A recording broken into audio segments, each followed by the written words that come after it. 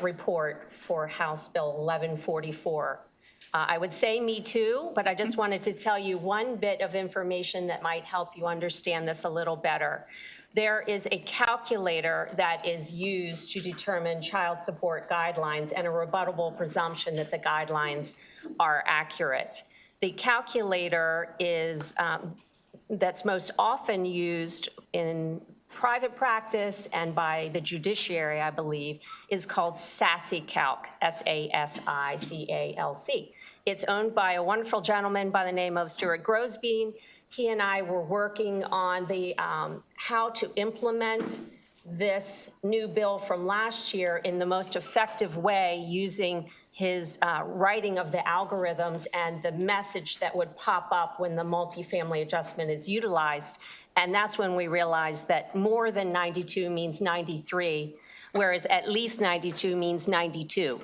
So we wanted to make sure that it all said at least 92 with regard to the new children that are being considered under the multifamily adjustment and the shared custody for children in general. And for those reasons, we would urge a favorable report. Thank you. Thank you. That concludes the favorable testimony for this bill. Are there any questions, colleagues? All right.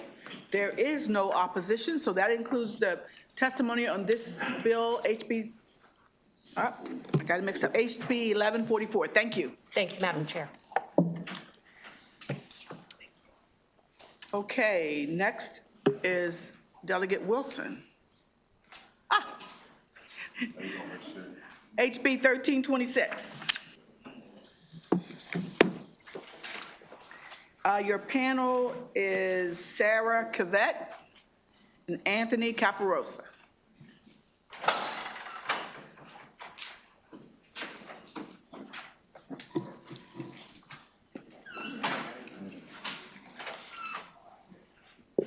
Please state your name for the record and you may proceed. Thank you. My name is Sharon Lanier. Thank you, Vice Chair Davis. And thank you all, members of the esteemed Judiciary Committee. Again, my name is Sharon Lanier, and I'm here to strongly represent House Bill 1326, the Child Abuse and Neglect Disclosure of Reports and Records. This bill closes dangerous gaps in current law by ensuring that the vital information about child abuse and neglect reaches all organizations entrusted with their care. The problem that this bill looks to address is that under current law, the Department of Human Services only has the statutory authority to disclose findings of child abuse and neglect to the superintendent of a local school system, as well as the principal of a non-public school, provided that an employee is found responsible. This creates a serious risk as individuals barred from working in school settings may still find the opportunity to work with children in other settings. This bill looks to close this loophole by allowing DHS to disclose child abuse and neglect to administrators of government-run child care centers, youth sports organizations, their coaches, as well as team administrators, and finally, administrators or personnel of any organization providing adult supervision and care of children. This bill does three things. It protects children beyond schools, it closes a critical gap in the law, as well as enhances safety and accountability. In conclusion, we must be proactive in safeguarding our youth from predators and not reactive after harm has been done, and as well as ensuring that no child serving organization is left in the dark about potential threats. I respectfully urge a favorable report on House Bill 1326. Thank you for your time, and I welcome any questions that the committee has for me then. Okay.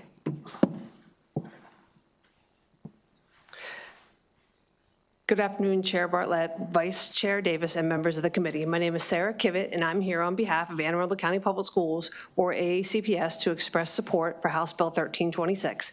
At AACPS, student safety is our top priority. Under current law, the Department of Human Services can disclose indicated findings of child abuse or neglect, including child sex abuse, to AACPS. This allows us to remove or limit an employee's access to students and make informed decisions regarding student safety. However, DHS is prohibited from sharing those same findings with other organizations that employ individuals to care for children, such as parks and recreation, travel sports teams, camps, and after-school programs. This is a serious omission. AACPS has approximately 17,000 employees, and many AACPS employees also coach or work in these community programs. While AACPS can prevent an unsafe adult from interacting with students at school, that same individual may still be coaching a youth sports team because the organization supervising that team is not allowed to be informed. In my 18 years with AACPS, I've seen this happen repeatedly. Individuals are removed from a school setting for indicated child sex abuse, yet they continue coaching for Parks and Recreation or other youth programs simply because those organizations were never giving access to the necessary information. I have even been a parent watching my own child interact with a coach who had been removed from AACPS for child sex abuse but continued to coach. Anne Arundel County Parks and Recreation has approximately 10,700 active volunteers. If any of these volunteers have been indicated for child abuse, child sex abuse, or neglect, Parks and Recreations has no way to know, and that person may still be working directly with children. House Bill 1326 ensures that youth-serving organizations receive the same critical safety information that schools already do. Every child in Maryland deserves protection from adults indicated of harming a child, not only during the school day, but in every program and activity. I respectfully request a favorable report on House Bill 1326. Thank you for your time. Mr. Caparosa? Good afternoon. My name is Tony Caparosa. I'm a local small business owner, an avid AACPS volunteer, a local youth sports coach, and former vice president of South River Youth Association. But most importantly, I'm a father of 2 school-aged daughters here in our county. I'm here today in strong support of House Bill 1326. When I first heard about the bill, my honest reaction was, why are we even having to debate this? In today's world where standards and accountability too often feel like they're being lowered, the idea that we would not already require stronger safeguards for our adults working with children is deeply concerning. No matter the setting, sports programs, scouts, after-school care, drama club, math club, tutoring, church groups, coding clubs, or any other youth activity, our children deserve to participate in a safe environment. They deserve to be protected from adults who may wish to cause them harm. As parents, we should be able to drop off our children at these activities with confidence and peace of mind, knowing the adults supervising them are properly vetted and qualified in these positions of trust. Unfortunately, I've personally witnessed the damage that can occur when that system fails. In our youth organization, a coach was found guilty of misconduct involving a minor. The impact was immediate and devastating, not only for the victim and the family, but for the trust within our entire community. Parents begin to question whether we could truly keep their kids safe. No parent should have to carry that doubt. House Bill 1326 closes the gaps that should have never existed in the first place. It strengthens protection for children and restores confidence for families who rely on these programs. I want to thank Delegate Wilson for sponsoring this bill. I respectfully urge this body to support House Bill 1326 and ensure that its omission becomes a thing of the past. Our children deserve nothing less. Thank you for your time and consideration. Thank you. Are there any questions for this panel? Delegate Simmons. Thank you, Madam Vice Chair, and thank you to the Anne Arundel County system. As a former employee in Anne Arundel County working in special education, thank you all for coming out and shining a light on this problem. A couple of questions. One is that, can you talk a little bit about the impact of this on the special education system when it comes to making sure that we're safeguarding our children and how this is affecting them?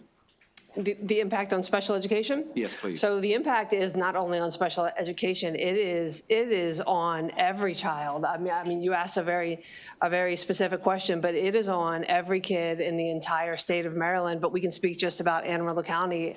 Every child that has any involvement with an after-school program of any kind, it impacts. So if your child is after school at the Y, if you have a child that goes after school at the SAC program or after-school daycare program, if your child is playing for a soccer team, if your child is participating in any kind of program that is not the public school system or a school system, you're not getting access to the information. So you can't make a decision. Your organization can't make a decision to safeguard the kids.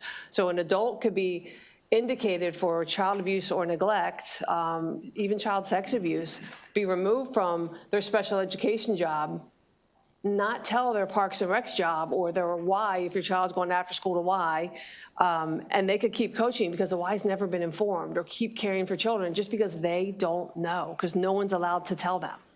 Sure, thank you. And with that being said, with such a large educational system that we have here, we often have SROs, or school resource officers, within our school systems, middle school, high school. Can you tell me, is there any collaboration with them, with the level of enforcement, or just something internally with the school system? Yep, so a CPS investigation is an administrative investigation, just like my investigations are administrative. So you can be under investigation for Child Protective Services and not have a criminal investigation. So those things don't always happen at the exact same time, which is how we have this loophole. So CPS can conduct an investigation for child abuse, child neglect, even child sexual abuse, because, for example, grooming is under Maryland family law. You cannot groom, but it's not illegal. It's not against the law. So you can have an indicated child sex abuse for grooming a child, but it's not against the law in the state of Maryland. But again, I will know if you're a school board employee, but if you coach for South River and Parks and Recs, no one's allowed to tell them. So you can keep coaching if that employee does not self-disclose of their own free will and fruition. Thank you so much. Thank you. Thank you, sir. Thank you. Delegate Stinnett. Thank you, Madam Chair. And you pretty much answered my question, that this report, or this report will help as far as for prior employment, to be able to be flushed out so organization can know exactly what the history of an individual is, correct? Did you say prior employment? Yeah, prior to for them getting hired for a coaching job or for whatever that's dealing with children, you're asking as far as for this report to be made available prior to that actual specific employment. I'm asking for it to be ongoing. Anytime an investigation is conducted by Child Protective Services and an indicated finding is the result of the investigation, Sure. Notification is made. Gotcha. Thank you. Thank you. Madam Chair. I'm having the hardest time with names. Delegate Valentine. Thank you, Madam Chair, and thank you for being here today to the panel.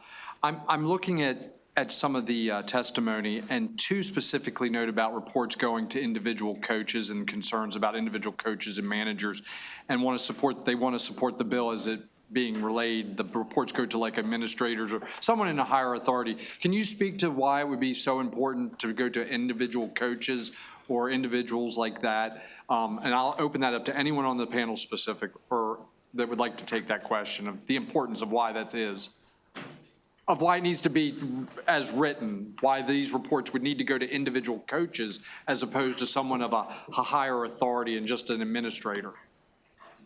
So I believe that the reports have to go to not the coach itself that has been indicated, but it has to go to a point of contact in the organization. So, for example, at Anne Arundel County Public Schools, I'm the point of contact, right? I've been designated as the liaison, but it wouldn't go directly to the coach who is being investigated.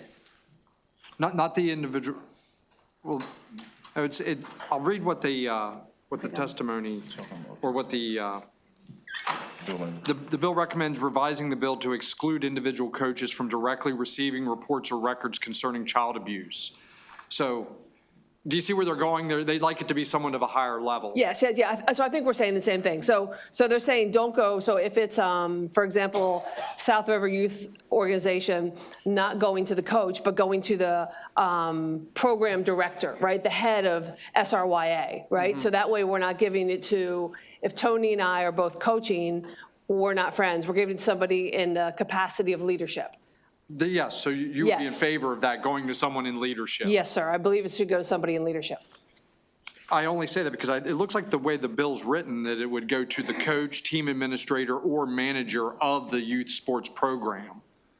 So you would like to exclude the coaches and the managers, individual managers. You think that would be more appropriate? I think it depends on the type of organization. So if you have a travel team, you may just have a manager.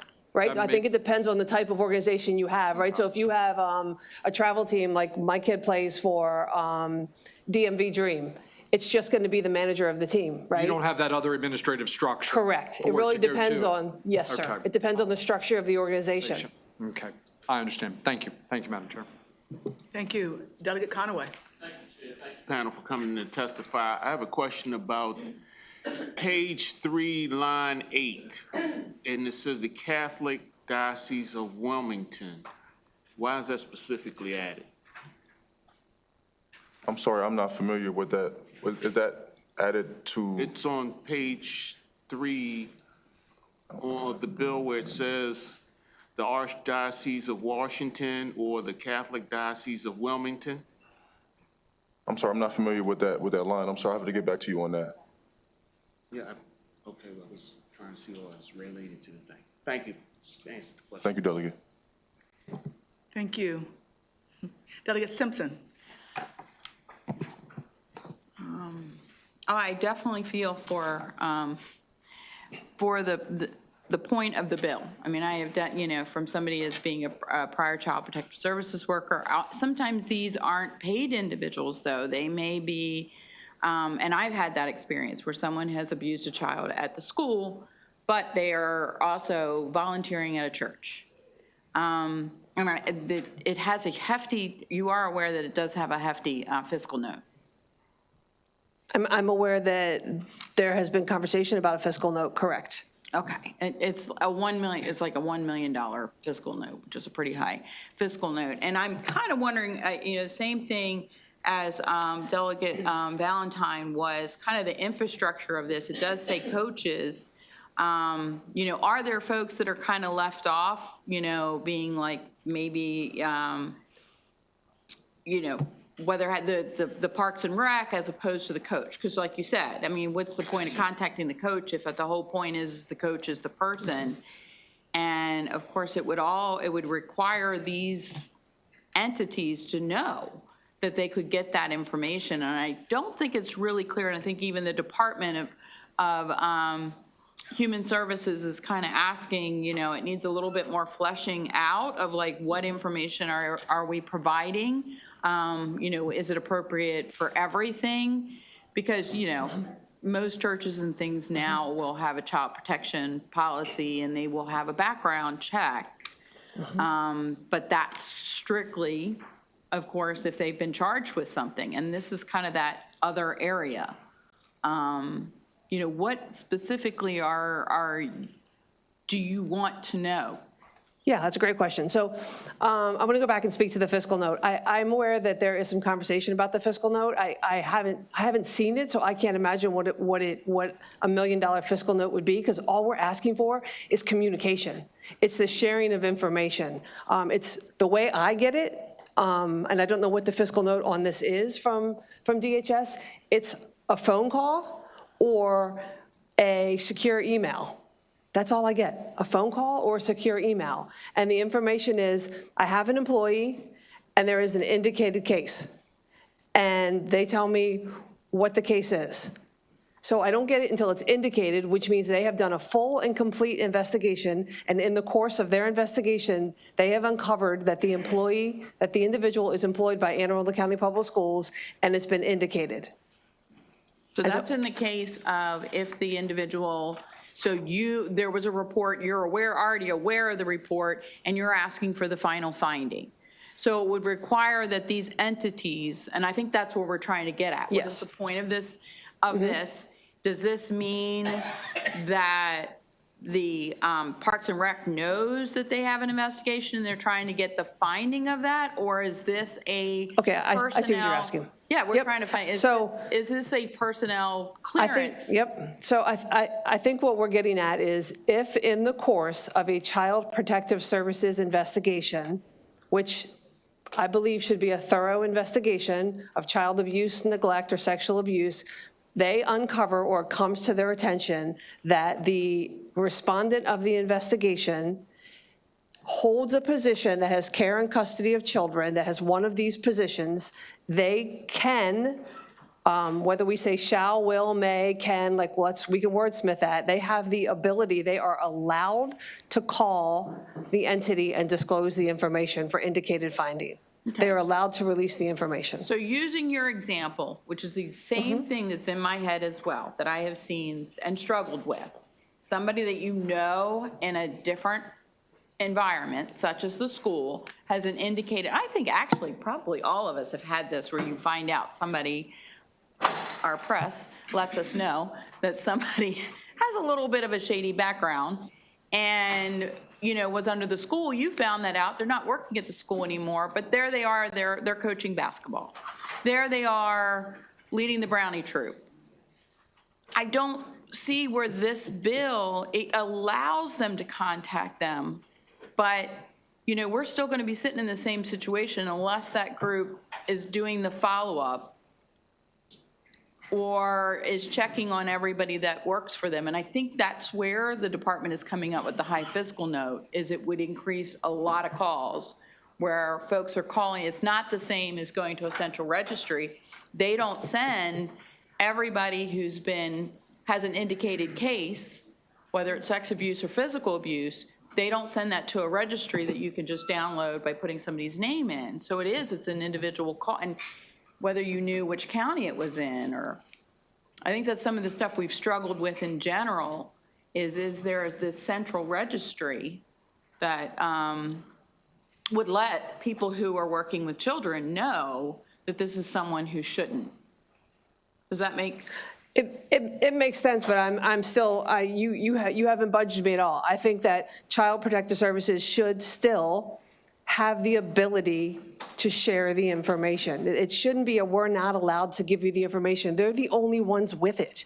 They're the only ones that are charged with protecting children. They're the only ones that have the information. And for them to say, I'm not allowed to give it, to me, that's a complete failure. That's a complete failure of the safety of every one of our children. So they say we have this and we're not allowed to share it with you.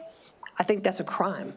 So I think they have it, and they should have the ability, like I said, wordsmith it, shall, will, may. Right, but it's a they due should process, be but once again, allowed. then you still have to have, like you said, if you're going to a basketball and you suddenly see, just like me and this person, how is that supposed to occur? And I don't know that it necessarily says, I understand you know of this, like how long would they keep it? And at what point, is there a point in time that they would not say that person?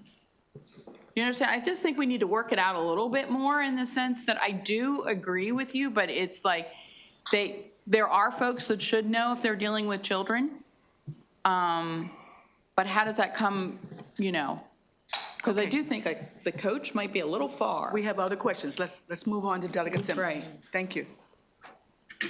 Thank you, and thank you once again. And I just wanted to follow up, and, you know, lifelong service in the public school system. Can you talk to me a little bit about the process? So obviously we know, if, you know, the idea here is that if someone is accused and there's an investigation going on, the school may take action against an individual. They may work another job. Can you talk to me about the backside of that? So let's say that investigation is now completed and that person is exonerated. They didn't find anything, or the individual accuser said, I made it up because I didn't like the teacher, or I didn't like the coach, or blah, blah, blah. Can you talk to me a little bit about what you have seen in your time at the schools? Oh, no, it happens. You know, we conduct investigations and it just doesn't happen, or it doesn't happen the way it was reported, or somebody has not been completely honest with us, and we return people to their positions, or we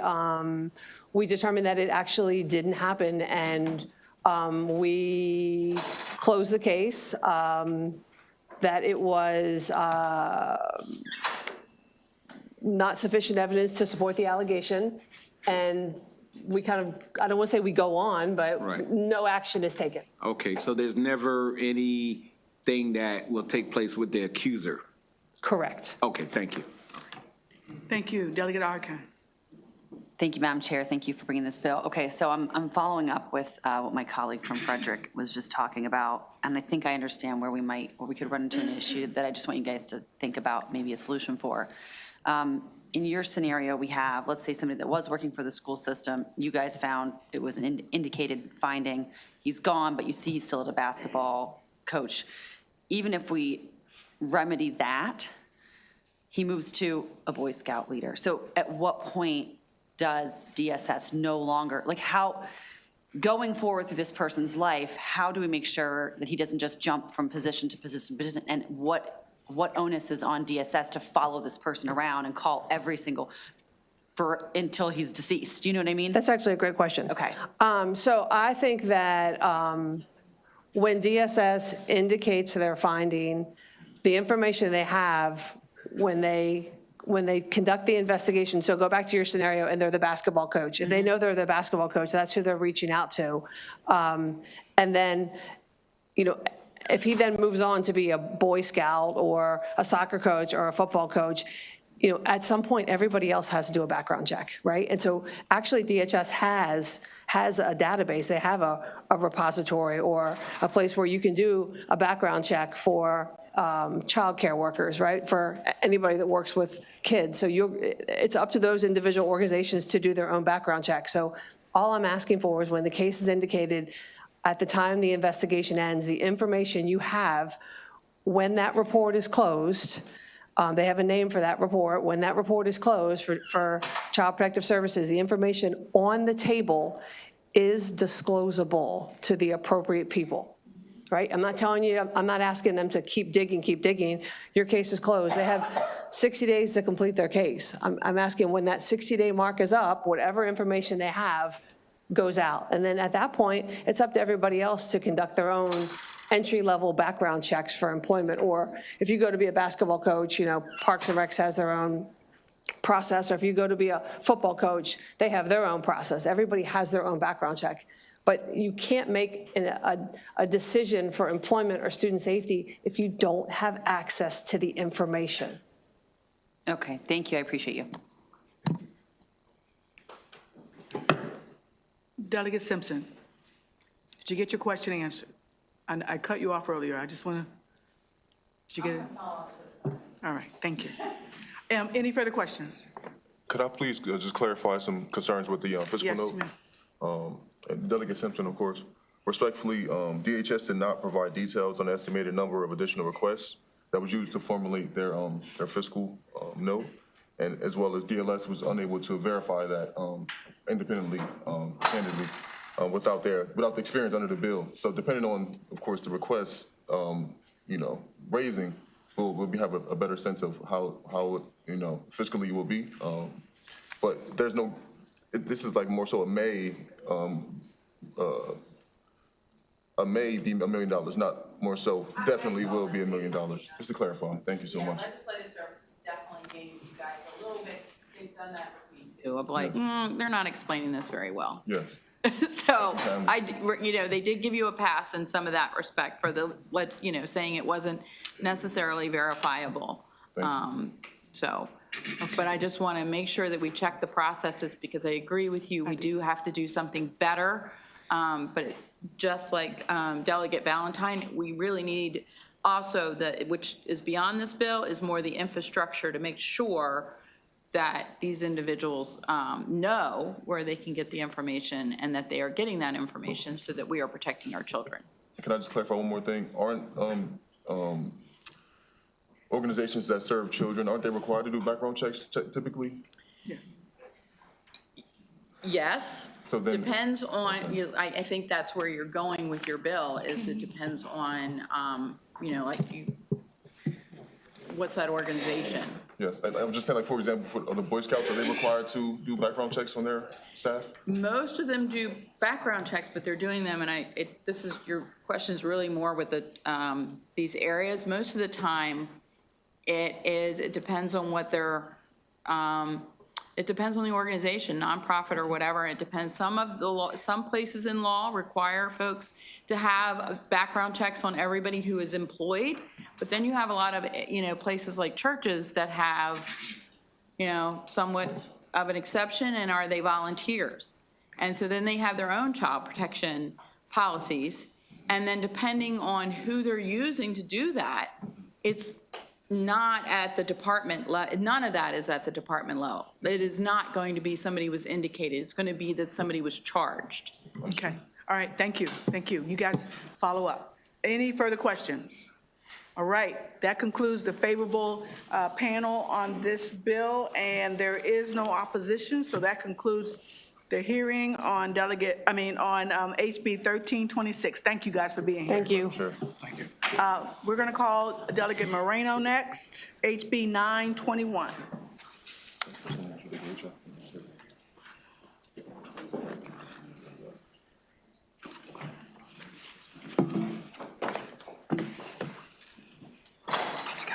Delegate Moreno, I have Crystal Williams, Heather Warnken, James Dold, Charlamar Douglas, Arbery Edwards Lucci.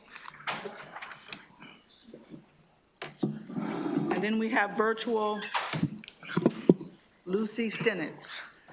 Are you ready? Yes, I Everyone believe ready? so. You may proceed. Thank you, Madam Chair. Good afternoon, Chair, Vice Chair Davis, who's also Madam Chair, and members of the Judiciary Committee. For the record, I am Delegate Gabriel Moreno, and I am here to ask for a favorable report on House Bill 921, Juvenile Law Confinement and Restrictive Housing Limitations. House Bill 921 changes how restrictive housing is defined, applied, and overseen by the Department of Juvenile Services. At its core, this bill reflects a growing recognition that youth are fundamentally different from adults in both development and vulnerability, and that our policies must reflect that reality and ensure both physical and mental safety of our youth. HB 921 clarifies when and under what circumstances restrictive housing may be used for a juvenile. It will directly prohibit the use of locked door seclusion and restraints as punishment, retaliation, and when DHS is facing staff shortages. The intent is to ensure the separation is only used upon request or when necessary for immediate safety concerns for youth and staff. By establishing clear definitions and standards, the bill reduces ambiguity and promotes the well-being of youth across facilities. HB 921 also places reasonable limits on the duration and strengthens conditions of restrictive housing for juveniles. The minor placed in restrictive housing shall not be placed for longer than 6 hours, for example. Research shows that prolonged isolation can have serious psychological consequences for youth, including anxiety, depression, and increased risk of self-harm. To combat any psychological harm or previous mental health issues, mental health screenings must also be conducted within the first 30 minutes of placement. Other equitable resources provided will include frequent supervision, meals, and a restorative action plan. HB 921 acknowledges the physical and psychological risk associated with prolonged isolation and seeks to ensure that any period of separation is brief, justified, and accompanied with correct and standard oversight. The bill also strengthens documentation and reporting requirements to promote transparency and accountability. When restrictive housing is used, facilities would be required to document the justification and duration, creating a record that can be reviewed. This creates a separation between responsible oversight and operational challenges. Please note that I'm offering an amendment that appears daunting at first sight, but is actually fairly straightforward. It strikes the entirety of the bill and switches the section from correctional services to human services, and reduces the health screening to 30 minutes. The intent and scope of the bill remains the same, though. By modernizing our approach around confinement and restrictive housing, Maryland can better protect the youth while maintaining facility safety. For those reasons, I respectfully urge the committee to issue a favorable report on House Bill 921, and I am happy to join others in answering questions. Thank you. Thank you. Who would you like to go next? I will start. Thank you. Good afternoon, Chair, members of the committee, and happy Black History Month. I'm Aubrey Edwards-Luce. I'm a resident of Prince George's County and the executive director of the University of Baltimore School of Law's Meyerhoff Center for Families, Children, and the Courts. CFCC envisions communities where families and children thrive without unnecessary legal system involvement. I invite you to review the joint testimony that was submitted in support of HB 921 that CFCC submitted with our sister center, the Center for Criminal Justice Reform. Involuntary solitary confinement of youth is not just bad for their physical health, although it is that. Youth's growing bodies need space and sunlight and opportunities to build strength and balance and grace. Their bodies need protection from violent adults, protection that often comes from being seen by their peers. Involuntary solitary confinement of youth is not just detrimental to their mental and behavioral health, although it is that. Adolescent minds need access to peers and mentors and books and sounds. They need practice navigating social interactions. They need to try new algebra problems. They need to hear their voices blend with their peers as they read aloud "Still I Rise" together for the first time. Their risk of depression, anxiety, and suicide increases each day that they're isolated. Involuntary solitary confinement of youth is torture by another name. It is a violation of children's human rights under international law. And in the state of Maryland, the home of Harriet Tubman and Frederick Douglass, the unsung founders of America's human rights movement, the practice of involuntary solitary confinement of youth should be constrained, checked, and balanced against the best interests of children as described in HB 921. HB 921 would take steps to ensure that whenever youth are placed in solitary confinement in a Department of Juvenile facility, they receive medical care, educational services, therapeutic services, and it would limit the allowable duration of that confinement. This bill takes significant steps to safeguard the humanity of children and youth who are subjected to solitary confinement. And for these reasons, on behalf of the center, I urge this honorable committee to submit a favorable report. Thank you. Mr. Dole? Thank you so much, Madam Chair. James Dole for the record, representing Human Rights for Kids. Just want to start at the outset and thank Delegate Moreno for his championing of this issue. It's one of the most important human rights issues impacting children that the legislature will face this year. I want to focus my testimony first and foremost on why it's important, specifically to create a section in the statutory code that prohibits the use of room isolation. First is that right now, under the current Maryland regulations, when this body encouraged the Department of Juvenile Services to get rid of the use of solitary confinement, there are a number of exceptions that continue to wreak havoc on the lives of children throughout the state. Specifically, administrative convenience or staffing shortages, we know, has resulted in the placement of children in solitary confinement or room isolation. So that's number one for why this is so important to codify.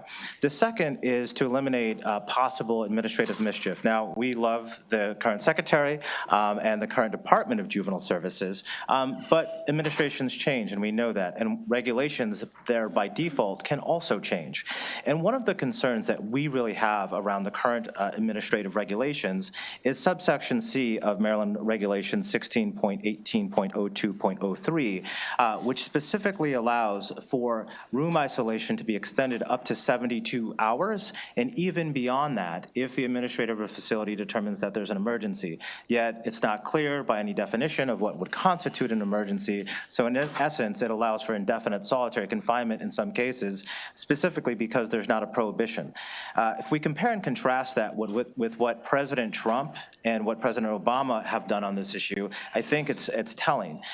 President Trump signed into law the First Step Act in 2018.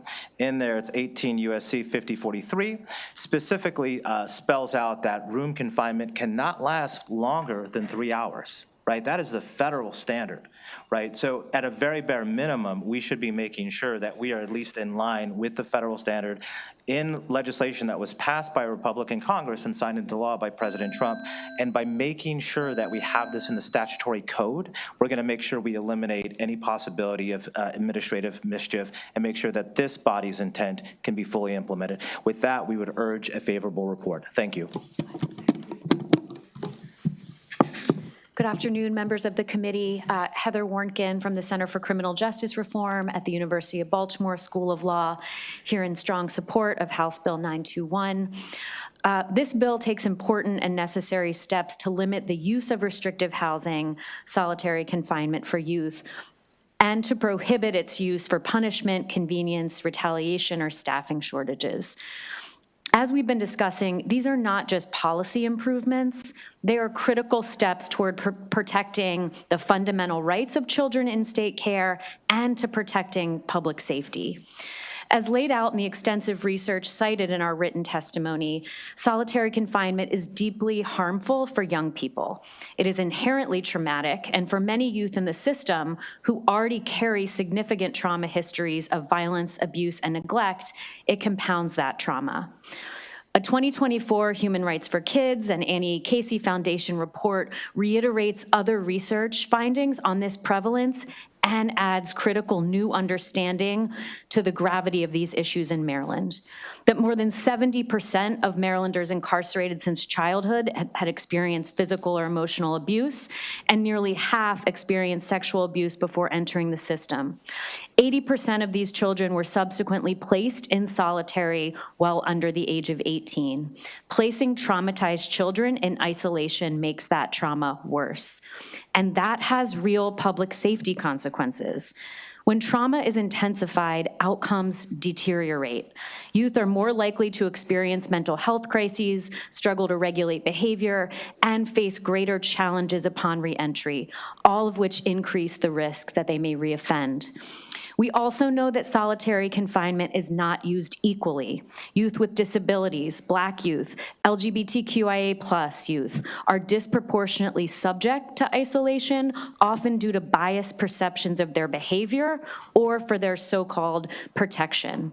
No matter the underlying reason, it exposes youth to further harm and abuse, and much like in the adult system, these risks are borne disproportionately by vulnerable populations. HB 21 is a smart, humane reform that protects youth and correctional staff and volunteers working in our facilities. We urge a favorable report. Thank you. Thank you. Ma'am, could you introduce yourself? Sure, I'm Dr. Lucy Steinitz. I'm not virtual. I'm here. See, that's why. On behalf of the Maryland Alliance for Justice Reform, which is an all-volunteer organization of nearly 2,000 Marylanders, and we respectfully urge a favorable vote on HB 0921. This bill places clear, humane limits on the use of restrictive housing for incarcerated minors. It reflects what research, medical experts, and lived experience has told us for years.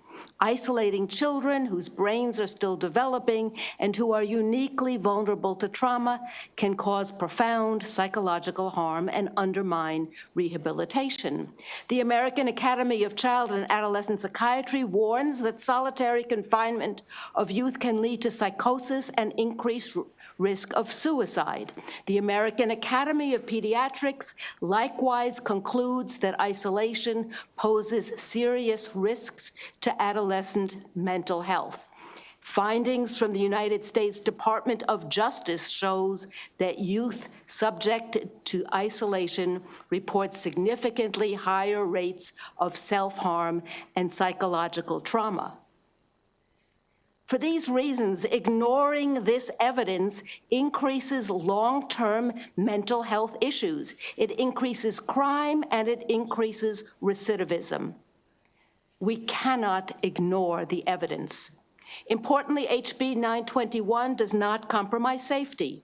It preserves necessary tools for maintaining order while emphasizing developmentally appropriate interventions, behavioral supports, and structured programming, approaches that are proven to reduce trauma and lower recidivism.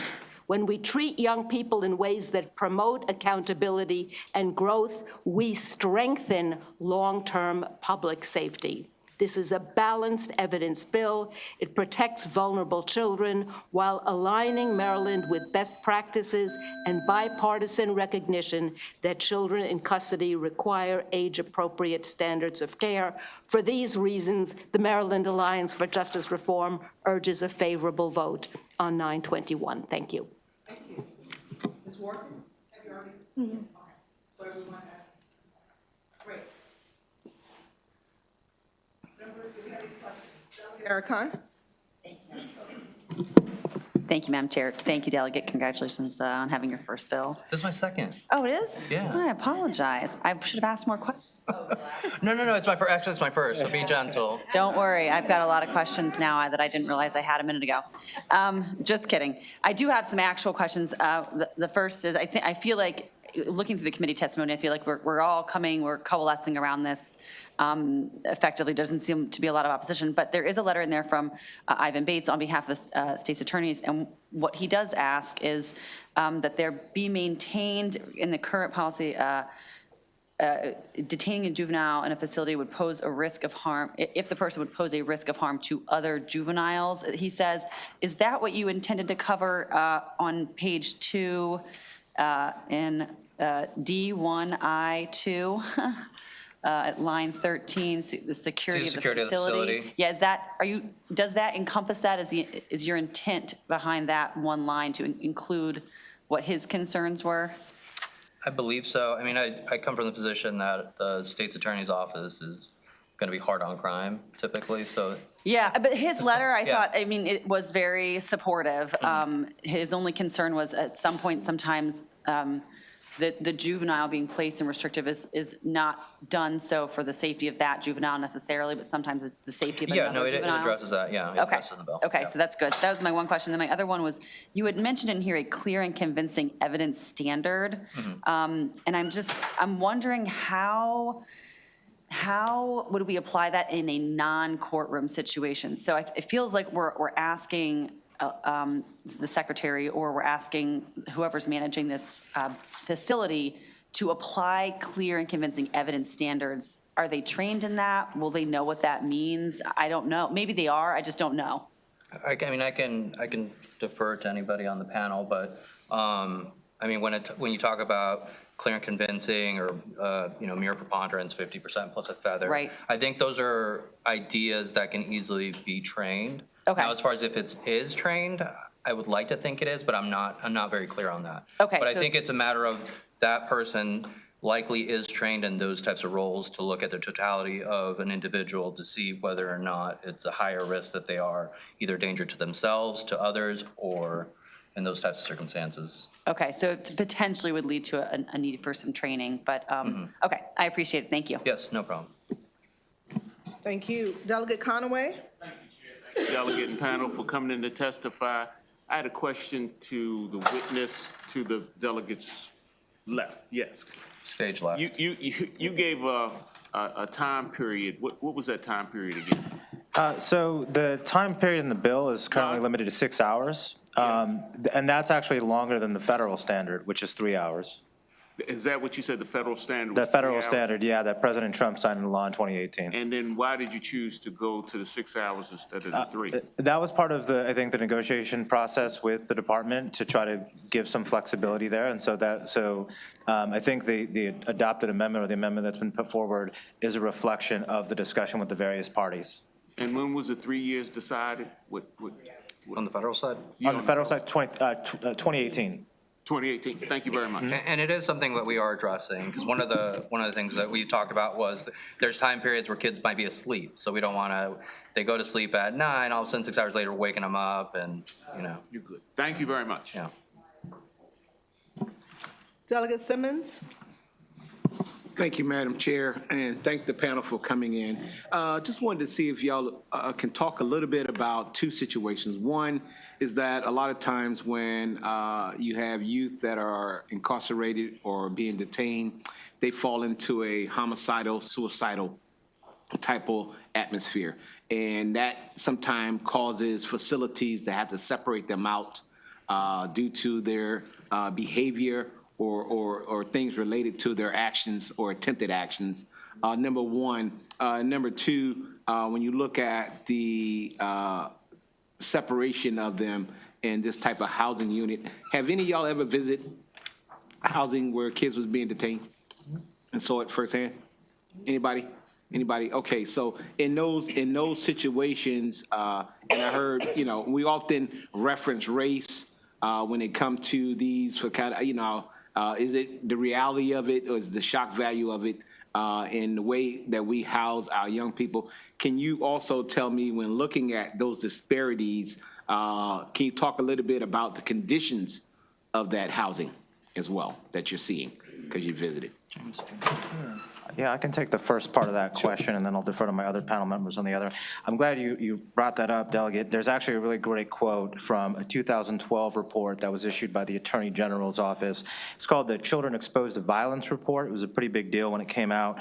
But one of the things that the report concluded was that nowhere is the damaging impact of incarceration on vulnerable children more obvious than when it involves solitary confinement. The report went on to highlight the fact that more than half of all suicides of children within juvenile correctional facilities happen when the child is in some type of isolation, right? So the isolation itself oftentimes is an exacerbating impact for all of the reasons that Heather mentioned just a second ago in terms of the trauma.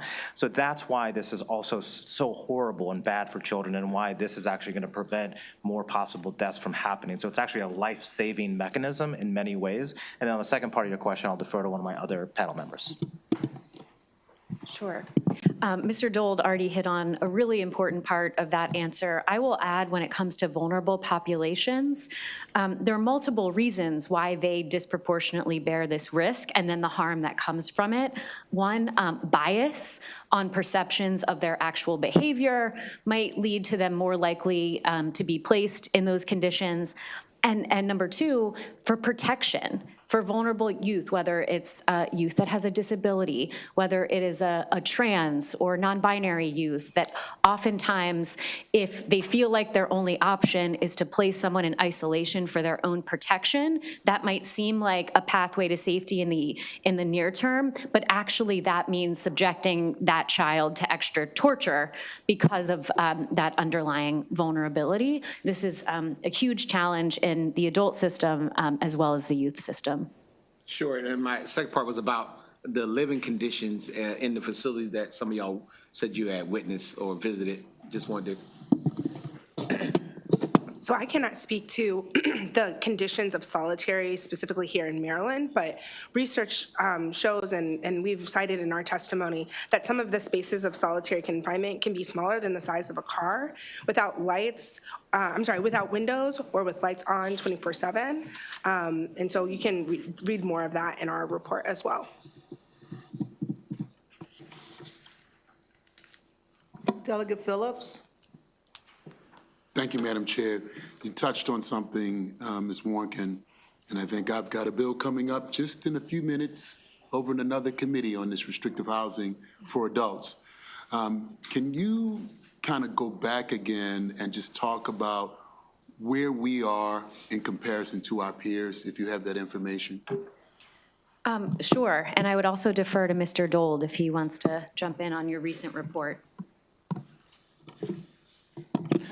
Sir, James Dole again for the record. So there are a number of states that have followed the federal government's lead on, getting rid of solitary confinement for children. I don't have a comprehensive list off the top of my head, but just to kind of name a few off, that I know of. Connecticut, California, Hawaii are just a couple of examples of states that have adopted very similar language that say specifically in the Department of Juvenile Services context that kids can't be placed in solitary confinement. So that's where, we see a lot of states that have passed these sorts of laws. And to Delegate Moreno, thank you for bringing this bill. Clearly you've worked with, I'm assuming you work with DJS because I see the fiscal note is insignificant. And do you want to comment on how we got there? I mean, a lot of it has to do with just procedures. It's not necessarily, well, potentially there might be adding more staff at some point, but necessarily as far as the staff that currently exists there, I don't think that impacts, the financial hit there. But yeah, we've been working with DJS to kind of create like a balanced medium. And thank you. It sounds like there was a willingness for DJS to work with you, so. Yeah, no, definitely. Yeah, we're all in this together. All right, thank you. Thank you. Do you want a second bite, Delegate Simmons? Sure. So it was a follow-up to the kind of the health disparities along the suicidal, homicidal. So a lot of times when these things are declared in our system, we have to transport kids to hospitals, pediatric units, and things like that, where they remain isolated away from other patients on the same floor. And I can tell you I witnessed this. So I worked for Anne Arundel County, the medical hospital, and we have a pediatrics unit. And we'll get juveniles that come in that's in custody. And they're coming in and they're shackled and all this stuff, and we have to take all that off of them. But they're guarded, right? So they're in this room, and because they're in that room and they can't even go to the door and look out, look left or right, they go off, right? They wig out and they respond because they feel like that is also a matter in which they're being held down, So is there a consideration or concern about that? No? If you don't know, you don't have to answer. Yeah, I just want to say that this bill does not focus on that, but I think Yeah, I what you're know that. doing, I'm reading it. what you're saying, Delegate, is adding extra emphasis to why it's so important to limit the amount of solitary confinement that a youth must experience, because it is so traumatic and so upsetting. And I want to say that in terms of adults, the latest report we have is that solitary confinement, we call it restrictive housing, in our state facilities for adults has increased by 14%. Sure. So we have a statewide problem. If we can begin to tackle it for youth, I think that will improve the whole system in the long term, and I would see you as pioneers in that, and we would be all of us advocates would be very grateful. Yeah. All of So- us who care about human beings, I should say, which is all of us here. That's excellent. So the premise behind my question was, because this may extend to that hospital.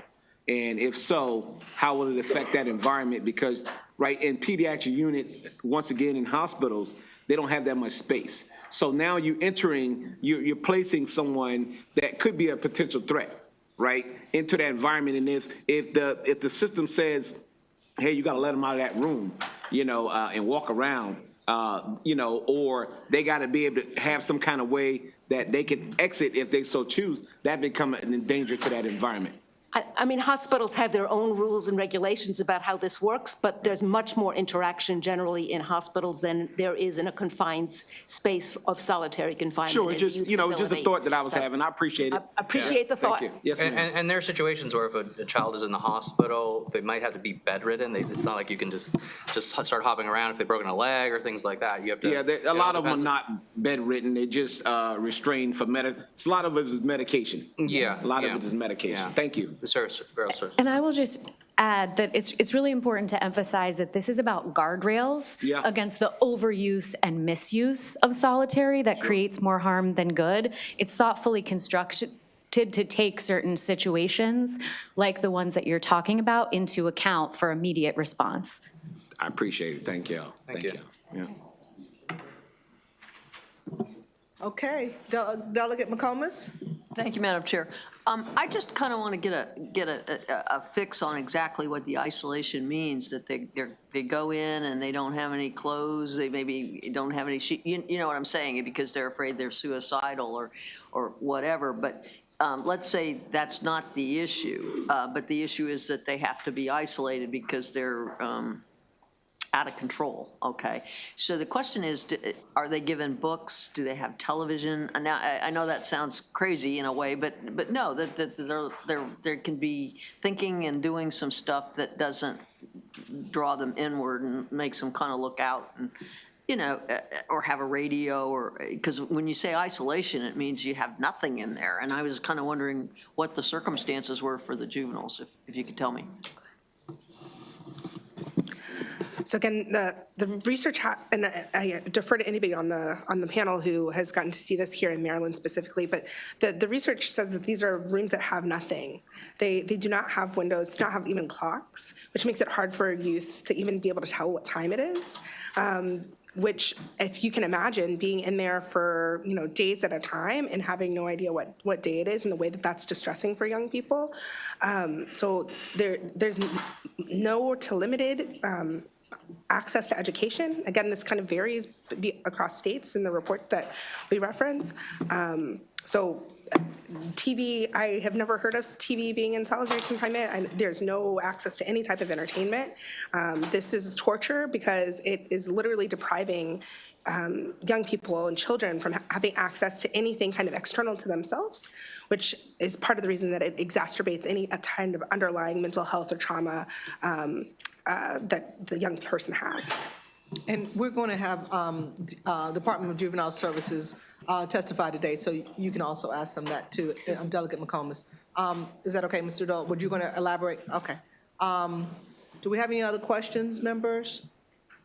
All right, seeing none, then we're going to excuse this panel.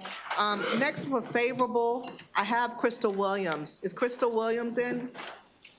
Or someone from Office of the Public Defender in her stead? Charlamar Douglas. Charlamar Douglas.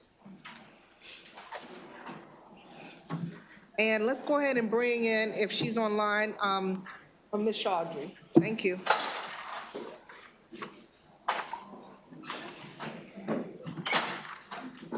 And is Charlamar Douglas in the room? Okay. Ms. Williams, whenever you're ready. Thank you. Thank you, Madam Chair and members of the committee. My name is Crystal Williams. I'm with the Office of the Public Defender, and I also want to thank Delegate Moreno for bringing forth this important bill. It is certainly necessary. It's long overdue that we pass legislation to protect children in Maryland, especially from the harms of isolation and solitary confinement. As attorneys who represent young people in Maryland's justice system, we witness firsthand the devastating psychological and developmental harm that prolonged restrictive housing inflicts on our clients. This bill represents a critical step toward aligning Maryland's law with established medical science, constitutional principles, and basic human dignity. This bill recognizes what research has consistently demonstrated. Isolating children and adolescents causes severe, lasting harm, particularly to their still developing brain. This bill provides essential protections while maintaining facility safety through carefully crafted standards. We know that young people are neurologically and psychologically different from adults. It is important that we understand that even brief periods of isolation can shift brain activity patterns towards abnormal states, affecting regions responsible for social interaction, memory, and communication. The mental health impacts of restrictive housing on children and youth are profound and well documented. Research consistently shows that isolating youth for extended periods of time leads to severe psychological harm, including depression and anxiety, panic attacks and paranoia, hallucinations and perception distortions, rage, anger, suicidal ideation, self-harm behaviors. These are all symptoms that manifest very quickly. We also know that the psychological damage often persists long after they are released, making it difficult for young people to adjust to society and maintain healthy relationships. Statutory protections are essential. We must pass this bill to make sure that children are protected and they are no longer harmed by isolation and solitary confinement. We urge a favorable report on this bill. Thank you. Thank you. Can you bring Ms. Chaudry into the room, please? Okay, thank you. Hi, Ms. Chaudry. When I look away, that's when you appear. Sorry about that. So you have 2 minutes whenever you're ready. Thank you. Thank you so much, Chair Bartlett, members of the committee. Zainab Chaudhry with CARE, the Council on American Islamic Relations, here to respectfully urge a favorable report on House Bill 921. This legislation establishes clear common sense limits on when and how incarcerated minors may be placed in restrictive housing. It makes it explicit that children cannot be isolated for discipline, punishment, retaliation, administrative convenience, or staffing shortages. Restrictive housing may be used only as a temporary last resort when there is clear and convincing evidence of an immediate and substantial risk of physical harm, and only when no other reasonable alternative can address that risk. This bill also places limits on the shortest time necessary, no more than 6 hours, and requires prompt notification, a plan for reintegration, and a mental health screening within 1 hour. It ensures that youth retain access to education, medical and mental health care, family contact, and other basic services that are essential to their development. Research is clear. Isolation is particularly harmful to children. Their brains are still developing. Extended isolation increases the risk of anxiety, depression, self-harm, and long-term trauma, including suicidal ideation. Many youth in the juvenile system have already experienced significant trauma. They need rehabilitation and stability and compassion, not practices that compound harm. This bill strikes a careful balance. It preserves the ability of facilities to address genuine safety threats while ensuring dignity, accountability, and transparency. It also allows youth to voluntarily request separation with the right to revoke that request at any time. Children in state custody are in our care. They are in the state's responsibility to take care of them responsibly. Their safety and mental well-being must come first. For these reasons, CARE respectfully urges a favorable report on House Bill 921. Thank you so much for your consideration. Thank you. Members, do we have any questions? Seeing none, that excuses this panel. I'm going to call once more Charlamar Douglas, just in case you were out of the room. Okay. Next, we're going to have Secretary Tolentino with favorable with amendment. Good afternoon, Madam Secretary. Good afternoon, Madam Chair, Madam Vice Chair, members of the committee. Thank you for giving me the opportunity to testify support with an amendment on House Bill 921. Look, the department shares, and I'm Betsy Fox Tolentino, Acting Secretary of the Maryland Department of Juvenile Services, hoping to drop that acting over the next few days. The Department of Juvenile Services shares the intent behind this legislation. Restrictive practices should be rare, time-limited, trauma-informed, and used only to address immediate and substantial safety risk. That is not just our goal at DJS, that's actually our practice. DJS has a strong and restrictive, what we call timeout and seclusion policy, and we closely track and review every single instance of seclusion. Locked door seclusion is never used for punishment. It is only used as a temporary emergency measure after less restrictive interventions have failed, and only when a youth presents with an imminent risk of physical harm or escape. Current Maryland law already places meaningful limits on the use of restrictive housing, including these strict reporting requirements, health and behavioral safeguards, and equal access to services. We don't only comply with these requirements, we exceed them. Our policy requires immediate medical and behavioral health assessments, frequent visual supervision, hourly engagement by supervisory staff, and access to meals, hygiene, education, and treatment services, and termination as soon as the need has passed. So we have an amendment to consider. And our amendment really takes, again, sort of similar to Delegate Moreno, and I appreciate the conversations with the sponsor on how we can come together and get a collaborative approach to all of this. But we take the language put in the Human Services article, that's our statute that tells us what to do, not the Correctional Services article. And we look at, there is room for improvement. We can strengthen this statutory framework, but the way we would prefer to strengthen it is by having clear statutory guidelines aligning with our values on the use of seclusionary practices, but utilizing regulations to get into the details on how we operationalize those practices. Regulations allows us to promulgate those rules in a transparent, open way where we can have many voices at the table to help us develop those regulations, but allows us to be flexible and nimble when we need to make changes. So for those reasons, we ask for support or favorable with our amendment. Thank you. Thank you. And members, do we have any questions? Delegate McComas, do you want to ask the question that you asked earlier with respect to what the situation is like in restrictive housing? Yeah. Currently, what's it look like for restricted housing if you have a child that needs to go into restricted housing? Just like, you know, kind of give us a granular feel of it and what's done to keep the kid from getting, you know, being mentally or physically abused, you know, for themselves or for their mind. So first thing, they go to their room. So in detention, all our young people have their own rooms. So they don't go somewhere different. They would go to their room for their period of seclusion. Again, not because of punishment, because there was an exigent circumstance that required us to put them in their room. A shift commander has to make that decision, and then they have to bring in other higher level leadership if that seclusion goes beyond any more than 1 hour. We have a lot of accountability. We document all the things I'm about to tell you. We have an incident report that has the duration of every single seclusion that happens in our department. But we have to have a nurse observe the young person within 15 minutes of the seclusion, and then medical visits every 2 hours. A behavioral health clinician has to have contact with the young person within 30 minutes of the seclusion, and then a full-on assessment after 8 hours. And again, this is all documented on an observation form. We have 15-minute observations by our frontline staff, looking in the room and making sure everything is okay with that young person, because it's not just making sure they're okay. Once the risk is gone, the seclusion has to end. So we have video, we have our observation form, and we have our incident reporting practices so that we can review every single incident of locked door seclusion. The room that they're in, do they have because I was down at the detention center down in Baltimore City that's fairly new, or was new, a couple of years ago, maybe longer than that. But anyway, they had like a large room that everybody could kind of congregate and talk and eat and everything. And then the rooms were around that large room where they would have activities or whatever.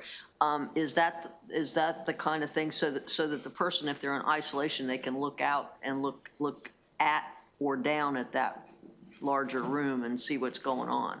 In other words, they don't feel like they're totally isolated in some, some place, somewhere down some hallway where it's dark and dank. No, they would go to their room, and their room has all their things in it. Our rooms are wet rooms, meaning there's a toilet in their room for them, and they wouldn't go to another place. They would just go straight to their room. But in other words, they can look out if they want, look out to the larger. There's a window, there's an observation window for both purposes, one for the young person, but also so staff can see into the room. Okay, all right. Thank you. Delegate Simmons? Thank you, Madam Chair, and thank you, Acting Secretary, and hopefully you get through the process successfully. So knowing that you are putting a lot of energy into reforming this system around our juvenile justice system and the steps that you are taking and your team is taking, can you talk to me a little bit about, when we're talking about restricted housing, can you talk to me a little bit about the staffing levels and how that may play into restricted housing as well when incidents occur, some of the triggering mechanisms and what steps as a result of that? And can you talk to me about the training of your personnel that are dealing with our young people? So our whole goal is to use all the tools that we have, not to have to even go to a locked door seclusion. Say we have two young people who get into a fight. Our staff are trained on how to safely separate them, how to talk to them to de-escalate the situation, and then how to create space so those young people can then mediate the situation and hopefully not even have to go to a place where the ongoing exigent circumstance continues, where we need to go to separate them so much as to put someone in a room. Sometimes we can just separate the young people by going for a walk down the hallway, and that's enough. So our staff is trained to do all those things. We can only use the locked door seclusion as the last resort. We also are bringing in new tools for our staff. So in our facilities, we are bringing in cognitive behavioral theory for every single one of our frontline staff to have additional tools to help young people regulate their emotions and change their behaviors. So it's not only just how do I separate young people, how do I de-escalate the situation, how do I build a skill then, so hopefully next time that situation comes, that we are more prepared to regulate our emotions and not get to the point where even we get to the fight, right? So it's this ongoing, but every single staff will have those skills as we move forward in reforming the department. Sure, thank you. So when you look at that in some of these situations, do you have gangs, kids that affiliate themselves with gangs, juveniles in your facility? We have young people who will identify as being part of a crew or a group, or often more like a neighborhood type situation. My block, your block type of So every time when we have a new young person come into one of our facilities, we do a safety assessment to try to get an idea, are there considerations that we need to take into account so we are safely placing young people on units to mitigate, right, the likelihood that we would get to a point of having conflict. Thank you. Delegate Conaway. For coming in to testify. I did have a question, but now I have the answer. So our administration has just said we just received your amendments. So thank you very much. Thank you. I have two questions. So with respect to when a child is in restrictive housing for 8 hours or more, I think you mentioned that in your testimony. What are the circumstances that warrant a child to be in restrictive housing for 8 hours or more?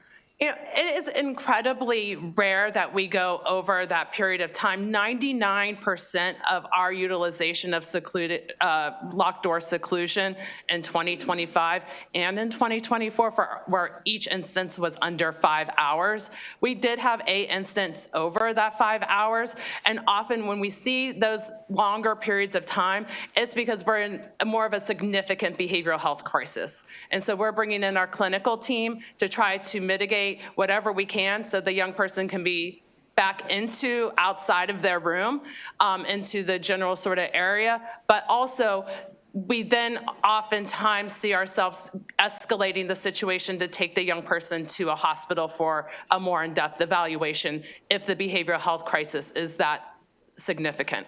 That's where I was going to ask next. If it's that severe, then perhaps they need to go to a hospital.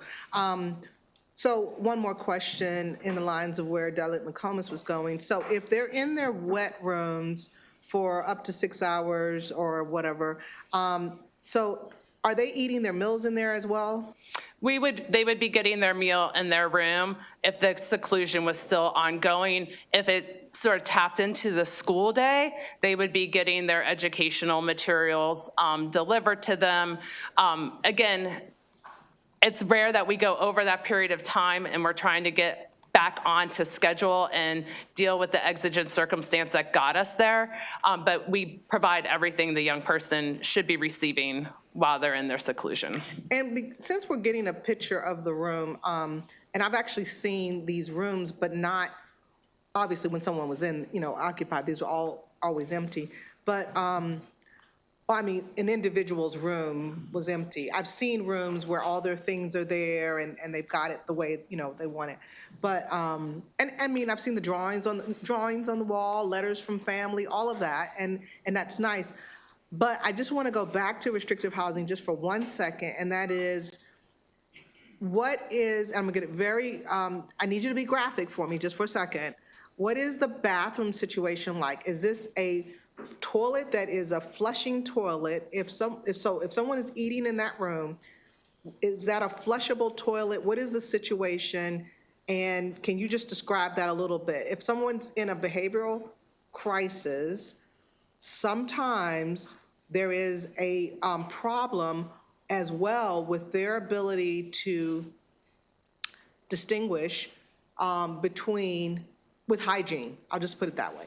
So can you just address that just a little bit so that we can feel a little bit more comfortable with this? And if we were in that circumstance where the young person was having significant issues with the hygiene or utilizing the facilities within their room and they're in behavioral health crisis and we're worried about their health and safety, that's why we have the nurse come within the first 15 minutes and the behavioral health assessment or behavioral health practitioner there within the first 30 minutes, because we can move the young person. We can say we're going to the infirmary or we're going to the hospital. If we are that deep into a behavioral health crisis, we would be going to the emergency room.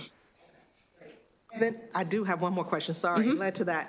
Because this was my bill, and so, I have a certain affinity to it. I'm sorry, Delegate Moreno.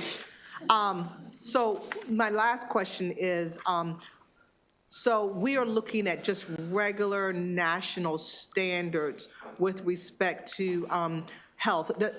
Does the Maryland Department of Health give you all particular standards, or do we mostly work with the national standards for, juvenile reform care?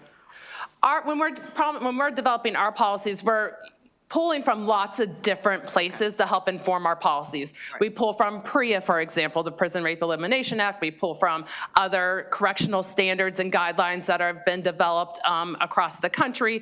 We also pull from the American Academy of Pediatric Practitioners. There are standards for congregate care for adolescents that we pull from. So we look at everything and then we develop a policy that takes really the best of all those. And, and that's why I think we're very close on this bill, is because our actions are very much aligned with the language, especially in the proposed amendment.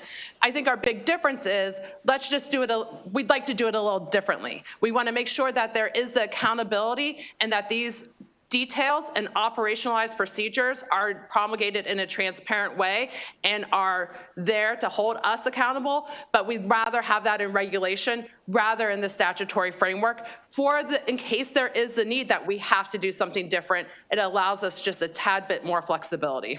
Okay, thank you. Delegate Conaway. Thank you, Chair. Thank you again. I guess I missed it. So what is the answer? Is there a flushable toilet in the room or not? Yes. Okay, thank you. And so your amendment, which I have not seen, but I guess it's going to cover the 8-hour change from the 6? I amended it's in our testimony, so it's just sort of buried there in the middle of our testimony.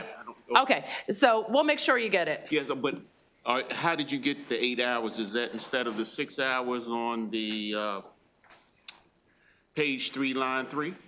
So we really focus on the incremental review in 15 minutes and then every 30 minutes and then every hour for the situation. I am hesitant to say, here's the time frame that should be the maximum because every young person's situation is different, right? I think what's more important is ensuring that we have operational review, that the nurses, the behavioral health practitioners, and our frontline staff are looking at this young person to be able to end the locked door seclusion as soon as possible. But we also don't want to put anyone in danger. And so we have to be mindful of that as well, and it may need to continue longer if required. And we have lots of levels of scrutiny and oversight to ensure that we are not doing that unless it's absolutely necessary. I thought I heard you say 8 hours. That's when we have to bring in extra levels of accountability from our headquarters to ensure that the locked door seclusion is necessary.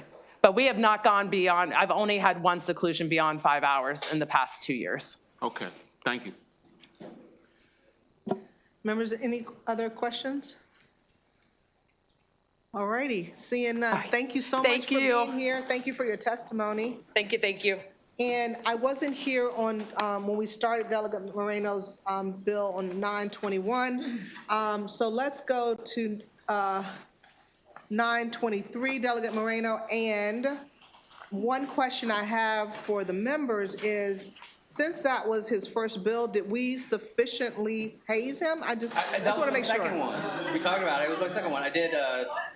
I did the criminal one the other day. Okay. All right. So, but I still need you to come for House Bill 923. Okay, great. All right, I'll start calling up folks. Robert Alejandro, Lisette Galazzo Dingle, Paige DeBell, Juan Carlos Salim.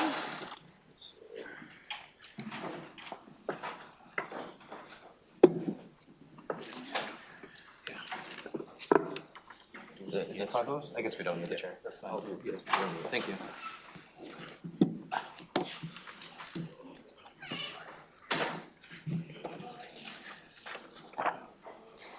And, okay. Delegate Moreno, whenever you're ready for your third bill, is that what I'm understanding? That's my third bill. Okay, well, keep it going. Thank you. All right. Thank you, Madam Chair. Good afternoon, Chair Bartlett, Vice Chair Davis, and members of the Judiciary Committee. For the record, I am Delegate Gabriel Moreno, and I am here to ask for a favorable report on House Bill 923, the UNITE Act. In 1990, the United States Congress, recognizing the vulnerability of immigrant children facing abuse, abandonment, and/or neglect by their parents, created special immigrant juvenile status under Section 8 U.S.C. Section 1101A27J. This makes it possible for affected children to seek permanent residence in the United States, with Congress clearly assigning state family courts the task of making key determinations, since these courts specialize in issues of child custody and welfare. This alignment empowers state courts to protect children, ensuring the intent of federal law is met at the state level. In Maryland, our 24 circuit court jurisdictions have, until now, exercised discretion when deciding what documents and proof are necessary in cases involving immigrant children. This has unfortunately resulted in a patchwork of requirements across the state, which has led to unnecessary barriers for children trying to access relief. House Bill 923 will bring clarity and fairness by ensuring that courts do not demand more restrictive or burdensome documentation from immigrant children more than citizen children. The bill's amended specifies that evidence such as birth certificates, school or medical records, sworn parent or caregiver statements, or any relevant document a court approves will suffice to establish a child's identity or age. Crucially, HB 923 prohibits insisting on government-issued photo identification as sole proof, recognizing the realities many immigrant children face. Let's look at the numbers. In 2024, Maryland family courts received over 500 requests for special immigrant juvenile findings. Nationally, these cases are rising, with nearly 22,000 petitions filed across the United States in 2024 alone. With inconsistent standards, some Maryland children wait longer months for needed determinations, and several cases can be denied solely because acceptable documents like affidavits or school records were excluded by local court rules. Other states have already taken action, California, New York, New Jersey, and for example, and have passed similar laws or adopted statewide rules limiting courts to reasonable evidence requirements and explicitly barring the use of government-issued photo identification as sole requirement. These steps have resulted in both faster and fairer outcomes, minimizing delays and reducing the risk that vulnerable children slip through the cracks. By enacting House Bill 923, Maryland will join these states in offering children due process and equal protection under the law and will better fulfill the mission set by the U.S. Congress. The bill ensures our courts are a place of justice and compassion for all youth, regardless of their country of origin. For these reasons stated above, I urge the committee to issue a favorable report, and I stand ready for questions later. And whoever is ready to be next. Alejandro, is Mr. Alejandro? Okay, great. Thank you, and good afternoon, esteemed delegates on this committee. My name is Roberto Alejandro, and I serve as senior attorney for Luminous Network, Inc., a nonprofit operating in Howard County that provides legal services to immigrants, including representation in custody and special immigrant juvenile matters. And I think it's important to note that this protection for immigrant juveniles and minors is specifically for minors who have been abused, neglected, or abandoned by one or both parents. It is one of the strongest protections afforded immigrants under federal law. And the General Assembly saw it fit to ensure that the equity courts of this state had jurisdiction over these SIJ matters, which are inevitably tied to a custody or guardianship matter, under the Family Law Article, Section 1201B10. And unfortunately, when courts impose additional requirements that don't exist in the Family Law Article, nor do they exist in the Maryland Rules of Civil Procedure, they frustrate the intent of this body and of the General Assembly to ensure that immigrant minors have a consistent pathway to this important protection. And as Delegate Moreno mentioned, some of these requirements have included additional pleading requirements, such as affidavits by petitioners and any minor over the age of 14, which for most families who are going to court in these matters are going to be represented by private counsel. It means more costs to obtain the representation that they need to get the protection that they need for these children. Because inevitably, lawyers are going to charge them more for additional work that has to be done. It has also meant providing identification that in many instances simply isn't available for minors. And in light of that, I would ask that you remove those burdens and give a favorable report to this bill.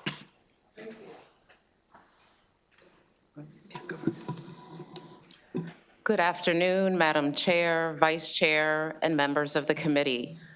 My name is Lisette Collazo Dingle. I'm a member of the Maryland Hispanic Bar Association and an immigration attorney.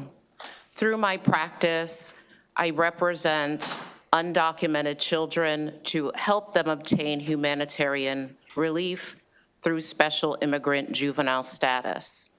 Through my practice, I have seen firsthand how there are differences in how undocumented children and United States children are treated in a court of equity when they're seeking custody or guardianship, ultimately to obtain special immigrant juvenile status.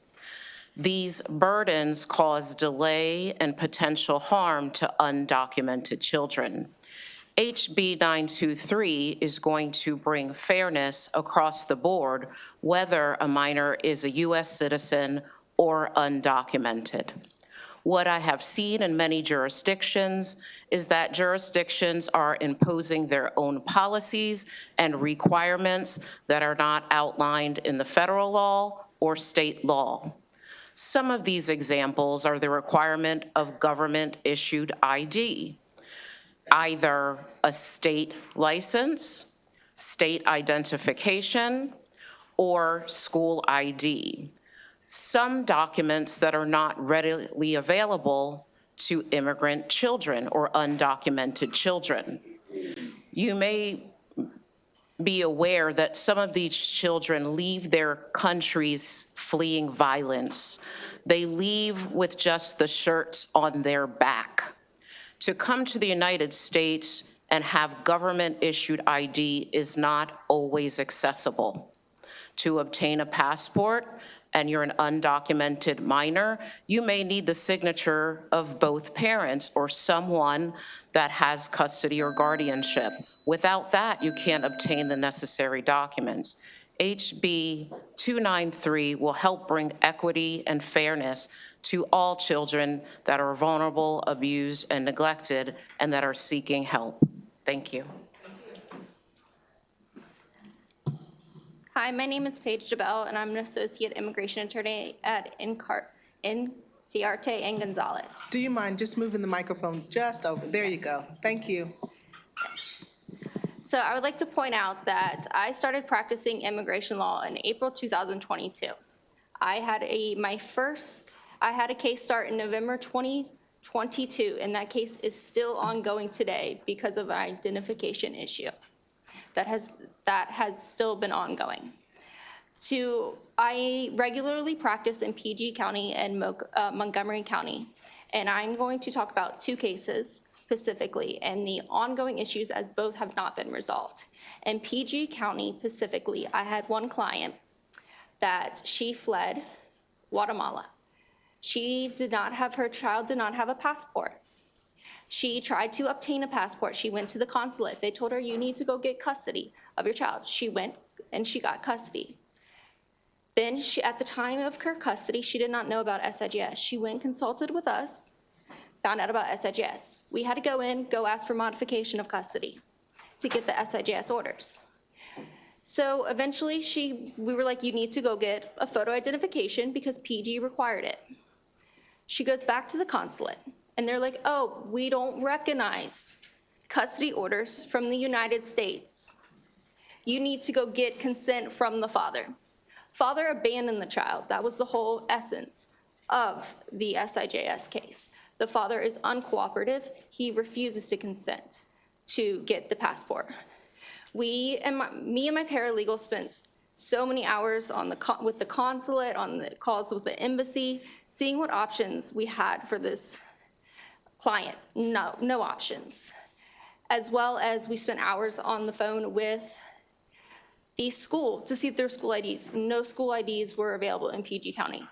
To date, this court has not scheduled a hearing just because this kid does not have an ID. And the kid is at risk of getting the case dismissed through no fault of their own. Sir? Good afternoon, Honorable Chair and members of the committee. My name is Juan Carlos Silen, and I am appearing here on behalf of the Immigration Law Section Council of the Maryland State Bar Association in favor or in support of HB 923. I am an immigration attorney, and I have been practicing in Maryland since 2019, and I have had the opportunity to represent many children in custody proceedings. The issue this bill addresses is straightforward. There is currently no uniformity across Maryland. Equity courts and immigrant children are often treated differently than U.S. citizen children in identical custody proceedings. Although Maryland family law is uniform statewide, in practice, some counties require immigrant children to file additional evidence that citizen children are not required to file. as my colleagues have testified. These differences create inconsistencies and create a lack of access to the courts. This bill provides a clear and practical solution, requires equity courts to apply the same standards and procedures and evidentiary rules used in cases involving U.S. citizen children, and clarifies that identity and age may be established through reliable evidence, including birth certificates, school records, and other documentation available. The consistent statewide guidance promotes predictability for families, attorneys, and courts alike, and it helps ensure that similarly situated children receive consistent treatment regardless of venue. While the scope of this bill is focused, it underscores the broader importance of clear and uniform practices in Maryland court proceedings. In sum, the Maryland State Bar Association Immigration Law Section supports HB 923 because it promotes uniform access to Maryland courts, ensures equal treatment of all children, regardless of immigration status, and protects vulnerable children that have suffered abandonment, abuse, or neglect. Thank you so much. Thank you. Members, do we have any questions? Delegate Cardin. Muchas gracias por tu trabajo. Los abogados de inmigración es muy difícil y muy importante. Muchas gracias. I just wanted to ask you, so I don't know, this is probably for either the young lady from the Hispanic Bar or maybe the gentleman from the Maryland State Bar Association, but it seems as if the law already requires, Maryland law requires the same information regardless of whether you're legal or a citizen or an undocumented immigrant. Isn't that correct? The law already specifically does not allow discrimination. Yes, that's if read correctly. That's the way we're. That's correct. So could this be something that we deal with the judicial conference and training lawyers and training the registers of wills or whomever else deals with immigration and custody, or maybe the magistrates, to make sure that they understand that they're not permitted to require IDs if IDs aren't required? I don't know who that would be for. I mean, That might be. I mean, they're not supposed to discriminate, but what's happening is that they're creating these local rules. And so what you're asking for could take months to potentially years to do the training and everything. This would speed that process down to say, hey, these are the rules, these are your guardrails, this is what you follow. But it's already there, isn't it? It is, but are they following it? They're not, and that's the problem. So a lot of the time, a lot of attorneys have to file motions.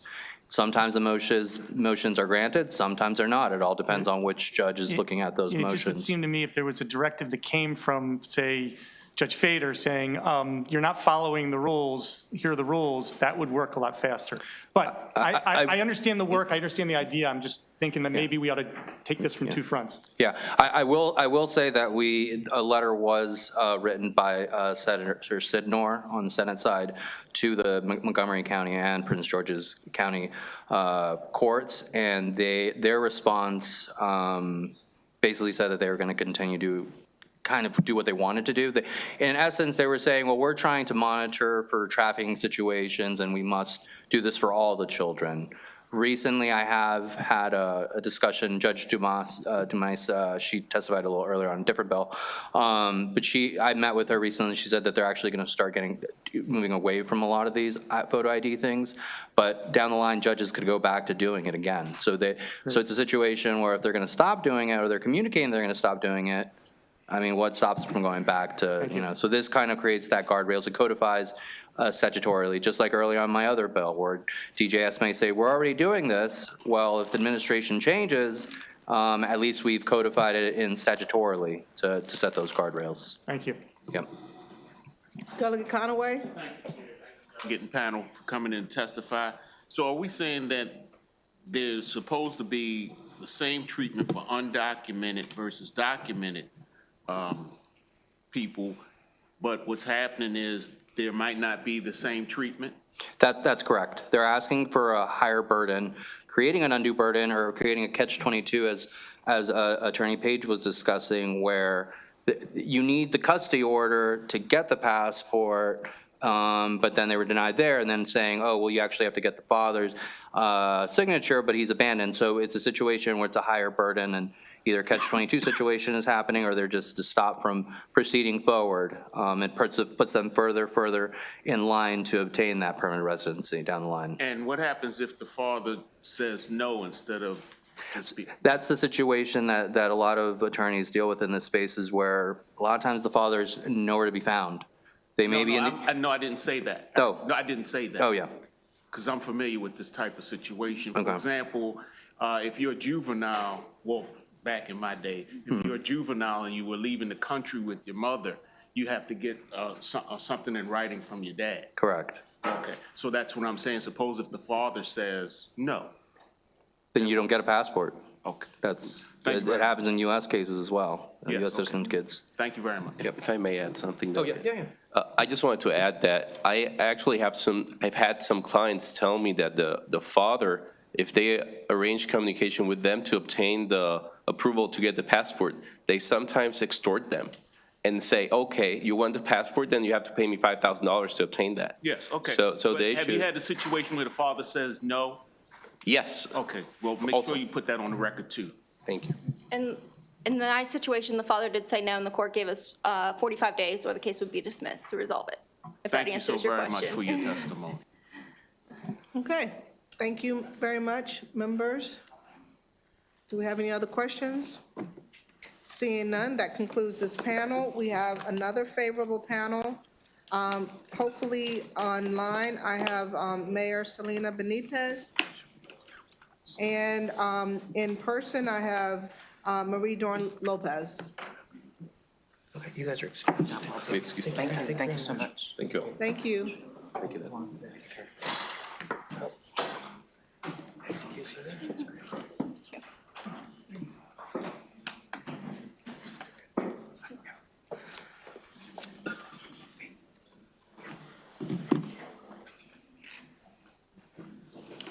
Okay, we're going to start with you, Ms. Dorn Lopez. It's on.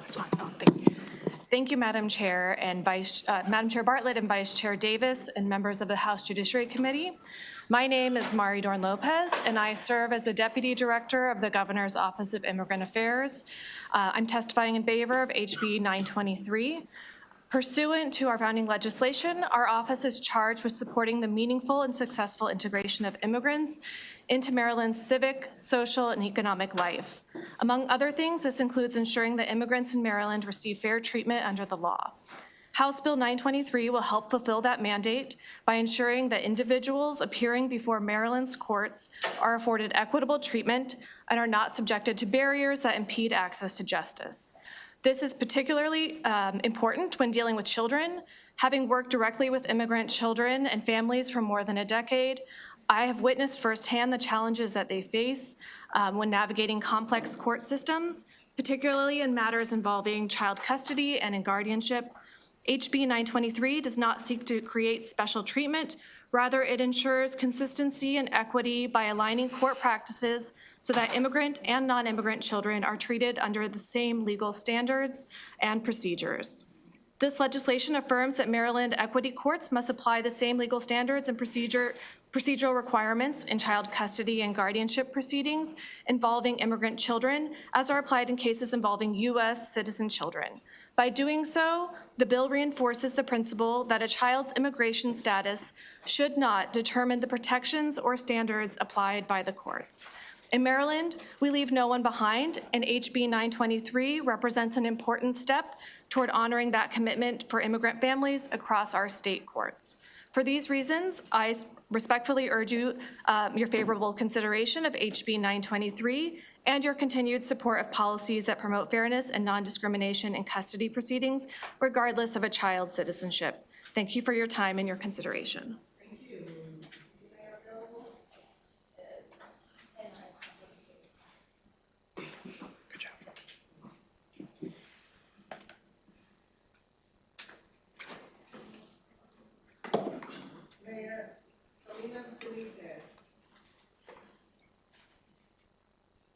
I'm here virtually.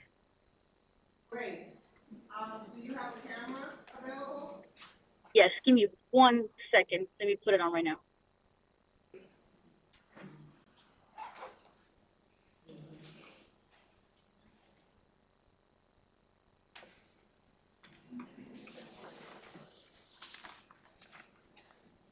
Oops, sorry. Good afternoon. Thank you for waiting. So good evening. I'm actually paused. I'm stopped at a. I'm stopped. I'm not driving. Okay, great. So I'm in the car waiting. That's what it is. uh, so thank you so much, Chair Burnett, Vice Chair Davis, and members of the Judiciary Committee. On behalf of the City of Mount Rainier, I respectfully submit this testimony in strong support of House Bill 923, the Uniform Non-Discriminatory and Treatment of Evidence Unite Act. This legislation affirms that equity courts may apply the same standards and procedures in child custody and guardianship proceedings regardless of a child's immigration status, ensuring fairness, consistency, and child-centered decision-making. Mount Rainier is one of Maryland's most diverse communities, home to families from a wide range of cultural, racial, and national backgrounds. For cities like Mount Rainier, protecting families, ensuring that all children are treated equitably with legal system is not only an abstract concern, but is also central to community stability and public safety. HB 923 is important because it makes clear that custody and guardianship decisions should be guided by a child's best interest, not by implicit bias, procedural inconsistency, or a child's immigration status. When families have confidence that the courts will treat them fairly and consistently, they're more likely to seek help when it's needed, whether it's to protect a child from harm, secure, stable guardianship, or prevent exploitation and neglect. This trust strengthens families and in turn strengthens community. For those many reasons, the City of Mount Rainier urges the committee to issue a favorable report on House Bill 923. Thank you guys so much. Thank you very much. Members, that concludes this panel. Do we have any questions? Okay, seeing none, that concludes this panel and this bill hearing for House Bill 923. We're going to move to House Bill 980 with Delegate Griffith. Madam Chair, may I bring my panel up? Yes, please. Thank you.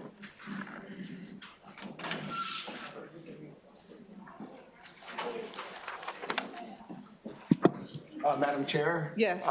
2 members of my panel. It's Kanaya's mother, but also Kanaya's grandfather. He's not testifying. He's just Sure, of course. He's just here for emotional support. Yes, please.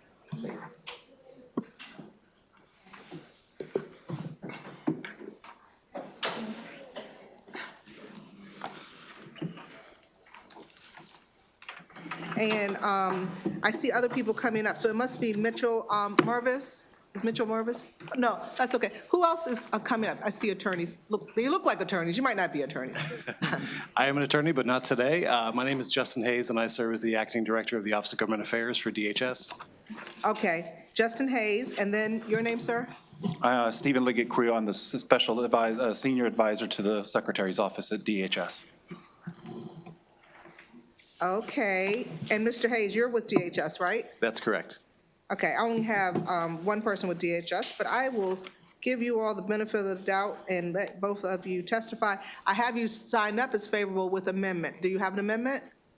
Yes, And is that all right with you, Delegate Griffith, that they We've come sit to on an your agreement panel? on the amendments. I'm sorry? We've come to an agreement on the amendments. Okay, but I was asking, is it okay if they sit on your panel? Yes, ma'am. Okay, great. So we're ready to start. Thank you. Thank you. Chair Bartlett, Vice Chair Davis, and the members of the House Judiciary Committee.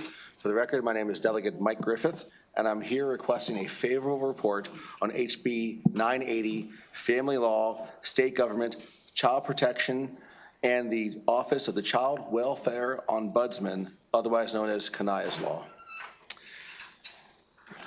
As many as you know, a very tough audit came out with DHS back in September. A lot of issues that were unpacked in that, and a lot of issues that go back for decades, not tied to any one administration. A lot of issues that existed when I was in foster care 30 years ago. Sadly and tragically, just days after this audit came out, we learned of the tragic death of Kanaya Ward. I don't want to go too much into detail as her mother is sitting next to me, but she was placed into foster care because Kanaya's mother was worried about her safety and her well-being and worried that she may take her own life. And she turned her into the foster care system to save her because, she doesn't have the ability to protect her. And most of us couldn't under the circumstances. It's not an indictment of her mother. That's a credit to her mother for trying to do everything to save her daughter's life. Unfortunately, she was placed in a hotel with not a guardian, but somebody called a chaperone. And she was left to her own devices. And 5 o'clock one morning, chaperone comes in and check on Kanaya, tried to wake her up for school, couldn't wake her up, leaves. Comes back 5 hours later, clearly not making sure she went to school, discovered that she had taken her own life, written a suicide note, and found that the chaperone left her with a bottle of over 350 pills of Benadryl, marks all over her body from repeated attempts of suicide. And this is one of many, many tragedies that were discovered in this audit. Children placed in homes with sexual offenders who were then sexually abused. We can go on, right? But through this, we have great opportunity. We have formed an amazing partnership with DHS, with the Governor's Legislative Affairs Office, and we've all come to an agreement on a bill that we feel will solve many of these issues for all time. I know I'm running out of time. Could I just get like an extra 30 seconds to go over the technical pieces of, I'm sorry, okay, I want to be respectful of the committee's time. So I'm going to testify on the bill as introduced. DHS will be testifying on the amendments that we've agreed to, and I see those amendments as favorable. So what Kanaya's law does, it strengthens safety in guardianship homes, requires criminal background checks for all adults living in court-appointed guardianship homes. And again, DHS has come up with some great solutions to help codify this. It prohibits placements in unlicensed settings to include, as we discovered, kids were placed in homeless shelters, kids were placed in hotels, office buildings. We just learned that several children were placed under 5 years old, placed in hotels, right? So, and there's amendments that are being offered to also delineate hospitals in that, and we see those as favorable. So a ban on unlicensed settings. It creates an independent child welfare ombudsman. Now, this is an area that we're still coming to some final agreement on with the Governor's Legislative Office. For our purposes, we don't care if it's an ombudsman. We just want an independent advocate outside of DHS representing these 3,700 foster kids to make sure they get the services they deserve.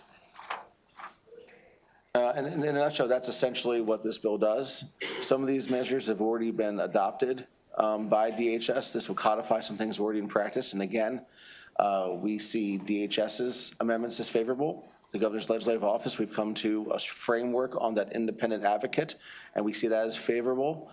And so that part of that framework is also trying to work on the fiscal note. And I'm optimistic because if you look, we have tremendous sponsors from across the political spectrum, from every way of life in the state of Maryland, great partnerships. It's been truly an honor to work on this and advocate for Kanaya's family, for Kanaya, and for all future kids in the foster care system to make sure these things never happen again.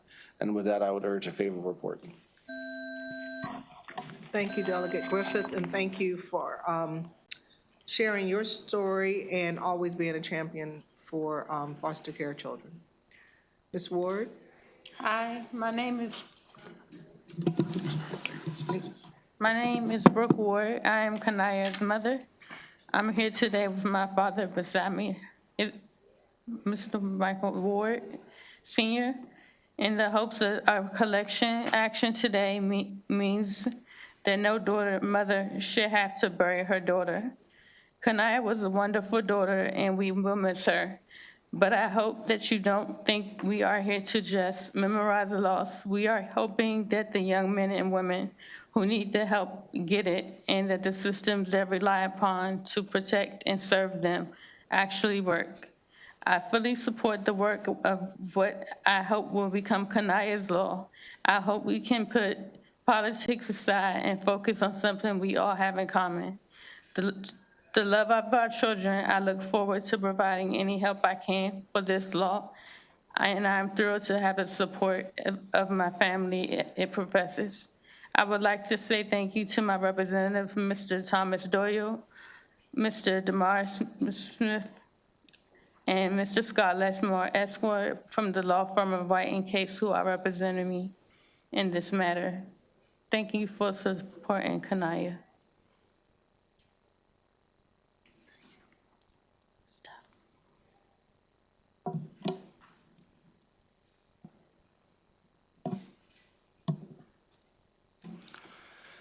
Good afternoon, Chair Bartlett, Vice Chair Davis, and members of the committee.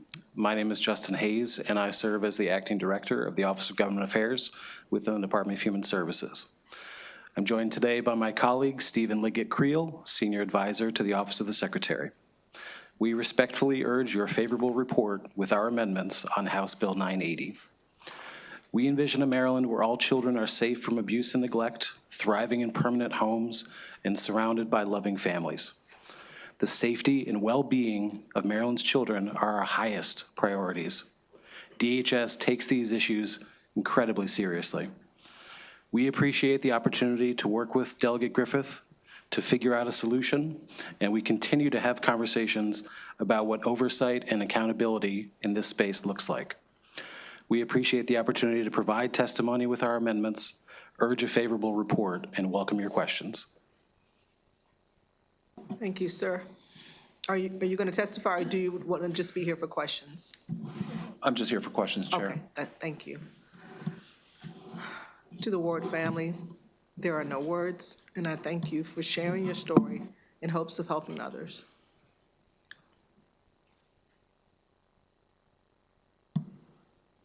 Members, do we have any questions? Delegate Simpson. Yes, thank you very much for bringing this bill. I'm sorry for your loss, and I really appreciate your advocacy for other children and other families so that we can make sure that this doesn't happen again. Delegate, I would like to give you more time to explain what the bill does and how it's going to work differently for other children.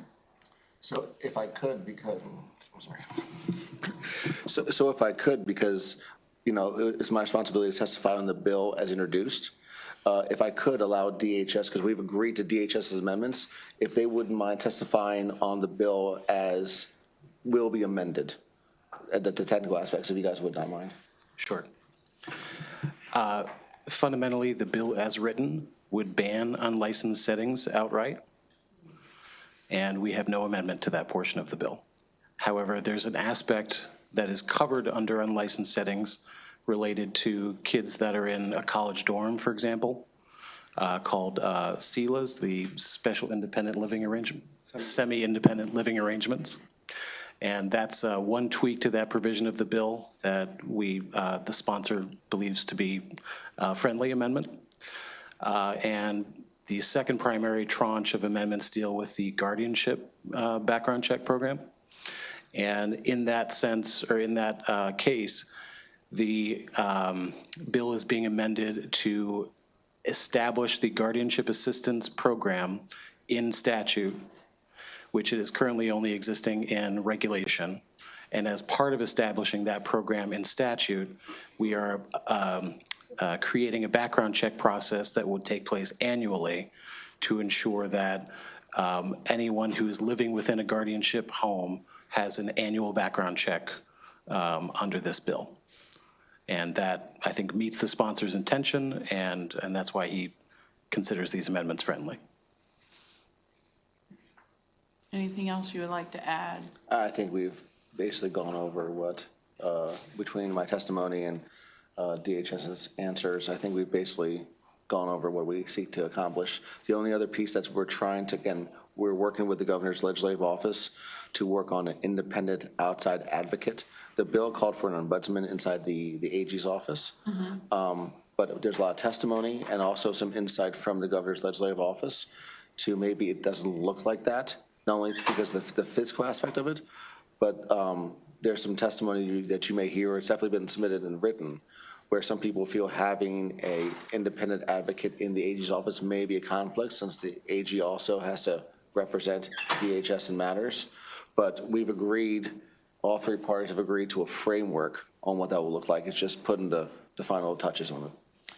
How does this bill keep children out of hotels or the kids from being kept at the offices, the Department of Social Services officers, and being watched? This bill prohibits children being placed in unlicensed settings, which we've delineated some of those, but there's also amendments to have people that are testifying in favor of the amendments to amend non-hospitals being delineated in that, and we also see that as favorable.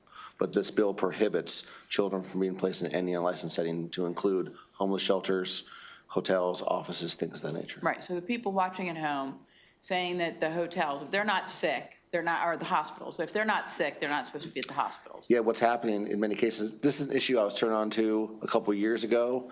The current speaker put in a bill last year. She made me the number 2 on that bill that would try to address those issues. What's been happening is foster children, for a variety of reasons, would, in some cases, foster parents just saying, I cannot handle this kid anymore, would drop the kid off in the ER, and that kid would sit in a hospital room, in some cases for up to a year, without anybody taking custody of that child. And so the hospitals would do their best to make sure they had food and clothes and all, and set up a video game room, but they had no custody over these children. And so that's another injustice that the speaker's bill, along with, I was on with her last year, tries to solve, and this bill also seeks to solve that as well. So where are these kids instead of the hospital or a hotel by themselves? Where, I mean, we had this discussion during the financial. So where are they? Because I think that's what people really want to know. Where are the kids? Where did you find them homes? So as of right now, we don't have any youth that are in a hotel or an office and a shelter, right? And so, and I believe that there was supposed to be a follow-up from that hearing on giving you the specifics of where those kids that were there in November when we met the directive by the then secretary. And so I'm sure that those specifics are scheduled to be delivered to. So you have found placements? Yeah, all those young people were placed in placements. Thank you. Licensed placements. Delegate Moreno? You know what, I'm staring at you, and I don't know. All the time. No worries. Thank you. Thank you, Madam Chair. Thank you, Delegate, for bringing it in the panel, and of course, the family. Very sorry for your tragic loss. And I will add, I just think, because it highlights, you have to highlight the fact that there are a lot of tragedies also involved in the fact that there were so many serious mistakes made over the years that I think are preventable, that could have, maybe not necessarily say prevented, but the fact that we have had chronic shortages of state psychiatric beds for years. That's been found out in numerous audits and discussions. Longstanding problems, obviously, with the unlicensed settings. And of course, the fact that it was well known that Kanaya Ward had the mental health issues that she had. So I think that highlights and underscores really the reason for this bill. So I'm very glad that you brought it, Delegate. And I'd say without this bill, I mean, you gentlemen from DHS said that it really is, right now it's a directive. This puts it into law. And I think if you can elaborate, Delegate, on how important that is to create urgency now in the law. If this were there at the time, perhaps the urgency would have been there to find, as the delegate was talking about, the placement of these licensed providers or locations opposed to the situation without this bill. I'm just trying to highlight the necessity for why we need this. I appreciate the question. So the necessity first comes from the fact that some of these issues existed over 30 years ago when I was in the foster care system, right? And some of I would tell you, I was more mistreated by my social workers than I was my foster parents, right? And this is over 30 years ago, so this predates many, many, many administrations, right?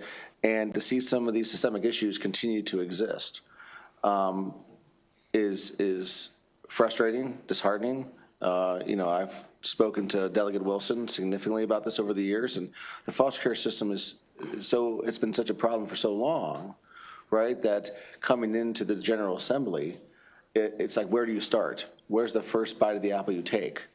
But to your point, one of the first lessons I learned when I cut my teeth in the General Assembly in this very committee is never allow people to interpret the will of the General Assembly. Let's be very specific, very precise, and prescriptive in what we want.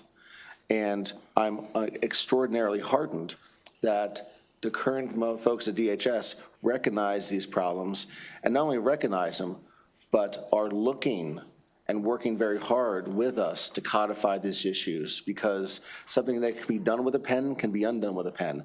A policy that's done by a bureaucrat can be undone by a bureaucrat, right? But DHS is working in good faith to codify these things, to make sure they're law permanently, and there's no more interpretation, there's no more, oh, well, just this one kid this one time, we're gonna do this one thing. Nope, never again. You know, and so the original title of this bill was Kanaya's Law, the Never Again Act, right? So this is Kanaya's Law. We hope to pass Kanaya's Law, but we stand by never again. And that's the only reason I want to highlight past failures, because in going forward, obviously we're looking forward. You have to understand that the previous mistakes and what was not done to highlight the importance of what needs to be done now. And this is an opportunity now. My only other, I know this is other bills, but, and the hope that it goes through is to have more of those provider beds. That's a whole nother discussion, but that would have also prevented this also. But thank you for this very important bill. But that ties back to this. If I could just put one more finer point on that. With this becoming law, now DHS is going to work even harder to create more safe spaces for these kids to be placed. And that's probably going to look like a whole package of solutions. So instead of just being able to say, hey, we're just going to throw them in hotels, now we're compelled, not just as DHS, as a General Assembly and as a state, to find safe places for these kids. Delegate Conaway. Delegate and panel for coming in and testify. How often are the background checks done now? So currently, when a family is made through guardianship, right? So a young person, a court declares a caregiver as the guardian of a young person. Those background checks were done at the time that DSS engaged the home, placed the young person in that home. Once they're closed, they're done with the department. The department closes their case, the courts are done with that case, and that family moves on. So this bill is, and then some of those families do receive a guardianship assistance program. And so this bill, with the amendments, would now include those post-guardianship families who are receiving this stipend or assistance, that they would then continue to be monitored from a background check perspective. Okay, who pays for the annual background check and how much is it? I don't know the exact amount. It's like $60-ish for like a fingerprint. If we're talking about a CPS clearance, those are done within the department, and that's just person power. And I missed the first part of your question. I asked who pays for the annual background check? Who pays Currently, for it? when we license a home, we support the family in accessing those services and pay for those services in many cases. Okay, thank you. Delegate Woods. Thank you so much, Madam Chair. Thank you for this legislation. As you're aware, I also grew up in foster care for a great part of my childhood. My question is, and I'm actually going to be bringing some legislation in a little while today, but my question is, are we considering the importance when we talk about this lack of placement? I still do this work today professionally. And literally just had an incident where these foster homes and the fictive or familial placement homes receive more training so that they get certification to become therapeutic providers for these children. And I'm not sure who would be answering that question. So right now, when if I think I understand the question around, kin family through our both fictive and familiar, yeah, which is kin represents, blood family, family by choice, all of that. And so when we, as part of the process, we go through the licensing process, and right now the department is continually, we do provide some training, and then we're continually engaging to work on that. So that's a work in progress around the training.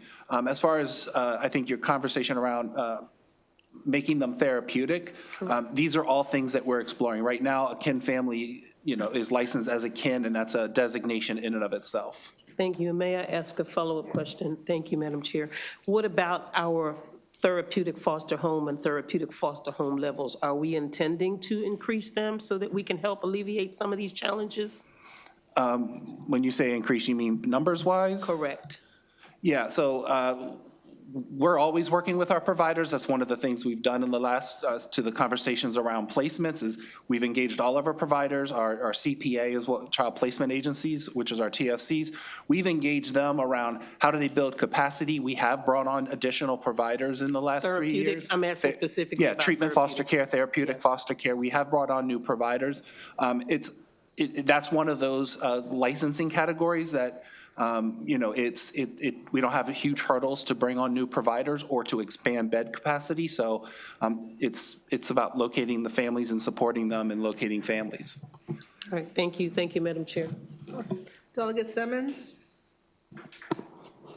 Thank you, Madam Chair, and thank you, Delegate, for bringing this legislation, and thank the agency departments for working with us to move this forward. I just want to talk to the family for a little while, Mom, and I appreciate y'all being here today and advocating to make sure that we don't have other incidents such as this. Can you talk to us a little bit about your daughter? How old was she at time of death? And can you talk about her as a child growing up, and then also some of the things you faced while trying to get her help?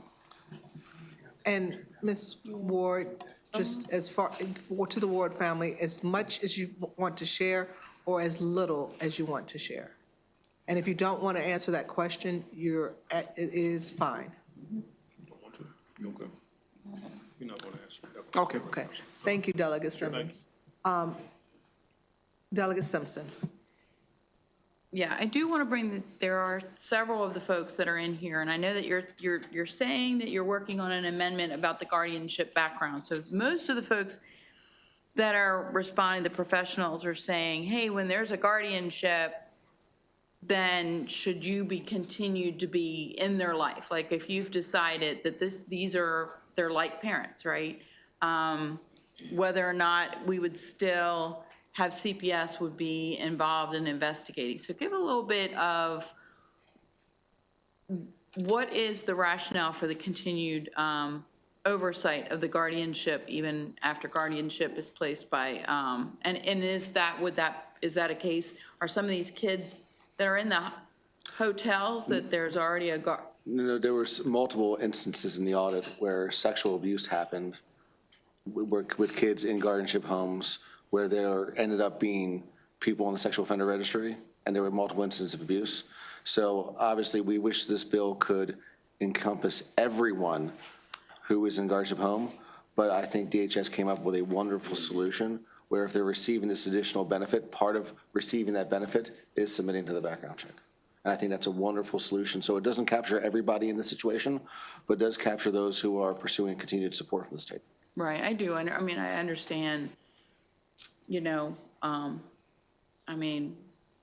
abuse and maltreatment and is systemic, it's family, you've got like different of safe, and what happens after. But that is something that keeps coming up. It's like, do you leave at what point are you allowing the family to be? And again, it goes back to there's a lot of provisions in state law where if a family or an entity wants to have some support by the state, it's conditional, right? And I think it's a reasonable condition just to make sure that we don't have sexual offenders living in the home with these children. That's a very low bar we're asking in return for receiving all these financial benefits.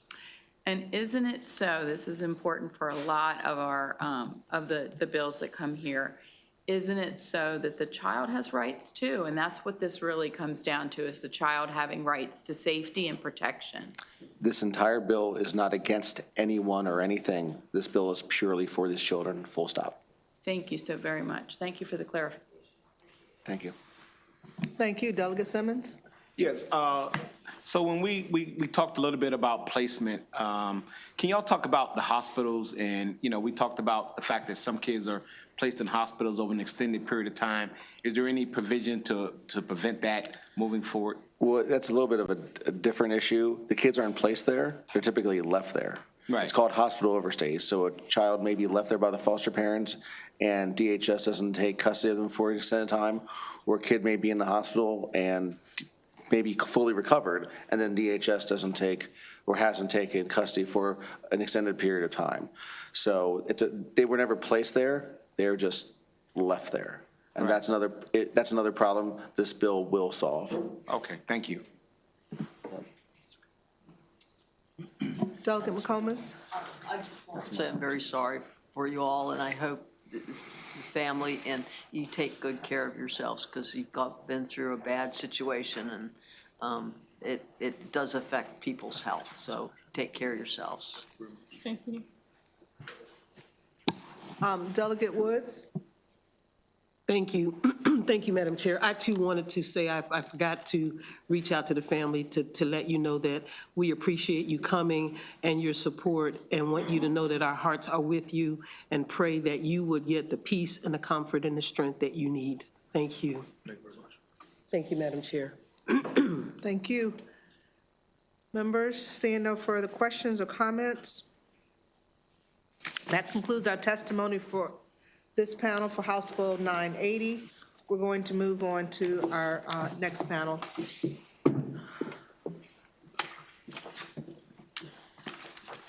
I'm going to call up Mitchell Mervis. I think I saw you earlier. And Jane Crank. And then we're going to go ahead and have Audrey Luce Edwards, or Edwards Luce, I'm sorry, online. Okay, great. Okay, Mr. Mervis, whenever you're ready. Thank you, Madam Chair, Madam Vice Chair, delegates, members of the committee, and thank you, Delegate Griffith, for your leadership on this issue. I am an attorney at the law firm Venable LLP. I am class counsel to the children in the Baltimore City foster care system in the federal LJ versus Masenga case. I've been doing that as lead counsel since 1988. I am co-counsel with Disability Rights Maryland on the hospital overstay federal litigation, and that is currently pending in federal court. This is my 41st year of working on foster care reform here in Maryland. And I can say without a doubt that this is the most important bill I have seen put forward by the General Assembly. So thank you. I encourage and urge a favorable report. Why is this such an important bill? It does two vital things. Number one, it injects accountability and oversight into a secret, closed, confidential system that serves 3,400 abused, neglected, and maltreated kids on any given day. There is no public access to what occurs in those cases. This bill solves that problem, and I think clarity and oversight and visibility is an incredible cleansing agent. And I congratulate Delegate Griffith for coming up with this, and I congratulate the department for agreeing to it, especially with it being an independent office of a child advocate. The second thing it does is prohibit an outrageous practice of children who have been abused, neglected, and maltreated being in an illegal, unlicensed placements. This isn't new. We've seen this in Maryland. There was a federal court order in the LJ case in 1989. We had kids in the Westgate Motel, the Comfort Inn, and DRM brought the Lisa L. case in 1987 or 1988. There was legal aid, brought the Johnson versus Solomon case back in the 70s. It's been going on and on. I wrote to the department in 2019 when we first learned about it, 2019, saying, stop it, something horrible is gonna happen. Here we are, something horrible happened. We've got to do something to make sure it doesn't happen again. There is one thing, I have several amendments. One is really important. AIDS. Kanaya was not just let down by the department. She also was let down by a system of unregulated, what are called one-on-one or two-on-one sitters. And we've asked for regulations. We were told regulations are being drafted. That never happened. I've suggested an amendment that requires the department to have regulations that mandate monitoring of how aides perform. In our lawsuit, here's some records in the agency, in the Department of Human Services. This is what they've known about aides. One, allowed a child to sneak out and get fentanyl while she was supposed to be being watched. Another aide, quote, completely passed out. Another aide, quote, spending time on social media, playing on phone rather than engaging with the child. These are complaints by hospitals to the state, and nothing has been done. We need to have regulations. We need to have oversight and monitoring. Thank you, Mr. Marvis. Thank you very much for a favorable report. Ms. Granick. Thank you. Good afternoon, Chair Bartlett, Vice Chair Davis, members of the Judiciary Committee. My name is Jean Krinke. I'm here in support of House Bill 980 with amendments on behalf of the Maryland Hospital Association. We really appreciate Delegate Griffith for bringing this legislation forward, and to Kanaya and her family for advocating for this. I feel like I don't have to convince you, because that whole panel was very convincing about why hospitals should be defined as unlicensed settings. We're proposing an amendment that I've included in our testimony to make it clear that hospitals are not licensed for out-of-home placements. Right now, they are serving in this function as de facto placements. To the best of our knowledge, and the data isn't great, based on data from the state and our hospitals, as of January 31st, there were 33 youth experiencing a hospital overstay in the state.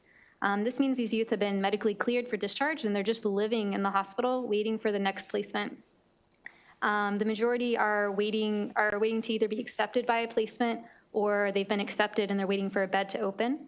There are 13 girls and 20 boys. Average age is 15. Approximately 7 are in the care and custody of DHS, and others are known to them. They might be waiting on a voluntary placement agreement. Almost all of the youth that are in DHS care and custody have a placement identified and are waiting for that bed to open. And the problem is that these wait lists are long, and when these kids are waiting, they're in emergency departments, they're in locked in patient psychiatric units, and they don't go to school, they don't go outside, they don't have fresh air, they don't get to be kids, and it's really harmful. There's a story a social worker had shared with us about a young girl who was there for 81 days beyond medical necessity. So she missed her first semester of high school, Thanksgiving and Christmas, and she felt just rejected and lost. And I think that's what a lot of these kids feel, that people have forgotten about them. They don't know where they're going and when they're going. And if that isn't bad enough, there's also sick children who can't access these emergency beds, the pediatric specialty beds. So it's really hurting more than just the 33 kids that we're aware of. And we appreciate your consideration of including hospitals in that definition, and ask for a favorable report. Thank you. Ms. Edwards-Luce, please. Good afternoon, Chairperson Bartlett, members of the esteemed committee. My name is Aubrey Edwards-Luce. I'm the Executive Director for the Sarah and Neil Meyerhoff Center for Families, Children, and the Courts at the University of Baltimore School of Law. I offered testimony today that was submitted by our faculty director, Shanta Trivedi, offered on behalf of CFCC in support with amendments to House Bill 980. I first want to just start off offering our condolences and our heartfelt sympathies to Kanaya's family, and also offering our thanks and gratitude for the bill author. We do support this bill, but have a number of amendments that we would like to suggest. First, with respect to unlicensed foster homes, we're greatly concerned about the blanket ban on unlicensed foster homes and the way in which this could interact with families who try to avoid deeper involvement with the child welfare system by placing their children voluntarily with kinship providers and non-relative providers as well. Secondly, we have a concern with the location of the Office of the Ombudsman being in the Attorney General's office. The Office of the Attorney General represents the Department of Human Services and therefore is not independent. So we would recommend that this office be housed separately or apart into another office without a similar conflict. Thirdly, with respect to the provision that extends DHS's authority once a final guardianship is ordered, our testimony provides details about how this part of the bill violates family integrity and constitutional rights. It also undermines the finality and stability for children. And lastly, it does not comport with the current system's ability to provide real care and safety for children. And for these reasons, you to a report with amendments. Thank you. Thank you. Members, do we have any questions? Delegate Simpson? Thank you very much. And thank you for coming here. I'm curious, we're asking for an ombudsman, and I completely agree with you. I mean, this has been my entire life work, is the whole fact that you know, confidentiality is supposed to protect the children. It's not supposed to protect the system. And unfortunately, it often has been. We have had a system, as you know, for many years when it you know, whether it's the foster care review boards or they were supposed to develop, I never thought that it made sense to put it in the department it's supposed to be watching. I'm just going to throw that out there. But I haven't heard any of this in the welfare of our kids and how they're taken care of, whether it's in foster care or anything else. What's going on with our foster care review board, our child protection citizen? Those were developed that are actually, that's what they're supposed to do. All 24 jurisdictions, citizens getting together, reviewing cases and making recommendations. What happened? Delegate Simpson, that is a fantastic question. There is no simple answer, but I think from my perspective, they have not succeeded, is the bottom line. They're paper reviews, in essence. They're not hearings where the children and the parents and the caseworker comes in. The caseworker presents a written document, a plan, and that gets reviewed by the board. So they're not really designed to be a problem-solving venue. They're more designed to be looking at a case and seeing if there is a grave problem. But they also can't find resources. So even if they disapprove of a recommendation for how a plan should be handled, that gets reported to the juvenile court and goes into the juvenile court file and nothing happens. So they have no teeth. They don't have live people in. They're not a good problem-solving body. They don't aggregate data in a way that comes to you to show problems. In our federal cases, we're able to get some data and report it, and it's, got bad stuff in it. The question about training, for instance, 1/3 of Baltimore City foster parents don't take the training required by law in answer to the training. And that's not even getting to the higher level therapeutic training that, Delegate, I think you were referring to. So it's a complex system. It's closed, it's secret. The cases are difficult. Solving them is very difficult. But I honestly think that without a child advocate or an ombudsman with subpoena power, clout, and the ability to get to the bottom of things, things will not change. Federal lawsuits, we've made progress, we've done some things, but there are other things we haven't done. We didn't stop, well, Kanaya wasn't a Baltimore City kid, but there are kids, there was one kid in the hospital overstay as we speak. There were 11 kids in hotels on June 4th, 2024, even though there was a federal court order saying no child should be in a hotel. It's very hard. I did notice, yeah, can I, okay. So I did notice you relied very much heavily on the federal and not on the state, which is one of the things that I saw. Most of your references is on a federal oversight. Does this really have the teeth that we're looking for? Because are we going to be even smaller than, or should we add the teeth to maybe what we already have and move that instead? I think my own view, and I'm going to get in trouble for this, I'm sure, but the Citizens Review Boards have not succeeded in their mission. Okay? Because it sounds like the children and the families need to be there too. And They I need- totally agree. I think they we've need to changed be- from the 90s, that we need to get the people we're serving, need to be the ones that are at the table telling us what to do. But even there, they can't deal with the resources. So for instance, what we found, both our experts in the new case, the overstay case, but also Chapin Hall at University of Chicago Social Work did a placement needs assessment that the department department hired for our federal case. Pull the mic farther. Okay, sorry, and it was statewide. The department did not allow Chapin Hall to look at the supply of placements to determine whether they were adequate, what the needs were, even though their mission was to determine what do we need. And they weren't allowed to do it. They could only look at kids' cases. So you need some clout to look at the system to determine where the systemic deficiencies are. What our experts found and Chapin Hall found in looking at the case files of kids in overstays in hotels and DSS offices is a common thing.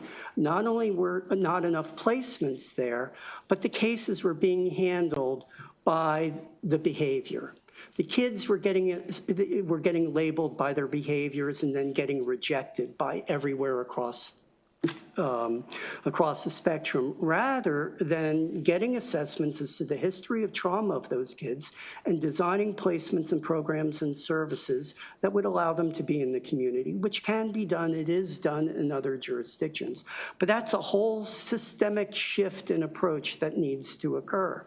The citizens review boards can't achieve that in individual cases. Juvenile courts can't achieve that in individual cases. It can only be done through systemic forces. We're trying to do it in our federal cases. I think this bill has a different way of doing it that could well succeed. I'm very encouraged about it. I have looked at what offices of child advocates have done elsewhere. New Jersey, Rhode Island, Michigan has a very good ombudsman. Chicago, they get systemic change because they get access to the cases, they have clout, and they're able to put the information together to document what the systemic problems are. And you can try to do it in a lawsuit, but it's very time-consuming and very difficult, and the state of Maryland is fighting us tooth and nail. I think an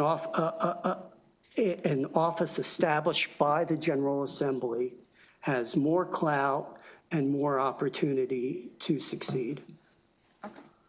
Thank you, thank you. Thank you, I greatly. Thank you. I don't know if either of you wanted to chime in on. I'm definitely interested in knowing about the teeth.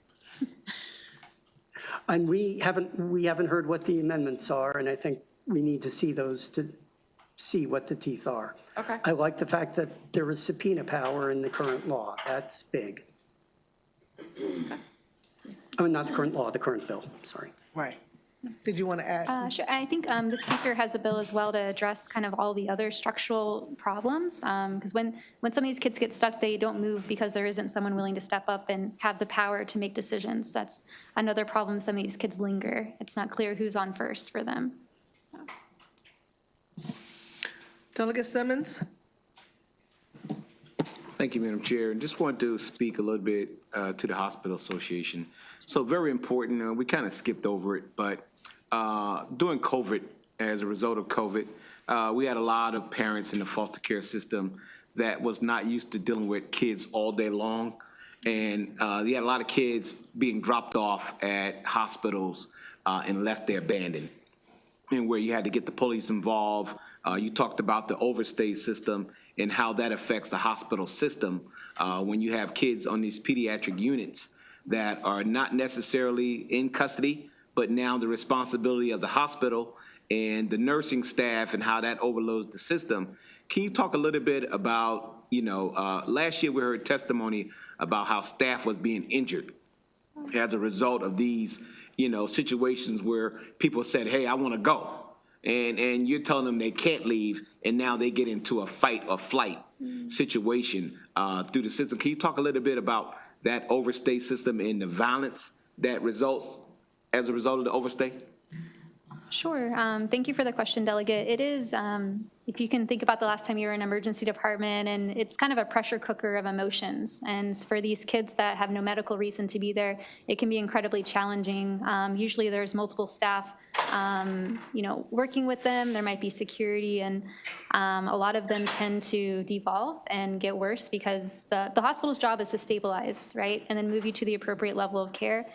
So once you've been stabilized, if you don't move, sometimes you can regress if you're not getting access to therapy or the treatment that you need. And so we have heard cases of, children maybe escalating, getting back into crisis just because of their circumstances. They feel powerless. They don't know where they're going, when, all of these questions, and then they're not going outside and having normal activities as well. So yeah, it can contribute and add a lot of unnecessary tension. That's another reason why we really want help getting them to the right appropriate therapeutic placement, for them. It's just bad for everyone to keep them in the hospital. Sure, thank you. So let's say, for example, you have a kid in an overstay situation. There's not a one-on-one on the door of someone sitting there. Now that kid leaves the hospital, the nurse goes by the room and see, hey, the kid is no longer on the wing. What happens?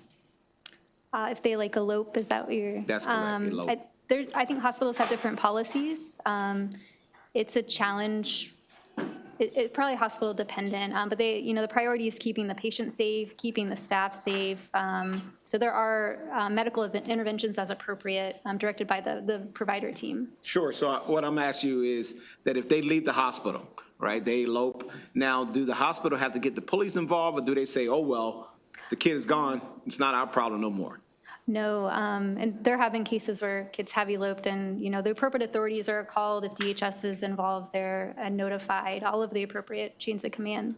But it is a risk. A lot of these are teenagers who have been through a lot of trauma. This is the last place they want to be. So yeah, there's different policies in place to react to that. Sure, because the concern is we've heard multiple testimony around this issue, and the question have always been, where are the kids? So when we're looking and listening to the testimony, the question is always, are the kids just disappearing, where they are, and how are we holding agencies accountable for their presence in our system when they're not there? I can't speak for the hotels. For the hospitals, we keep close tabs on these patients. I don't know if you want to speak to other settings. In the hospitals, elopement is pretty rare.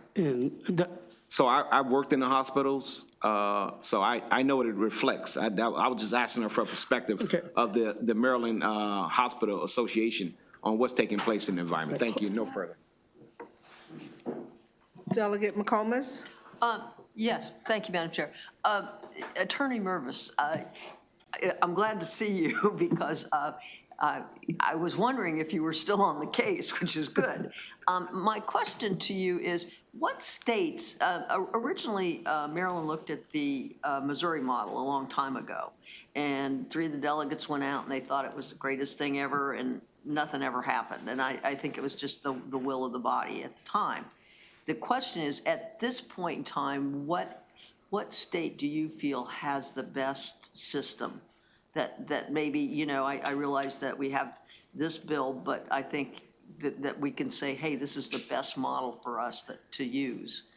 Hello, Delegate McComas. Nice. I think I've been before you for a couple decades now on this.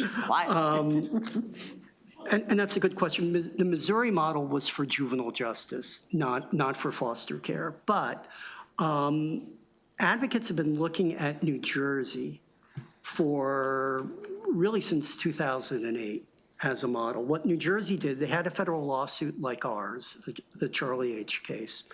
And Governor Whitman Todd decided to resolve that case by creating a whole new unified system of care, combining mental health, foster care, and juvenile justice into a unified agency with a heavy... Datafied?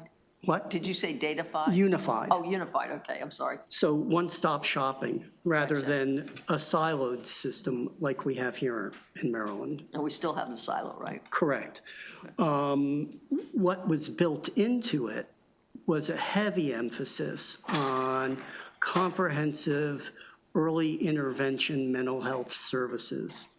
Their hospitalization data in New Jersey is phenomenal in terms of the numbers of kids who go into the hospital for treatment. They don't have an overstay problem because they get wraparound services and other types of intensive crisis intervention. And because it's a unified agency, there aren't finger pointing about who has to create and who has to provide. In Maryland, we were supposed to get wraparound in 2011, 2012 or so. There's a federal demonstration project that started 2008, 2009. It didn't happen, it was stopped. There was a plan to move to something called the 1915I Medicaid program. It's like a waiver, but not quite a waiver. We have maybe 30, 40 families in the state that receive that service. The Secretary of Health has forthrightly told the General Assembly, you know, we can't help these families in crisis, the youth in crisis, the kids we're talking about, because we don't have that type of service. But those are the types of things that prevent kids from getting to the point where providers say, we don't want the kid, he's spiraled out of control. Psychiatric respite. We had psychiatric respite here in Maryland. The last program closed in 2021. It hasn't been recreated. There are things out there that shelters, Pennsylvania, I know General Assembly's been told about Pennsylvania's shelter facility for kids coming into care. There are shelter type programs in other states. State of Washington has done some terrific things in creating maybe almost experimental programs run by the state agency for the hardest youth. And they get freedom and responsibility and feel like it's their home.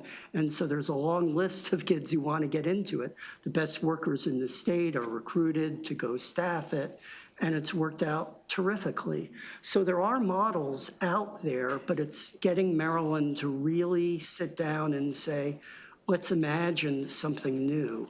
Hasn't happened yet. Well, why do you think it is that, I mean, we have wonderful institutions in Maryland. I mean, we have Shepherd Pratt, we have Kennedy Krieger, we have all these wonderful institutions. Catholic Charities is terrific. So why can't, in your perspective, if you feel to say so, because you might be reluctant to, but why can't we get our act together? I mean, because you've been, I'll give a word. It's leadership. I think Secretary Donald had vision and did a lot.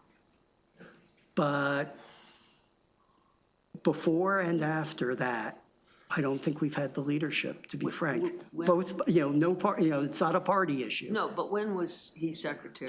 Brenda Donald was 2008 to about 2004, 2009, I guess, to 2014 or so.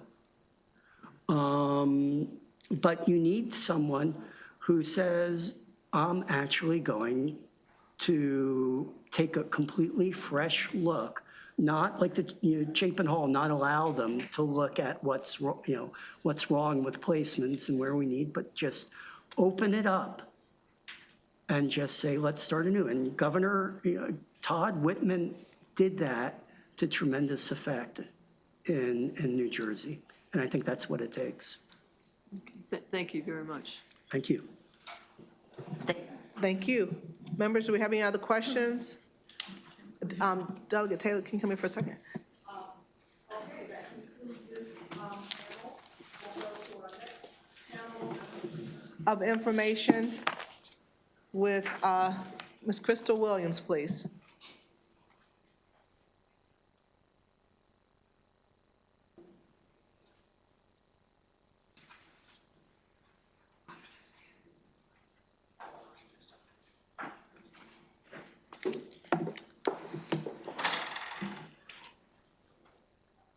You can start whenever you're ready, Ms. Williams. Thank you. Good afternoon again, Madam Chair and Vice Chair, members of the committee. My name is Crystal Williams. I'm an attorney with the Office of the Public Defender. I work currently in the Mental Health Division as well as the Government Relations Division. I will say that I'm also currently a vice co-chair of the work group on children in unlicensed settings and pediatric overstays, but I'm here in my capacity as an attorney on behalf of the Public Defender's Office. And I would like to say that we are generally in support of this bill and this effort.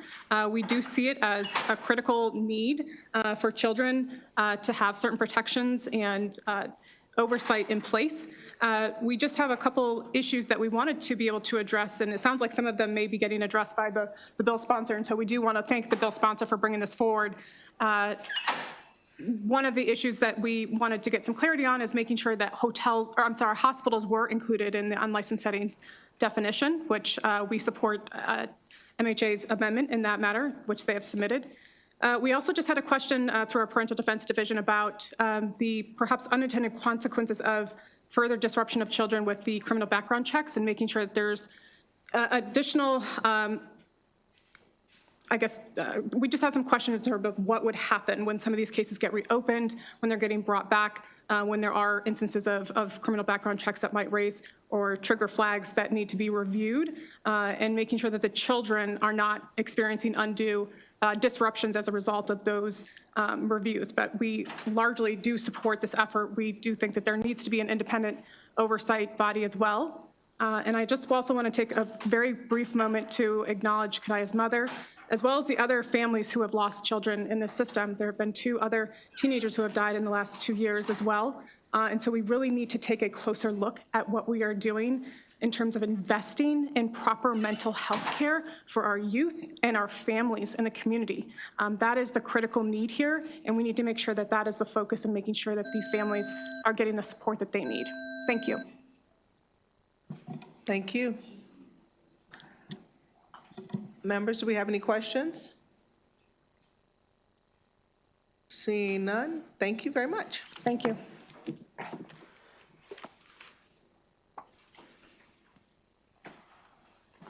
Okay, we're going to call up Delegate Lewis in just one second.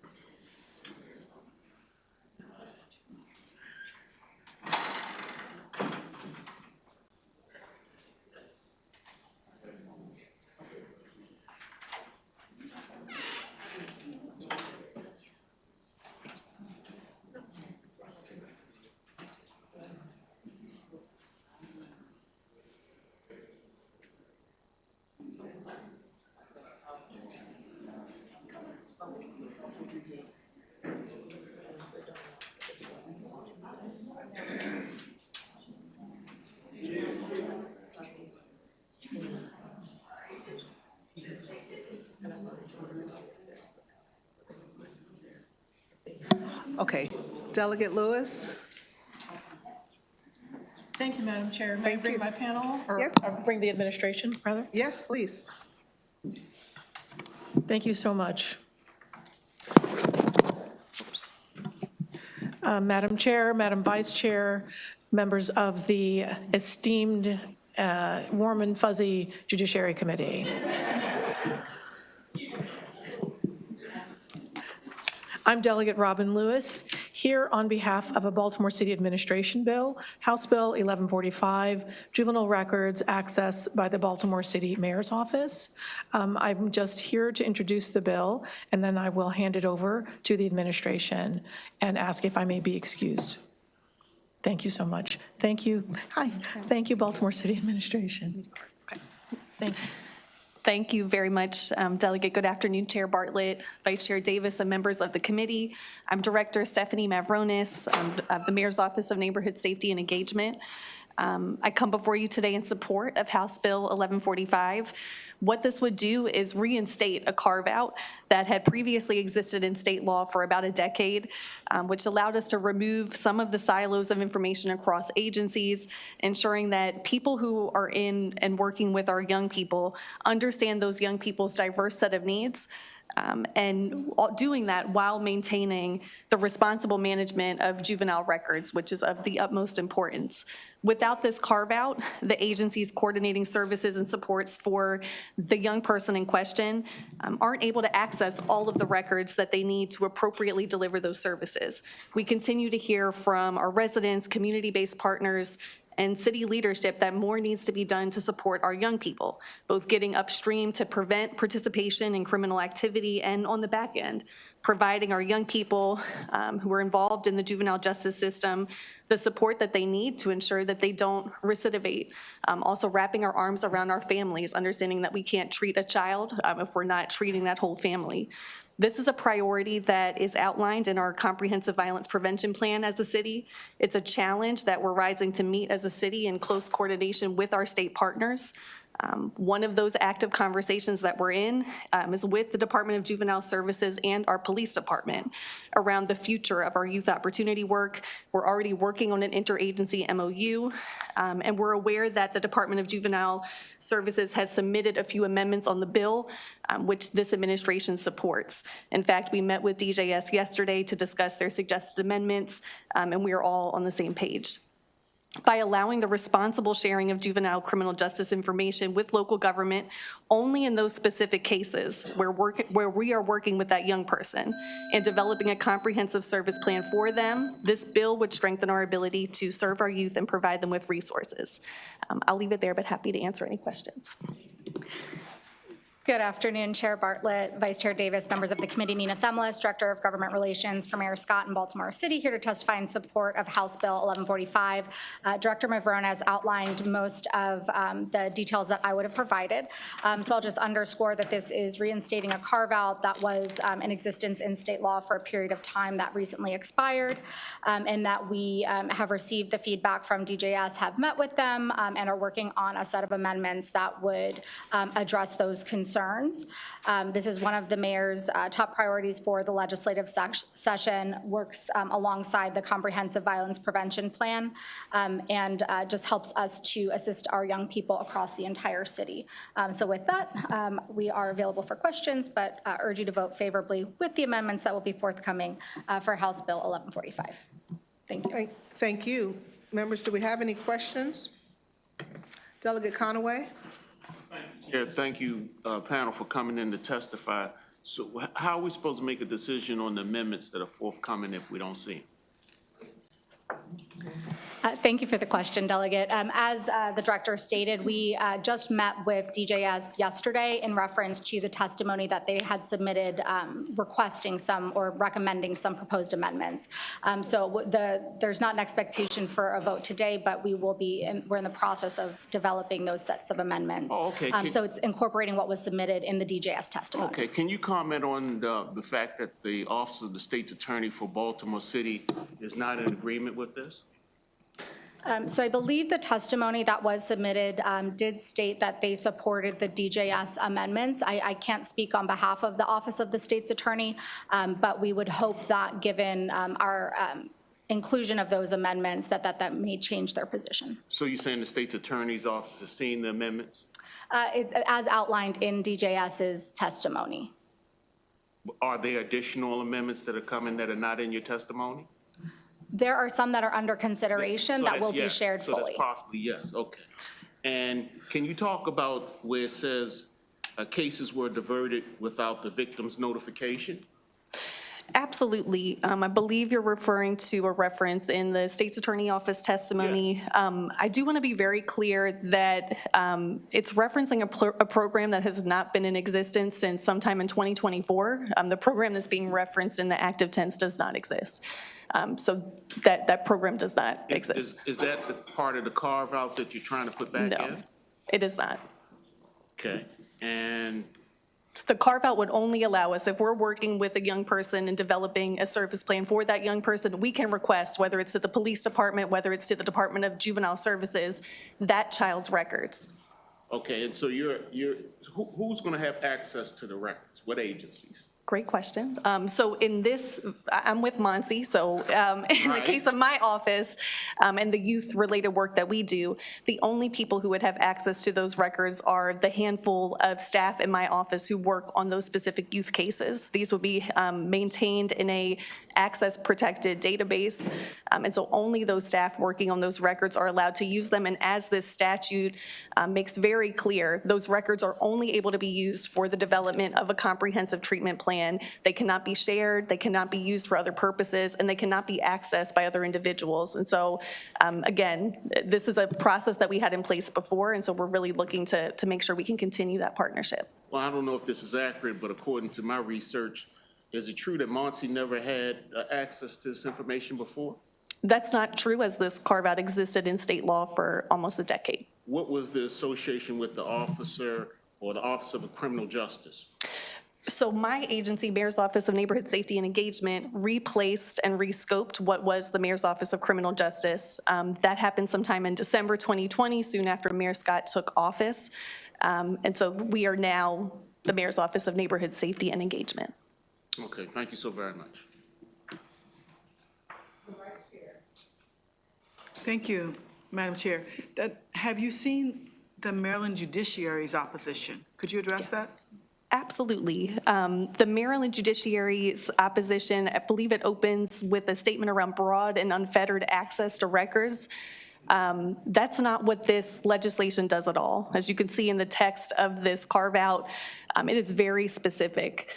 It is the opposite of broad and unfettered access. It is access only to those records in cases where we are working with that young person specifically.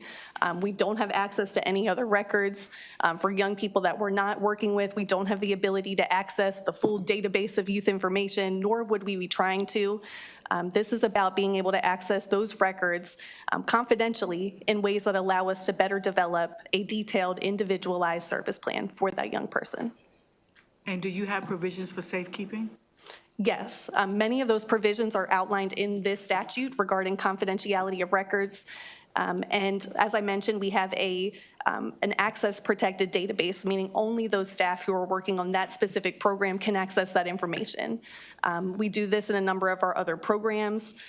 It is a secure database. It's one that requires credentials to access. And then once you are logging into the system, you have to be associated with that specific program in order to access any of those records related to youth. So only agency leadership and the specific staff working on those youth records will be able to access them. And this will all be digital, no paper. And is it clear in the bill that you're not allowed to share it with anyone? I believe that's stated explicitly in the statute regarding the responsibilities of the stewards of the records. We can pull that. Oh, yes. It says in here that the mayor's office specified in paragraph 2 of this subsection shall be liable for the unauthorized release of a police record. It accesses under this subsection.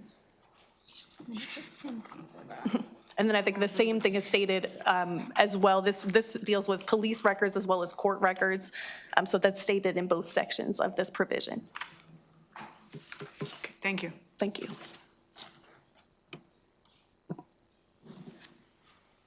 Delegate Embry? Thank you, Madam Chair, and thank you. And I came in a little late, so I apologize if this was covered, but I don't think so fully, perhaps. I know you're working on amendments. The DJS suggested amendments, are they part of the amendments that you are? Yes, they are. Thank you very much. Yeah, thank you for the question. So the language that's outlined in DJS's written testimony is what is being utilized by drafters to put into formal legislative text. So it is making sure that there is specificity around a required MOU and an agreement between DJS and the Mayor's Office of Neighborhood Safety and Engagement to be able to access those certain records. Thank you very much. Thank you. Delegate Simmons? Thank you, Madam Chair, and thank you, Madam Director, for being here and all the work that is taking place with Monzi. I'm close enough to the line to have crossed it many times and working with the city on a lot of different issues, and I appreciate the effort and the hard work that y'all are doing. Thank you. When we look at the legislation, some conversation about the broad scope of it. Can you talk a little bit about the responsibility of your agency and how that has changed over the years as y'all have continued to combat community concerns around juveniles and other things of that nature? Sure. So I think over time, we're a non-law enforcement public safety agency. What we try to do is fill some of those gap spaces. We often hear the reports, whether it's from our partners at DJS or the police department, about young people who are seen time and time again and may come back through the system, committing a crime at a higher offense level, and this cycle. We want to disrupt that cycle. And so for us, what that looks like is providing within our agency some level of case management support where it's needed, providing support, of course, to families, and also making sure that we're providing warm handoffs to those community-based partners and providers who work with our young people. So that's some of the work we're talking about right now with the police department and with Department of Juvenile Services. They want to have an agency to refer young people to who can make those connections to community-based providers who have been vetted and providing that oversight. And so that's what we're committed to doing. It's very important to the mayor that we prioritize our young people, that we find ways to intervene with them. We find ways to prevent them from going down the wrong path. And I know everyone in here is invested in that too. We see the work with youth as so central to our violence prevention efforts that when we revised our violence prevention plan in 2024, we added a dedicated youth pillar specifically to outline all of those issues. And so for our agency, whether we're talking about this work or we're talking about the work that we do, literally boots on the ground during the summer months and the evening hours to engage with our young people in ways that keep them, that de-escalate conflict and that also keep them away from unnecessary contact with law enforcement. We believe in working, shoulder to shoulder with our partners in public safety to ensure our young people have what they need, that we're supporting our families, and that we're working in coordination. Thank you so much for all your hard work. Thank you. Delegate Conaway. And again, since you have certain opposition to this bill, in reference to the statement that the mayor's office shall be liable, what's the penalty? What's the liability? What's the penalty? I believe it may be otherwise outlined in the statute, so I would have to.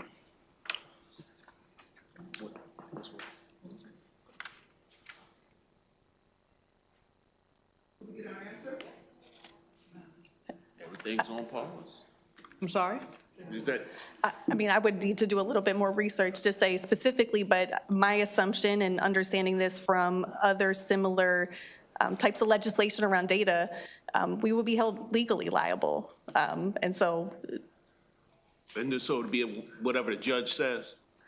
So we'll follow up with you on that specific question. I'm sure it's specified later in the statute. It's just not a part of what the bill text includes, but we'll make sure to follow up with you with what the state law requires. I'll be looking forward to it. Thank you so very much. Delegate Simpson?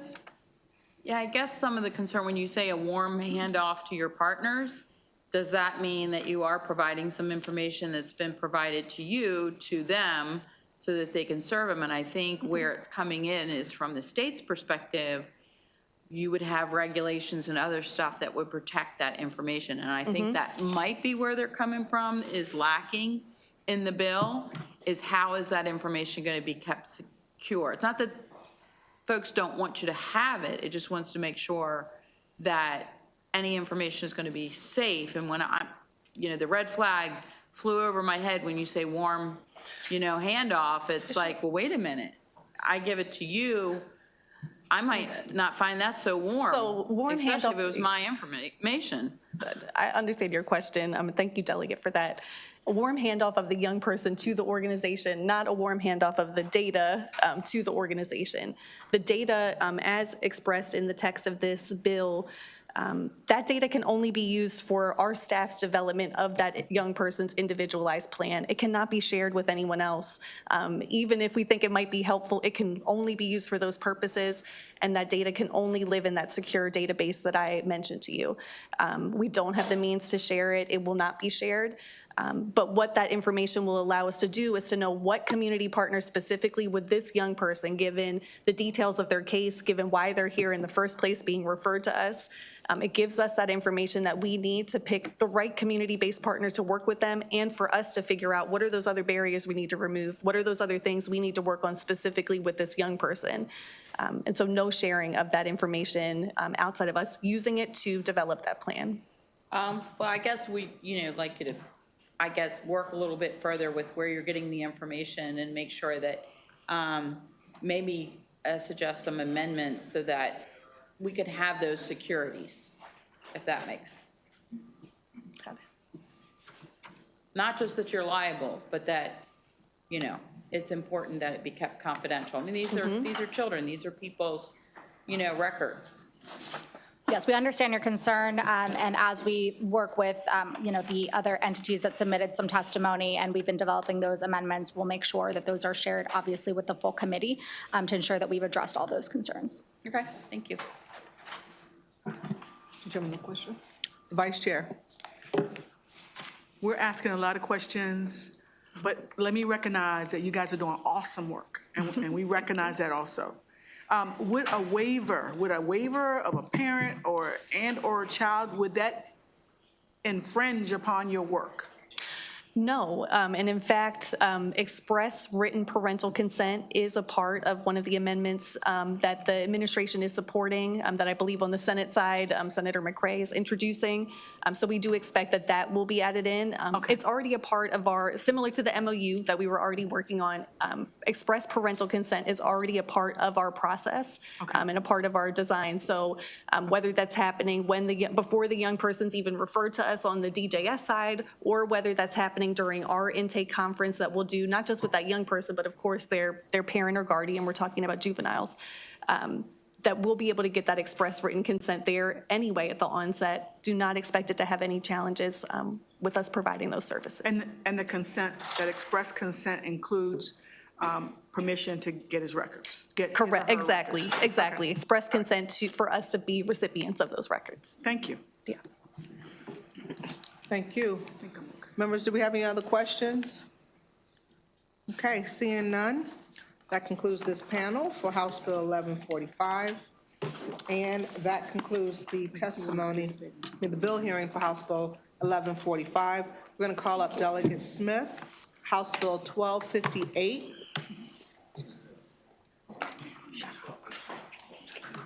And Delegate Smith, I have favorable panel that we're going to pull up, that we're going to call up as well, please. Michonne Lehman, Pam Holler, and Teresa Hessler.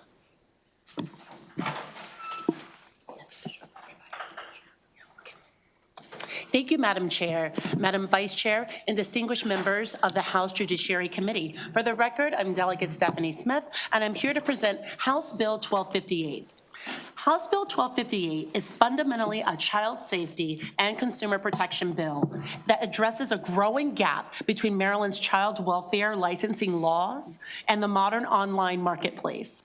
Today, Maryland families increasingly turn to the internet when exploring adoption services. Unfortunately, online advertisements often blur the lines between licensed child placement agencies, attorneys, and unlicensed intermediaries. For prospective adoptive parents and expectant parents facing difficult decisions, it can be nearly impossible to determine who is operating legally and who is not. House Bill 1258 creates a clear rule in Maryland that no one may advertise adoption placement services unless they are a local Department of Social Services or a licensed child placement agency authorized under Maryland law. Adoption placement is not a typical commercial marketplace. It involves children, permanent legal custody decisions, and already requires licensing for child placement agencies to ensure oversight, accountability, and compliance with our child welfare standards. House Bill 1258 simply ensures that the advertising marketplace reflects the same regulatory intent. Nationally, child welfare policy experts have raised concerns about unlicensed intermediaries who advertise online and facilitate placements with limited transparency and accountability. Even in states with restrictions, enforcement gaps have allowed improper advertising to continue. When the front door to adoption service is an unregulated online advertisement, families may unknowingly engage with actors who are not subject to Maryland oversight.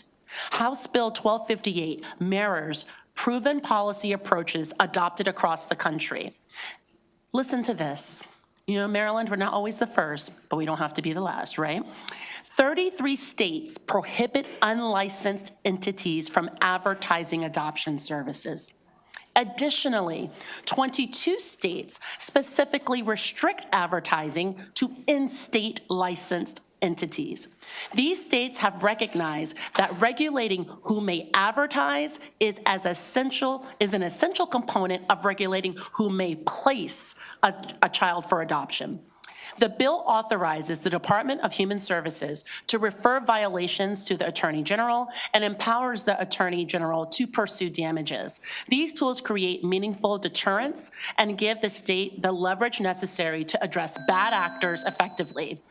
Without clear statutory prohibition, Maryland risks becoming a digital marketplace where unregulated actors can target families and vulnerable parents. It is with deep humility and respect that I humbly request that you have a favorable report for House Bill 1258.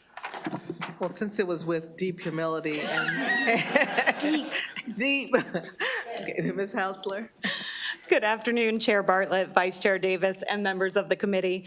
For the record, my name is Teresa Hessler, Ashler Government Relations, and I am here today on behalf of the Maryland Association of Resources for Families and Youth, also known as MARFI. We are in strong support of House Bill 1258, and we thank Delegate Smith for her sponsorship.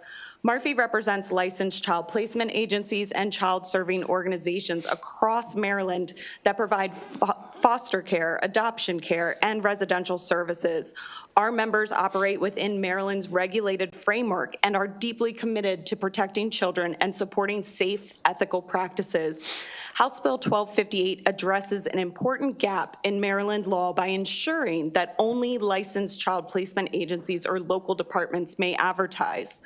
Adoption and child placement decisions are among the most significant decisions any individual or family will ever make, and they should be able to trust that anyone offering these services is operating within a system of oversight, accountability, and professional standards.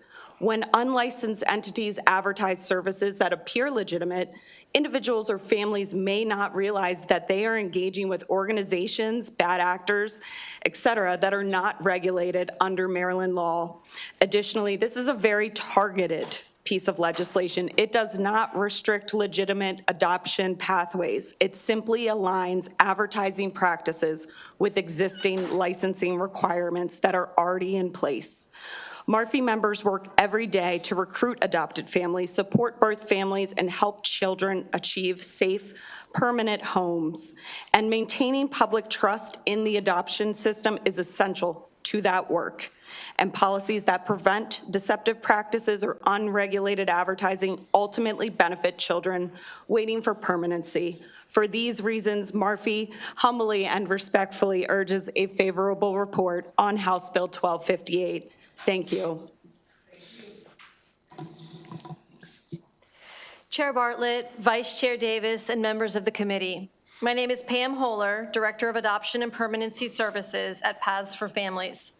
I'm here to voice strong support for House Bill 1258, which addresses a critical concern: unlicensed individuals and entities advertising adoption or child placement services within Maryland. These unregulated facilitators often market quick or financially beneficial placements primarily on the internet and draw Maryland families away from the strong legal protections here, such as a 30-day revocation period for birth parents, tightly regulated financial assistance, and legally enforceable post-adoption contact agreements. Unlicensed facilitators operate with no oversight, no training standards, and no ethical accountability. Families are often charged over $20,000 for matching services that are misleading and harmful. Many believe they have paid for full adoption services when in fact they have only paid for an initial, often inappropriate contact. One Maryland family was even connected with an expectant parent who was simply exploring her options. Without proper legal counseling or legal guidance, the family gave financial support that was actually unlawful under Maryland standards, putting both parties at emotional and legal risk. Had she been connected with a licensed Maryland agency, she would have received appropriate counseling and resources, and both families would have been protected. House Bill 1258 aligns Maryland with other states that already restrict adoption advertising to unlicensed entities. This bill establishes a clear standard. Only Maryland licensed entities may advertise adoption services in Maryland.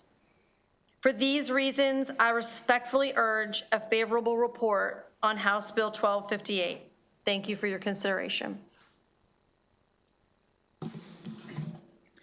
My name is Mishian Lehman, and I'm a licensed Maryland social worker with 10 years of experience working with expectant parents, adoptive families, and children navigating the complexities of adoption.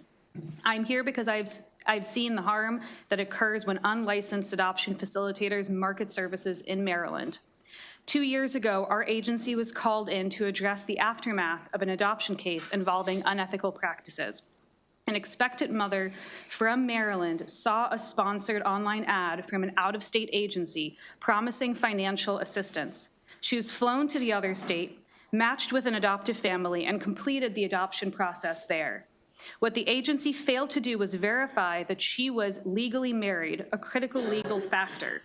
6 months later, her husband asserted his parental rights, the adoption was overturned, and the child was returned to Maryland. The devastation was immeasurable. The husband endured the trauma of discovering his child had been placed without his knowledge and endured a difficult legal battle for 6 months. The adoptive family experienced profound grief and financial hardship, and the mother was caught in the middle of a painful, preventable legal crisis, one that began with a targeted online ad. Unfortunately, this is not an isolated case. When unlicensed facilitators are involved, speed often takes priority over legal protection. I have seen Maryland mothers give up the safeguards our state provides and proceed under less protective laws with shorter revocation periods and little post-adoption support. The risk of coercion, legal disruption, and lasting harm increases for everyone involved. The bottom line is this. If a facilitator does not know Maryland law, they cannot provide accurate information. And if they cannot provide accurate information, they cannot ensure informed consent. House Bill 1258 ensures that those marketing adoption services in our state are licensed, accountable, and knowledgeable about Maryland law. Thank you. Thank you. The Vice Chair. Is it difficult to become a licensed adoption agency in Maryland?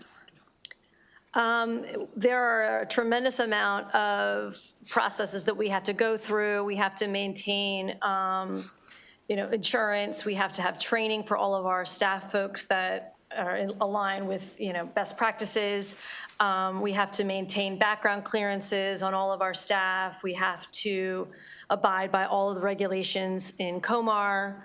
Not only is it difficult to become a licensed agency, it's also difficult to maintain your license, which is reviewed every 1 to 3 years to ensure that you're in good standing. Thank you.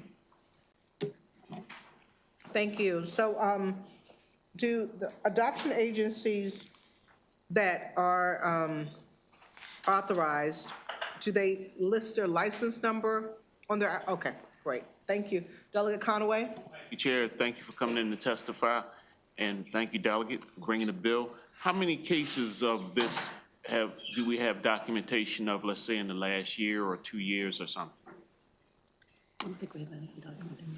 I think that's part of the problem because it's not a prohibition. It's not really being tracked. So we don't really know, but we know that it does exist. Is that Exactly. right? Thank you so Thank you, very Delegate. much for the bill. Members, Delegate Embry? Thank you, Madam Chair, and thank you, Delegate, for bringing this bill. Not an issue I knew much about, so I'm so glad you're raising it. The Attorney General suggested moving it from the family law article to the consumer protection article, so they're very well staffed, an excellent consumer protection division could be the ones responsible, and I thought that was a great thought. I just wondered if you agreed. Yeah, I don't know if you heard the opening where I so said sorry. that this is at the intersection. It's fundamentally a child safety and consumer protection bill. I'm with it. Support the AG. Thank you. It's all right. Any further questions, members? All right, seeing none.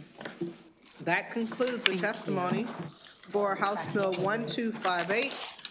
We're going to move to Delegate Acevero. House Bill 1272. Oh, man. Delegate Acevero, I have a few people.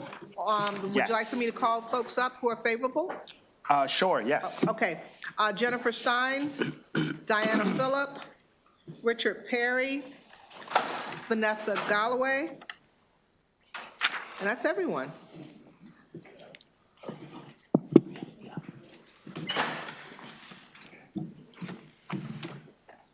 Okay. Delegate Acevero, whenever you're ready. Thank you, Madam Chair. It is with deep conviction, just kidding. It is an absolute pleasure to be in Judiciary once again. Thank you, Madam Chair, Vice Chair, members of the committee. For the record, Delegate Gabriel Acevero here to present House Bill 1272, which essentially strengthens Maryland's kinship care system by ensuring that when children are placed outside of their home, local departments consider the child's own feelings and views about a prospective kinship caregiver. The bill also clarifies that kinship caregivers may include not only relatives, but also trusted adults with a significant familial bond identified by the child or the child's parents. Kinship placements are widely recognized as the most stable and supportive option for children who cannot safely remain with their parents. Children placed with relatives or trusted adults experience fewer displacements, disruptions, maintain stronger connections to their community, and often have better long-term emotional outcomes than children placed with non-relative foster care. However, current practices does not always ensure that children are meaningfully heard in these decisions. House Bill 1272, Madam Chair and members of the committee, is designed to not just take that into consideration, but more importantly, improve our current kinship care system by requiring that the child's perspective be considered when selecting a placement that is truly in the best interest of the child. The bill also provides clear guidance for local departments when approving kinship caregivers by requiring consideration of factors such as the caregiver's understanding of the child's circumstances, prior involvement in protecting the child, current ability to provide safety, and willingness to cooperate with the department. HB 1272 reflects a basic truth. Children are not just subjects of the system, they are individuals with voices, relationships, and a sense of safety that must be respected. By prioritizing stable connections and listening to children in placement decisions, Maryland can reduce trauma, strengthen permanency, and improve outcomes for young people in out-of-home care. For these reasons, I respectfully urge a favorable report on HB 1272, and I thank you for the opportunity to not just present this bill, but also to be on a panel of folks who will also be presenting in favor of it as well. Thank you, Madam Chair. Thank you, and whoever should go next, please. Me? Sure. Good afternoon, Madam Chair, Madam Vice Chair, members of the committee. My name is Jennifer Stein. I'm the Executive Director for Court-Appointed Special Advocates, or CASA, of Baltimore County. For anyone not familiar, although I was just here, we are a nonprofit that supports volunteers who advocate for the best interests of children in foster care. I am very excited to support this bill. I believe that it does a lot of good toward ensuring the safety of children. As I said, CASA represents the best interests of children, and that also means sometimes providing voices for kids who might not have one, either due to age or other reasons. And we believe that that voice is critical to the process. Unfortunately, the foster care system is sometimes a system where that acts for children, but also it's something that happens to children in the system. And they don't always feel like they have a part in saying what should happen to them. And therefore, this bill ensures that they have a part in saying where they get to go when they are placed with kin. The kinship movement that's happening right now is exciting. It is wonderful to see support from at a legislative and policy level for ensuring that family is a first choice, that we are talking to families more, that we are ensuring that whenever possible we're keeping families together, even if it's not the parents that the children are with, that it's family members, potentially even family friends, people that they know and trust. However, we have to hear from the children that they actually know and trust them. So while this does not in any way diminish the attempts of enacting all of the kinship policies and things that are happening right now to make sure that that is our preference, it very much is an important piece of ensuring that when we do that, we are taking the child's needs and wishes into consideration. So I appreciate your time, and I would urge a favorable report on this bill. Thank you. Whoever's next. Yeah. Is that okay? Good afternoon, members of the committee. My name is Vanessa Galloway, and I grew up in foster care. One of the homes I was placed in was with an elderly couple who was also fostering their grandchildren through kinship care. Kinship care is supposed to be provided comfort, placing children with family where they feel safe, loved, but that wasn't their reality. I remember watching them walk on eggshells in their own home. I witnessed them being abused by the very grandparents who were entrusted with their care. Every weekend, they were sent for overnight visits with the biological mother who had her rights terminated because of abuse. They had no voice in where they lived, no say in who cared for them, and no way to explain what was their reality. They were placed there because it looked right on paper, and if you asked them, they were placed there because it looked right on paper, but no one asked them what they felt in their heart. This is why children must have a voice in their kinship care placement. HB 1272 matters because children deserve more than placement. They deserve protection, dignity, and the power to be heard in decisions that shape their lives. For these reasons, I respectfully request the committee to issue a favorable report. No, actually, Richard. Yes. All right. Good afternoon. I'm Richard Perry with Maryland Legal Aid. Maryland Legal Aid represents hundreds of Maryland's abused and neglected children in child in need of assistance cases throughout the state. This experience leads us to strongly support HB 1272. Kinship placements can be a wonderful thing for children who are removed from their parents due to abuse or neglect. MLA represents many children who are thriving in safe and loving care of a relative after being removed.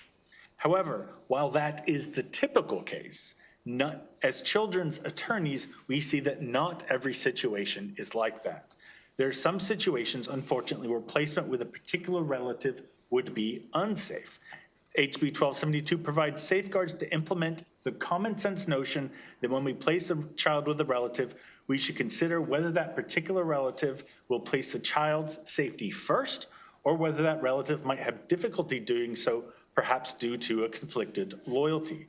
As children's attorneys, we've seen cases where a relative may be put in a situation of having such conflicted loyalties.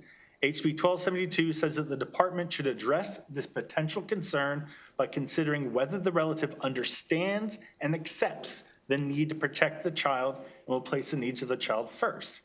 And we should note that these common sense provisions are very familiar in SINA law. These child safety provisions were found in the Code of Maryland regulations for many years. However, when the COMAR sections dealing with kinship placements were removed and replaced in 2024, these provisions dealing with child safety appear to have been inadvertently lost. HB 1272 puts these safeguards back into law and helps ensure that every kinship placement is a safe one, and that every particular kinship resource is there to put the child first. We would therefore ask that you please give a favorable report to HB 1272.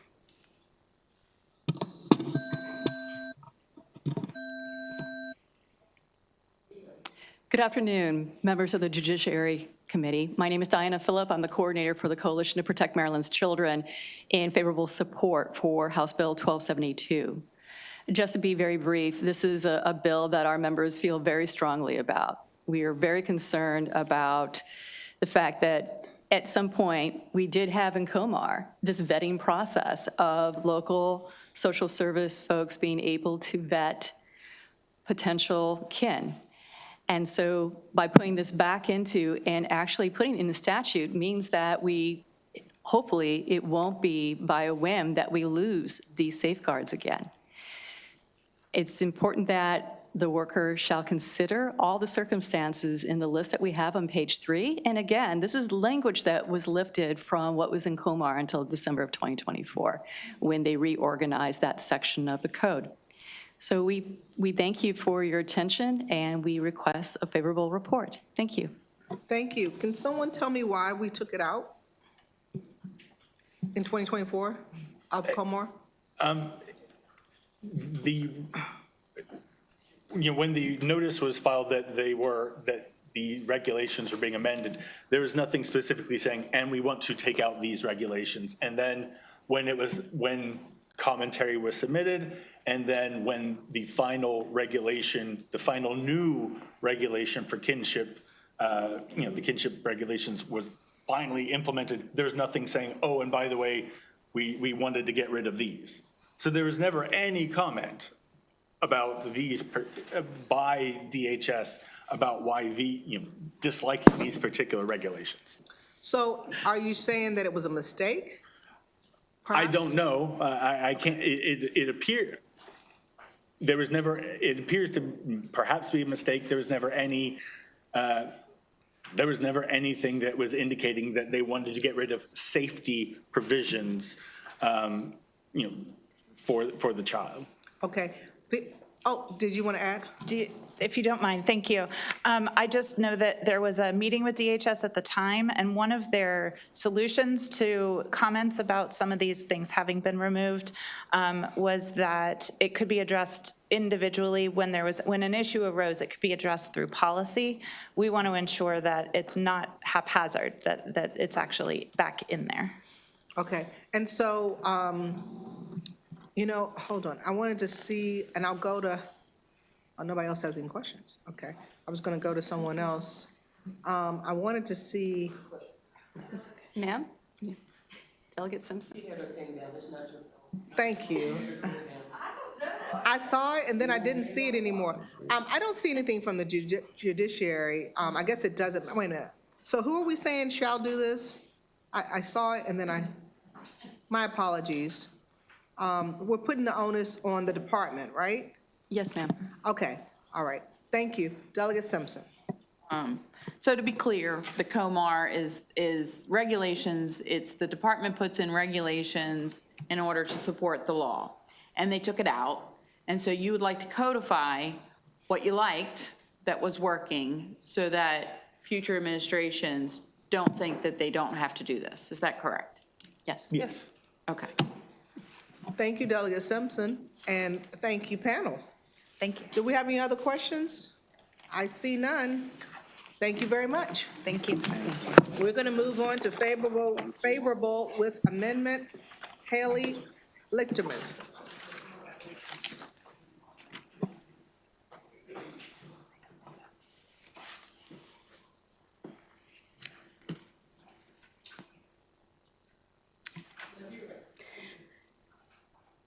Good afternoon, Chair, Vice Chair, and members of the committee. My name is Haley Lichterman. I'm the Deputy Chief of the Parental Defense Division at the Maryland Office of the Public Defender, and I'm urging the committee to issue a favorable report with amendments to HB 1272. Research shows that kinship care is the most effective alternative for children who cannot live with their parents. We strongly support mandating that DSS consider the child's feelings during placement. Children are often best at articulating where they feel safe, nurtured, and secure. We are concerned that the original list of factors could be used to disqualify relatives who are deemed, quote, too supportive of reunification. Caseworkers sometimes pressure kinship providers to align with DSS against the family, and our amendments ensure that providers are thoroughly vetted without creating that adversarial relationship with parents. The suggested amendments are on the last page of our written testimony, but they allow the department to continue addressing safety concerns by considering past allegations of abuse or neglect against the kinship care provider, the child, the parent, or the relatives, but also mandate cooperation for reunification from the kinship provider by explicitly adding a factor considering the provider's willingness to cooperate with and work with the parent to achieve reunification and maintain the parent-child contact as court ordered. So with these amendments, we can protect the child's safety while ensuring kinship care remains a bridge to family healing and not a barrier to it. So I would urge a favorable report with these essential amendments. Thank you very much. Are there any questions? Seeing none, thank you. That concludes the bill hearing for House Bill 1272. We're going to move now to House Bill 942. Delegate Johnson. Madam Chair, I have two virtual panelists. Okay.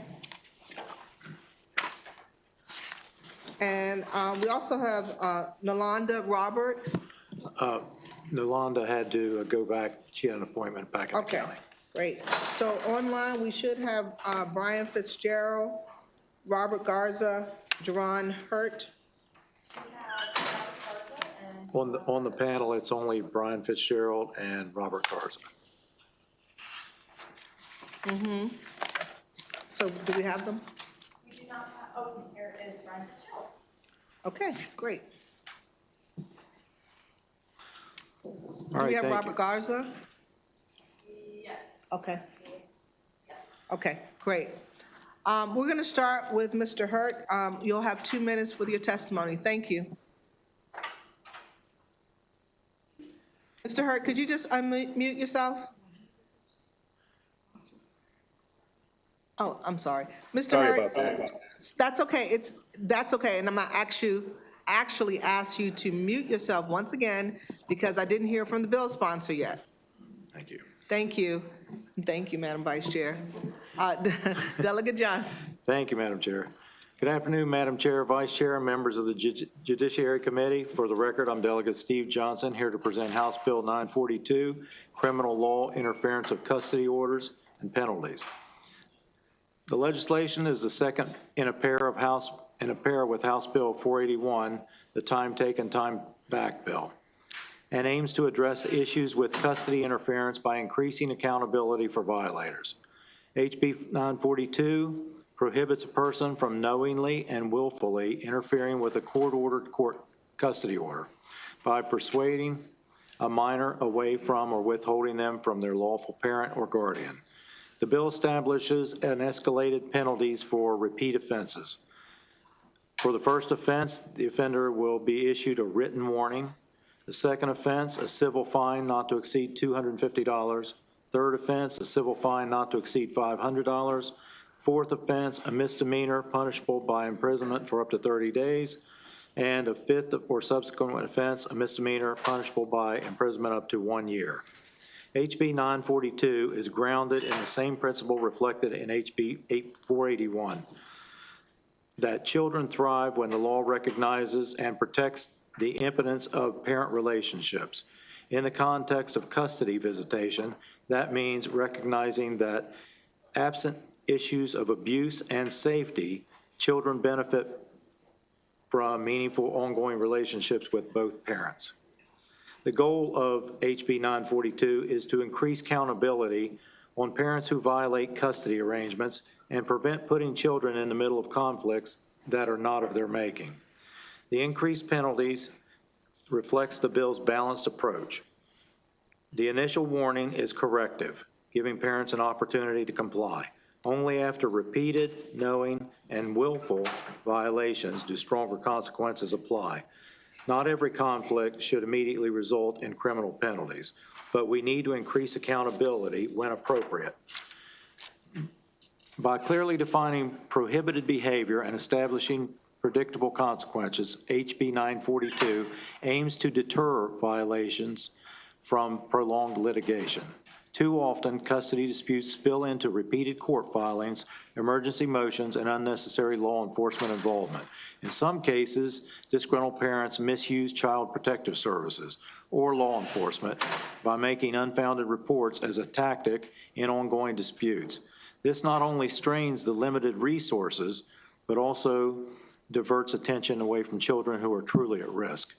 Instead of escalating disputes through external enforcement, the bill encourages compliance with existing court orders.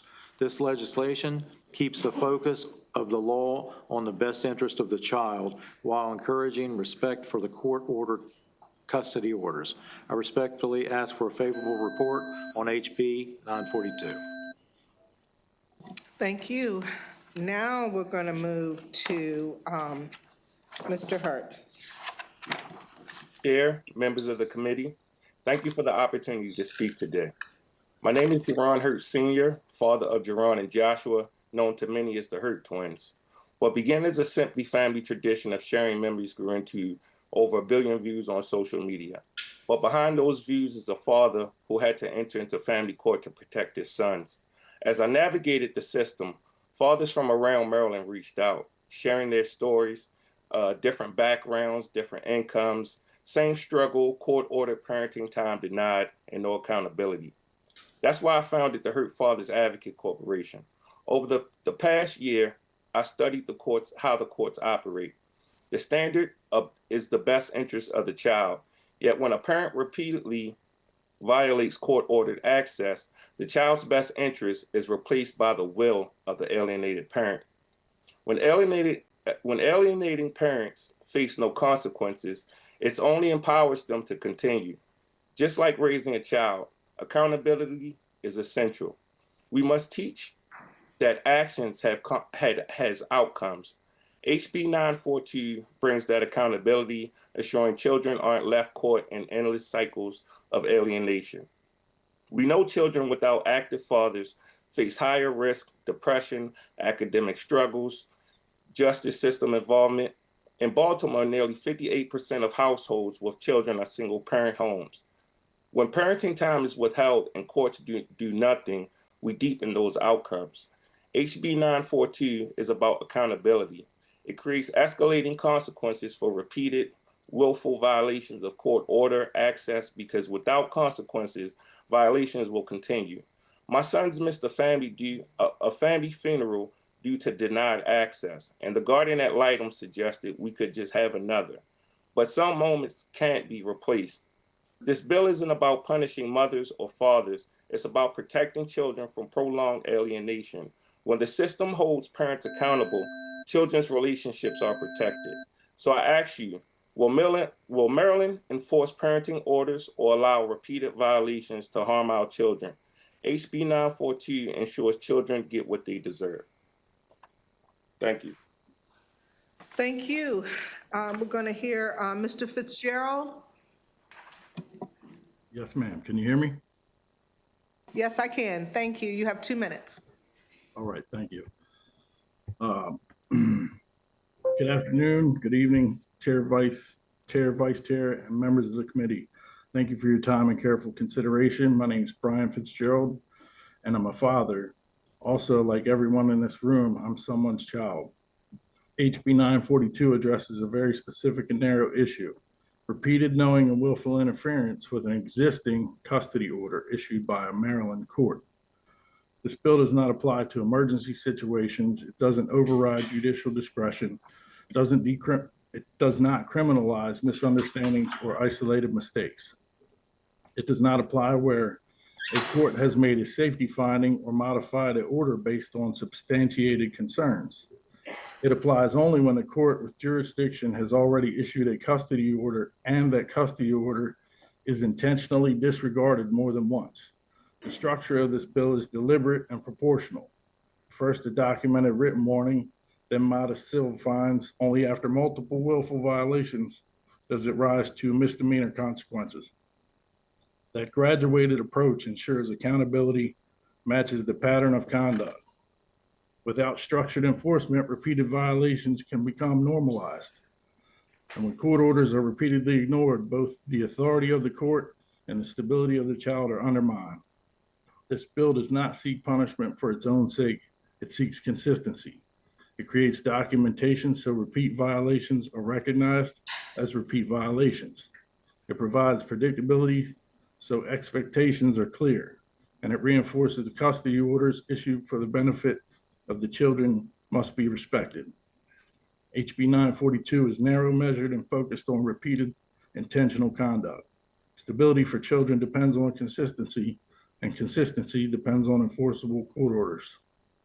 When a Maryland court issues a custody order, that order should carry meaningful weight.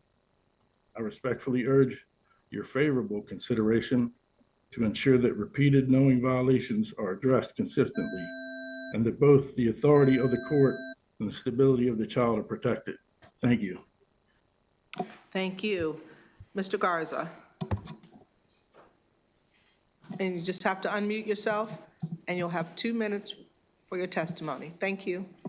Good afternoon, Madam Chair, Madam Vice Chair, and members of the committee. My name is Robert Garza. I've experienced interference with child custody multiple times. I've actually saved 15 to 20 infractions before even filing the first time because I couldn't afford an attorney, $3,000 to $5,000 for a retainer every time I missed a weekend. The first time I filed, my ex was found in violation. Attorney's fees were awarded as well as the time. The second time, it took 6 months to get into court, another 6 months for the judge to rule, and they forgot to award the attorney's fees and didn't even get the days right. This bill fixes that major problem. It helps parents who can't afford thousands of dollars to enforce custody orders, and it works in criminal court where there's clear and convincing evidence, not just a preponderance. Protective domestic violence group should be in support of this because it gives multiple opportunities to protective parents to protect the child and get a protective order that would override that court order. The Bar Association should be for this also because it reinforces what the court has already ordered. For targeted parents, this bill stops the games, it stops the weaponization, and it stops having to pay $3,000 to $5,000 every time somebody interferes. Most parents have already spent tens of thousands of dollars, if not hundreds, to get that court order. My testimony today is real-world application, lived experience, not some hypothetical about a child who prefers to stay at the offending parent's home to play with the dog, or a parent that scheduled a wedding on the other parent's time and decides to hijack and weaponize that time. Accountability protects children, consistency protects children, clarity protects children. I respectfully urge a favorable report on HB 942. Thank you, Mr. Garza. Members, do we have any questions? Delegate Conaway. Thank you, Delegate, for coming to bring this bill. I was wondering, I was looking at the unfavorable testimony. I want to give you a chance to respond. Do you have any response to what the Maryland Judiciary had to say? Do you know what they said? Yeah, about I the did. district court part, the penalties? I did see that, and like I said, this bill is just about deterrence. This bill is about getting people to abide by, like my panelists have said, already decided on court orders. Well, what they're writing here says, in addition, the penalties are such that the cases would be heard in the district court. You agree with that? Yes. Which does not have jurisdiction over family law custody matters. Do you agree with that? It's in the same letter. Yes, yes. Thank you very much. If I could get Mr. Garza to respond to that? Do you have anything to add there, Mr. Garza, if that's okay, Madam Chair? Mr. Garza, did you hear the question? I did not, I'm sorry. Do you want to restate the question, Delegate Conaway? Yes, I would like to know, do you have any comment on what the Maryland Judiciary said in reference to the penalties and this going to district court, which does not have the authority over family law custody matters? Well, actually, I haven't seen that. Oh, you haven't? I haven't seen the letter, but I can tell you in all other states, if it's a criminal matter, it goes to a criminal court, and in a civil matter, it goes to a civil court. So you're saying that the judiciary is wrong in what they wrote? That's I mean, not, I just I read haven't it. seen that. I haven't seen that. Okay, thank you very much. Delegate Johnson, is this in effect, you might have said this in your testimony and I just forgot. Is this in effect in other states? Yes. I know Texas passed the bill unanimously bipartisan. And Mr. Garza, do you know of any other states that this is in effect or that this is being considered? Yes, it's going through about 8 states right now through their judiciary committees. Okay, thank you very much. Members, do we have any other questions? Seeing none, that concludes this panel for House Bill 942. We're going to pull up the unfavorable panel. Lori Ruth and Michelle Smith, please.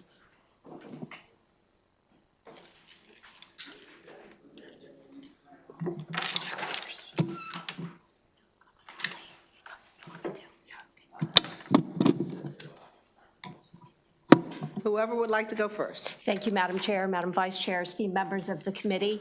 I am here, my name is Michelle Smith. I'm here on behalf of the Maryland State Bar Association Family Law Section Council. We strongly oppose this bill. There are so many problems with this bill, not just from an implementation standpoint that Delegate Conway just pointed out one reason that it can't be implemented in our state, but from a policy perspective. First, I'd like to say that the bill is not needed. We already have Section 9105 of the Family Law that allows people to file when there has been an unjustified withholding of the children. And it allows circuit court judges who have the jurisdiction and the experience to make those decisions of what's in the child's best interest. We also have contempt law, and this is important. Contempt law already allows for incarceration. So we already have this as a tool in the judge's toolbox if that judge's order is being either repeatedly or even on one single instant not adhered to. Furthermore, to implement this, because I was a prosecutor for 20 years before I started doing family law, it makes my mind hurt. I don't know how the police officers are going to understand or be able to have the training, skill, and knowledge to issue citations to even understand this law the way it's written and who has violated it. Then we get to judges in the district court who not only don't have the jurisdiction, but they don't have the training, skill, or time to have custody hearings, which are multiple hours, and could be heard simultaneously while there's a custody modification or a contempt hearing going on in circuit court. That is not in Maryland's children's best interest. This law is not necessary. There are no problems that I heard in the proponent's testimony that are happening in Maryland. This is something that's happened in Texas, not in Maryland, and therefore we strongly urge an unfavorable report. Thank you. Good afternoon, Madam Chair, Madam Vice Chair, members of the committee. My name is Lori Ruth. I'm the Public Policy Director at the Maryland Network Against Domestic Violence. We are also strongly opposed to this bill for many of the reasons that Ms. Smith just named. And I'll just add one more, which is they use the term in loco parentis, which we're not exactly sure how that would work. It's a longer conversation than I want to use my time on right now, but just realize that that doesn't really happen here. The other thing is that Ms. Smith just said is, in a contempt action, it could be on the first time somebody withholds the children, or on the second time, or on the third time. But what I really want to focus on in my written testimony is about the possible misuse by abusers against survivors. It creates the possibility of criminal charges which could keep somebody from acting for the safety of themselves or their child. So what I know after doing this work for 20 years or so is that, and I'm going to speak gendered, you'll just have to accept it, that women put up with a lot. They put up with a lot of emotional abuse, coercive control, physical abuse, but when they see it affecting the children, that is often the time they go to court and try and do something, or they say, I've got to get out of this situation for the safety of my kid. This bill might cause them to think twice because of that criminal piece hanging over them. And you'll see in my testimony, the kidnapping statute that already exists in Maryland law allows for an affirmative defense for our clients, our survivors. But this new criminal law does not. So there's no defense for this if it gets that far down the road. So, I mean, it's really hard to do this in 2 minutes because it's so problematic in so many ways. It's a punishing bill. The idea that law enforcement is going to come to the door and essentially make an assessment of willing and knowing, violation of a custody order. They're going to have to pull out the order, decide. She's going to say, well, they're basically having trial on the front porch. So for all of those reasons and many more, I urge an unfavorable report. Thank you. Thank you. Members, do we have any questions? Yes, the Vice Chair. I understand bill's written horribly. But there is a problem. If a father wanted to see his child yesterday, or he was scheduled, ordered by the court to see his child yesterday, and none of this other stuff is happening, none of this other bad stuff is happening that you alluded to, it could take him 6 months to fix it, or to even get heard in the court. Is a solution to move these contempt hearings to faster, to earlier, or something like that, move them up, give them some type of priority? But just because we disagree and this is written badly doesn't mean that there's not a problem. Can you help me with this? Go ahead.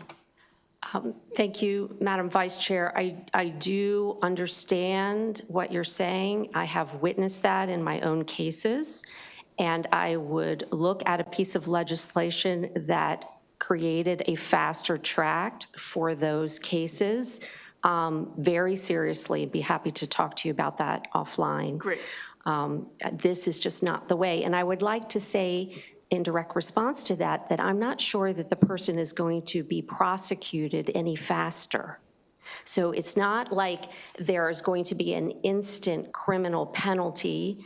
You'll have these civil penalties, I guess, but there won't be necessarily a faster result. And also, the standard in criminal court is beyond a reasonable doubt, not what the proponent indicated. Yeah, I think if we could get into court, if someone could get into court quicker, you wouldn't need to get to criminal. What's happening is, is that a problem exists and it takes 6 months, and then the problem exists again, it takes another 6 months. It's kind of defeating the whole process of trying to enforce the court order. There's this old saying that justice delayed is justice denied. I really believe that if we could move up those hearings, that we could solve some of the problem. I would also point you to a section of our law that did create a faster track. I think it was 2 sessions ago, which I worked on that bill as well, for the relocation cases so that they could get it. It's a similar problem. Great. And I think a similar maybe solution. See, we can get answers. We can get If I could just add, Madam Vice Chair, together. I agree with Ms. Smith about that relocation bill did sort of put an expedited, but in my experience, contempt actions are set the most quickly of any family law action that is set. So you can speak with the judiciary about how they would feel about that, but they are already set fairly quickly. And in fact, I mean, if you really try and look at this, if I refused to turn my child over yesterday when the father was supposed to have them. Or the mother. Or the mother, but I have a husband, so I'm just saying, in my experience, it would be, I was supposed to give him the child and I didn't. He files contempt at the first action, and that contempt is going to be heard way before we get to the misdemeanor criminal trial in this bill. I mean, there's no question in my mind with this scheme. You keep referring to this bill. This bill is written horribly. I don't think there's any way to save it, but I do think there's a way to move forward. Yeah, I agree with you, and I agree with Ms. Smith that this does happen, so. Okay, great. Yeah. You're going to be at the meeting too? Thank you. Thank you. Great. Let's move on. Thank you very much. Thank you. Oh, no, it doesn't. Don't go anywhere. Delegate McComas. Thank you, Madam Chair. Just a real quick question. I know that we have mediation when they deal with child custody initially.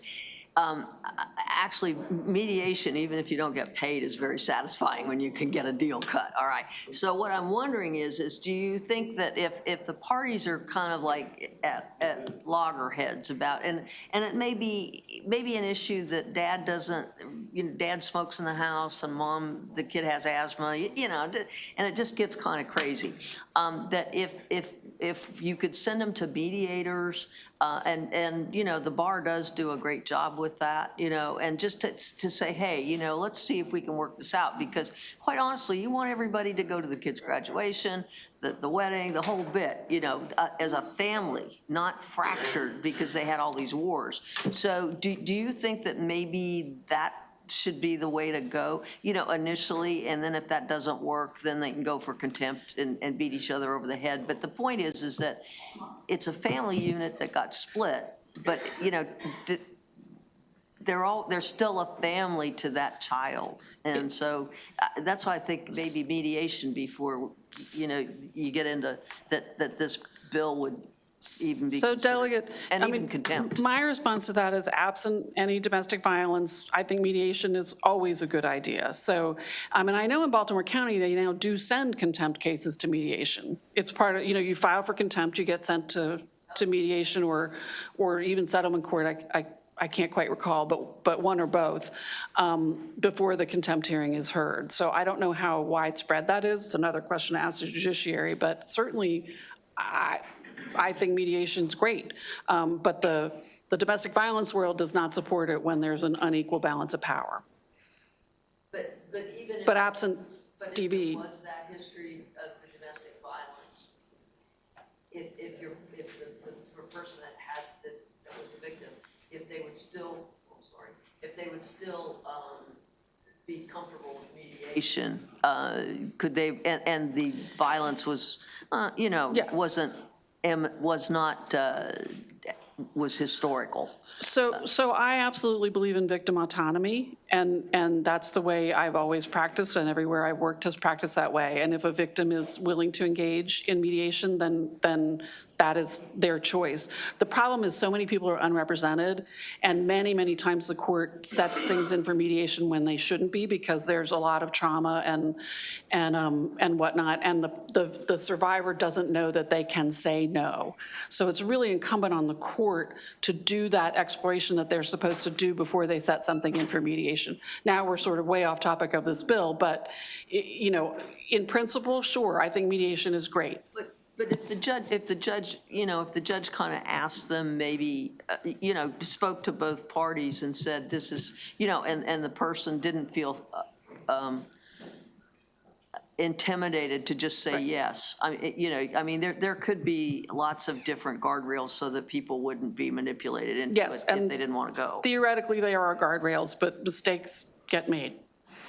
That's all. Anyway, I think it's something that maybe might be explored, because I think in the long run, at the end of the day, there's weddings, there's graduations, and there's funerals, and it would be nice that everybody got along. All right, members, any further questions? Seeing none, that concludes our testimony. Thank you. And our bill hearing for House Bill 942. We're going to move on to Delegate Forbes, House Bill 1005, please. And I have, My panel is all A panel? virtual, and I hope they've hung in. okay. I have Rachel Sage, virtual. And you can bring her in, please. Dr. Paul Berman and Jack DeGrazio. And Melissa Welsher? Melissa Wesher. Yeah, Westner, too. Yep, yep. okay. Whenever you're ready. Madam Chair, Madam Vice Chair, members of Judiciary, I'm Kathy Forbes, and I'm pleased for this opportunity to to give testimony in support of HB 1005. This is something I've called the Survivor Reporting Reform Act. This bill requires the Department of Human Services to develop a reporting process for mandatory reporters when they are reporting past abuse from adult survivors. Under Maryland's current mandated reporting requirements, professionals must report suspected incidents of child abuse if the suspected abuse is active and ongoing, happening today, or if it's being reported by an adult who is a survivor of past abuse. This legislation is meant to deal with reports being made on behalf of adult survivors and was drafted at the suggestion of a group of clinicians who feel the current mandatory reporting for adult survivors can be chilling to their therapeutic relationships, cause additional trauma for survivors, and is fraught with inconsistencies. The current mandating reporting requires the same form reporting, whether the incident is currently happening today or was decades ago. The 180 form is linked in my testimony, and it must be is the form that's completed in all cases. This form does not distinguish between active abuse and past abuse. It asks questions adult survivors may not be able to answer, like the date or the place, the address, and awkward things like name of the child. These survivors are adults. We're hoping to collaborate with DHS. We're hoping to have DHS collaborate with interested parties like survivors, practitioners, local departments, law enforcement, and the state's attorneys to create a reporting system that is more sensitive to survivors, useful to those receiving the information, and provides clarity to practitioners about where the reports are to be filed and how. You'll hear horror stories from these practitioners about trying to file these reports, and their licensure depends on them following this law. And so they're very careful about it, but it's very difficult. The current system is well-intended, as no one wants to allow child abuse to go unreported. The current system is designed for active abuse situations and is unintentionally causing harm to adult survivors of child abuse. On behalf of those adults and the professionals who care for them, I ask for a favorable report, and I thank you for your time. Thank you. We're going to move next to Ms. Sage. I'm sorry. Yes, to Rachel Sage. Thank you so much. Yes, thank you. Hi, my name is Rachel Sage. I'm a clinical social worker licensed in Maryland, and I specialize in working with organized extreme abuse, complex trauma, and dissociation. I'm former faculty at University of Maryland and current faculty at the International Society for the Study of Trauma and Dissociation. The current adult survivor reporting law is well-intended and blinded by the privilege of safety and belief in the idyllic nature of our systems by those who made it. HB 1005 is a step toward, not a solution for, improving adult survivor reporting in Maryland. The release of the Epstein files shows lack of caring for confidentiality and safety for adult survivors by government agencies. This law can exacerbate danger for those abused by people in government positions, like police officers, attorneys, CEOs, legislators, etc. Reporting to the state's attorney can feel like a grave violation for clients who are not consenting to have their information shared with law enforcement. What is a clinician to do if a police officer in the district where the clinician is mandated to report was involved in the abuse? Making these reports has caused both me and clients I work with to fear for our own physical safety. Before they were files and forms, they were names, and these people's names shouldn't be used as prosecutorial collateral with no consent. The burdensome and cumbersome nature of the reporting requirement for survivors of trafficking, where an adult survivor was abused in multiple states and/or countries by sometimes hundreds of perpetrators, known and unknown, is an incredible burden to place on the clinician whose licensure depends on following legal mandates. Apologies, everybody. To report each of these abuses, and on the survivor, who's often terrified at the thought of even one report being made. It is common in my practice to make multiple CPS reports for the same person, none of which I am aware has been investigated by CPS or the SA office. This law hovers over the therapeutic space and actively interferes with my ability to use highly effective modalities when adult survivors feel unable to share what they have endured due to this law. Thank you. Thank you. We're going to go to Jack DeGrazio. Good afternoon, evening, to the chair and committee. Thank you for allowing me to speak today. My name is Jack DeGrazio, and I am an adult survivor of childhood abuse. I'm here today to ask you to support HB 1005 and to explain the paradox of mandated reporting. So mandated reporting is supposed to protect vulnerable people, but in my experience, and for other survivors like me, the current laws are actually harmful. Not only are they a barrier for the healing process, but they also pose a very real risk to our safety. When survivors go to therapy to confront their past traumatic experiences, we get reminded of the confidentiality clauses, which in this case are not exactly confidential. And that's when we find out that if we share too much, these reports will have to be filed, required by the law, even if we're not ready to take that step yet. Even if the abuse happened decades ago, even if there are no children currently at risk, and the scariest part, even if the perpetrator still has access to us or power over us, whether that means they're a family member who's still in our life, or a person with influence in society, somebody very wealthy, an elected official, law enforcement, sometimes all of the above. So we're forced to self-censor out of fear. The same fear that our abusers instilled in us now is being instilled by the system that's supposed to protect us. It's fear of retaliation, fear of our consent being stripped away yet again, because we don't get a say in whether these reports are filed, and we don't get protection via anonymity in these reports. We don't get to be anonymous on them. To me, these current laws feel kind of like the system is aiding and abetting in the abuse by forcing me to stay silent for my safety. So please support this bill that'll give survivors back some agency and safety in the reporting process. That's all I really have to say. Thank you. Thank you. We're going to go next to Melissa Wessner. Hello, my name is Melissa Wessner, and I'm a licensed clinical professional counselor who's licensed in the state of Maryland. Thank you for having me. I'm in favor of HB 1005 as a step forward in addressing the very real and unaddressed concerns with Maryland's adult survivor guidelines and reporting process. When individuals are abused and neglected, their power, control, and autonomy are taken away from them.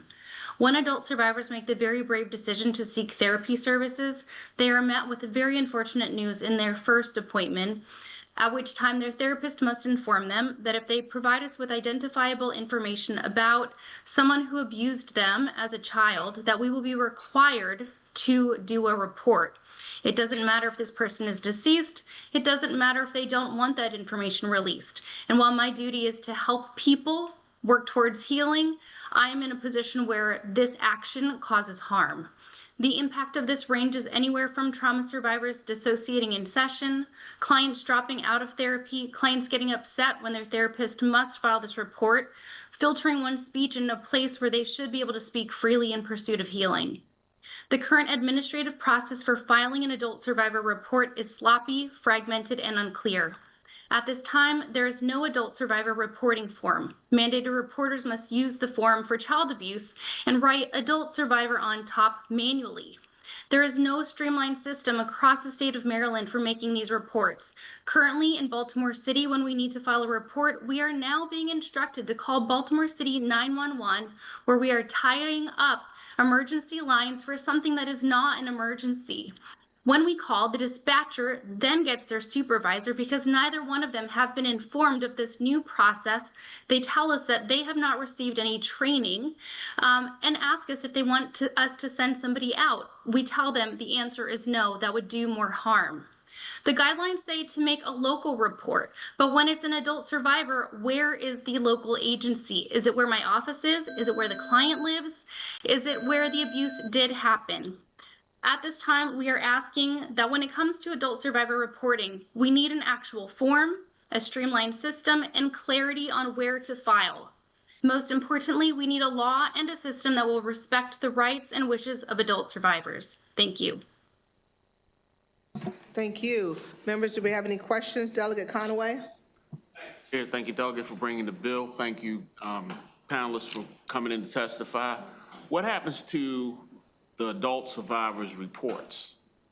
So they won't be turned over to law enforcement? No, I believe right now the reports are filed with CPS or Delegate Embry may be able to help with this. She was helping me throughout this process. But they're filed and they're not turned over to law enforcement. But it's uneven. In some cases, these therapists reported that like they were turned over to a state's attorney and their client got a letter at home from a state's attorney. And they may not have shared with their family whatever they shared in therapy and had to explain like a letter from a state's attorney appeal. So right now, the system is uneven and fraught with inconsistencies. And what we're trying to do is make it better for the survivors so we don't re-traumatize them. Yes, I understand that about this unknown letter.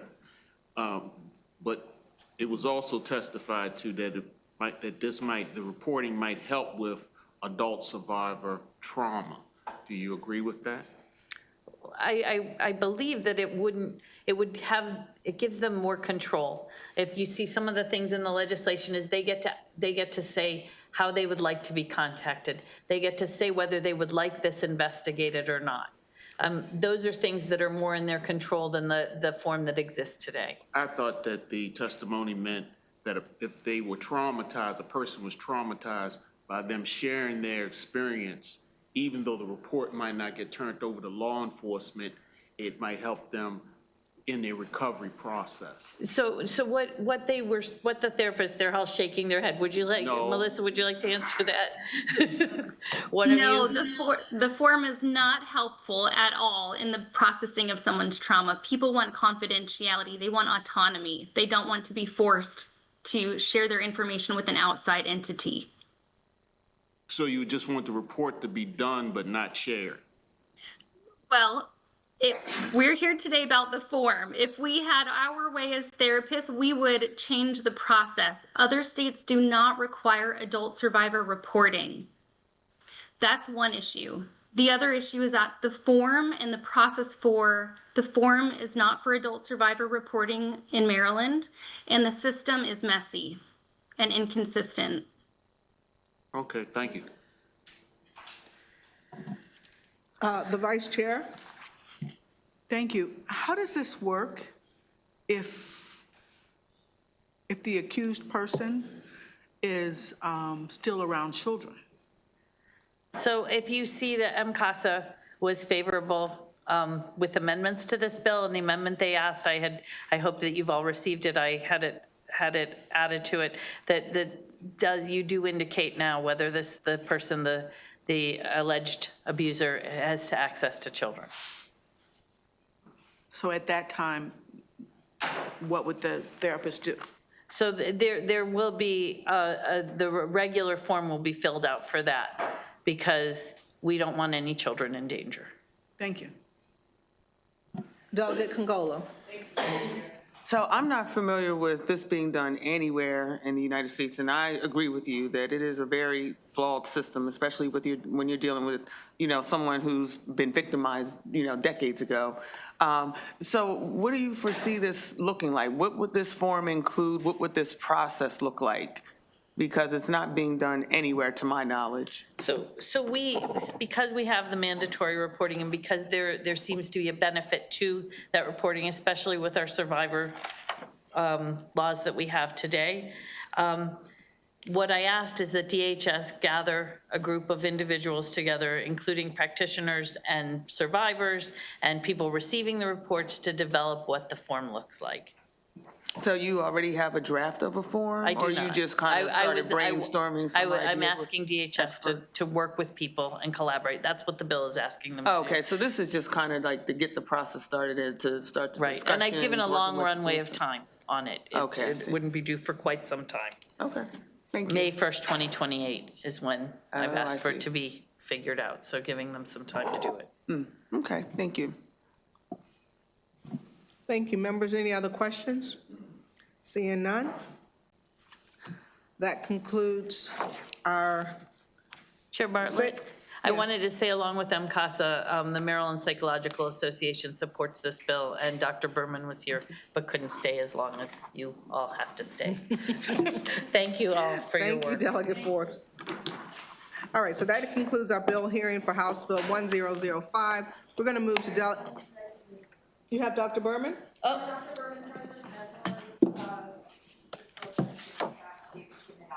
Oh, Lisa Jordan, yeah, she said that she wouldn't be able to make it. But if you have Dr. Berman, okay.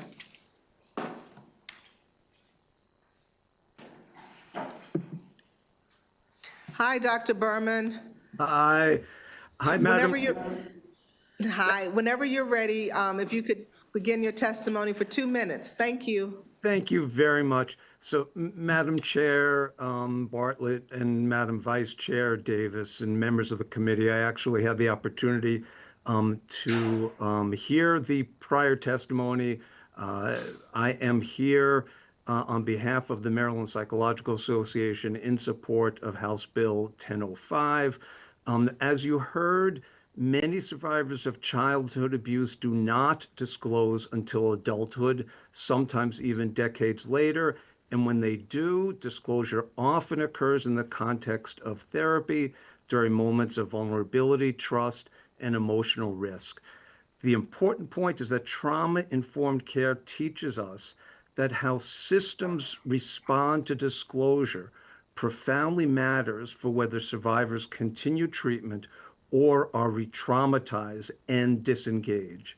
A particular concern here in Maryland arises from the 1993 Attorney General's opinion, which interpreted Maryland law to require mandated reporting even when the person disclosing abuse is not an adult. The reporting process itself can be deeply activating and re-traumatizing, as you heard, to survivors. House Bill 1005 does not eliminate reporting. I thought I heard some concerns about that, but it introduces clarity and structure and simply requires a special form that is sensitive to adult survivors. At its core, House Bill 1005 asks us to protect children while also ensuring that adult survivors are not harmed by the very systems that are meant to help them. So for these reasons, the Maryland Psychological Association urges a favorable report from the committee on House Bill 1005. And thank you very much for your attention, and thank you, Delegate Forbes, for introducing this bill. Thank you, Dr. Berman. Thank you very much. Do we have any questions for Dr. Berman, members? Seeing none. Thank you very much, Dr. Berman. And that concludes our testimony for House Bill 1005 and the bill. Okay, we're going to move to Delegate Woods now for 2 bills. First bill, House Bill 1058.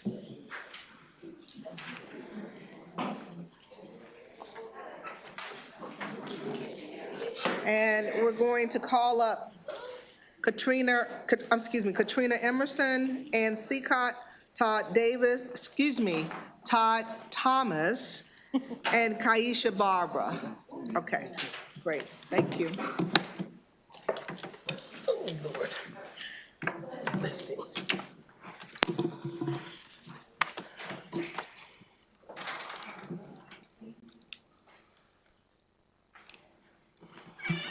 Whenever you're ready. Thank you.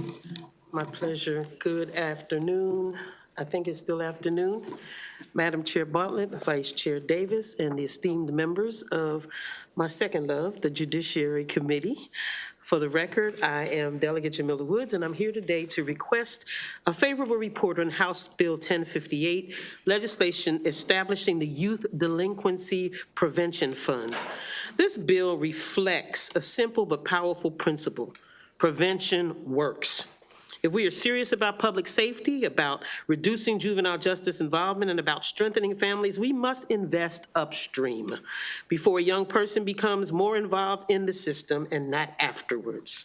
House Bill 1058 creates a dedicated, non-lapsing youth delinquency prevention fund to provide grants to community-based programs, including youth service bureaus that focus on delinquency prevention, youth suicide prevention, substance use prevention, youth development, family stabilization, and youth advocacy.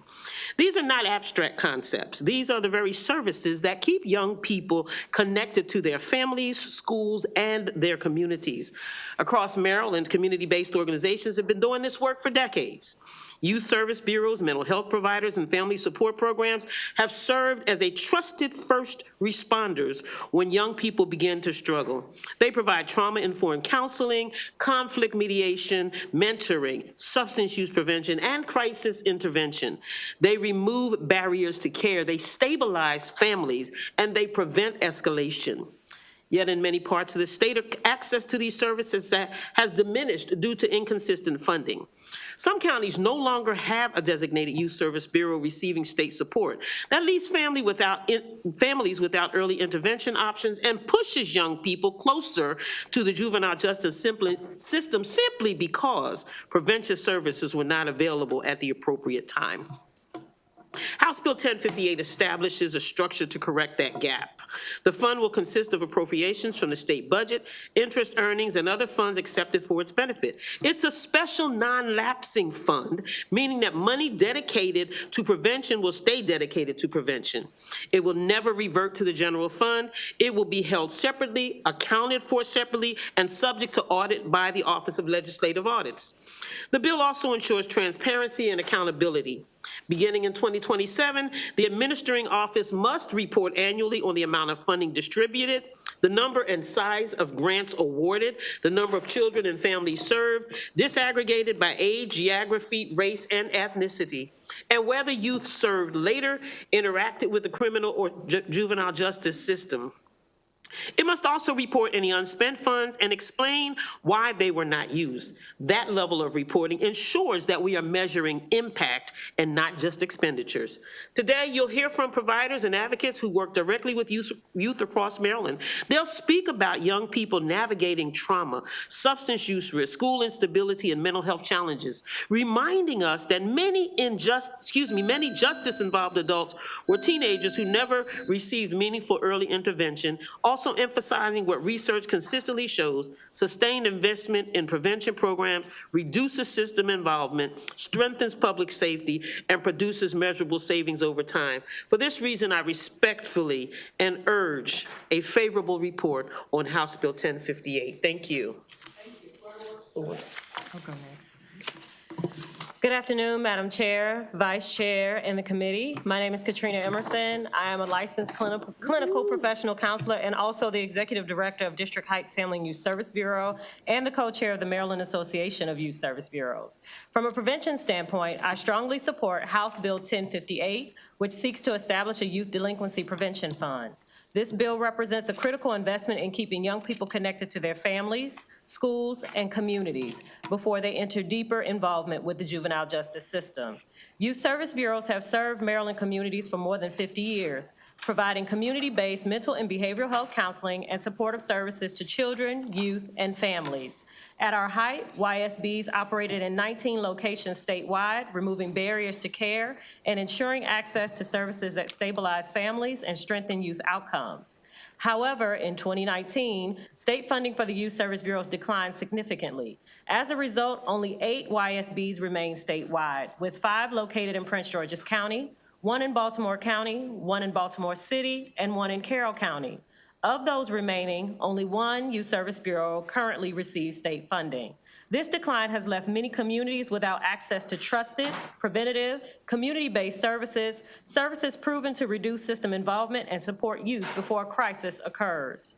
I am here today alongside the Maryland Association of Youth Service Bureaus to stand in the gap for families who urgently need these supports. House Bill 1058 would create a dedicated fund to provide grant opportunities for community-based agencies, including youth service bureaus, allowing us to continue delivering essential preventative programming for Maryland's most vulnerable youth and families.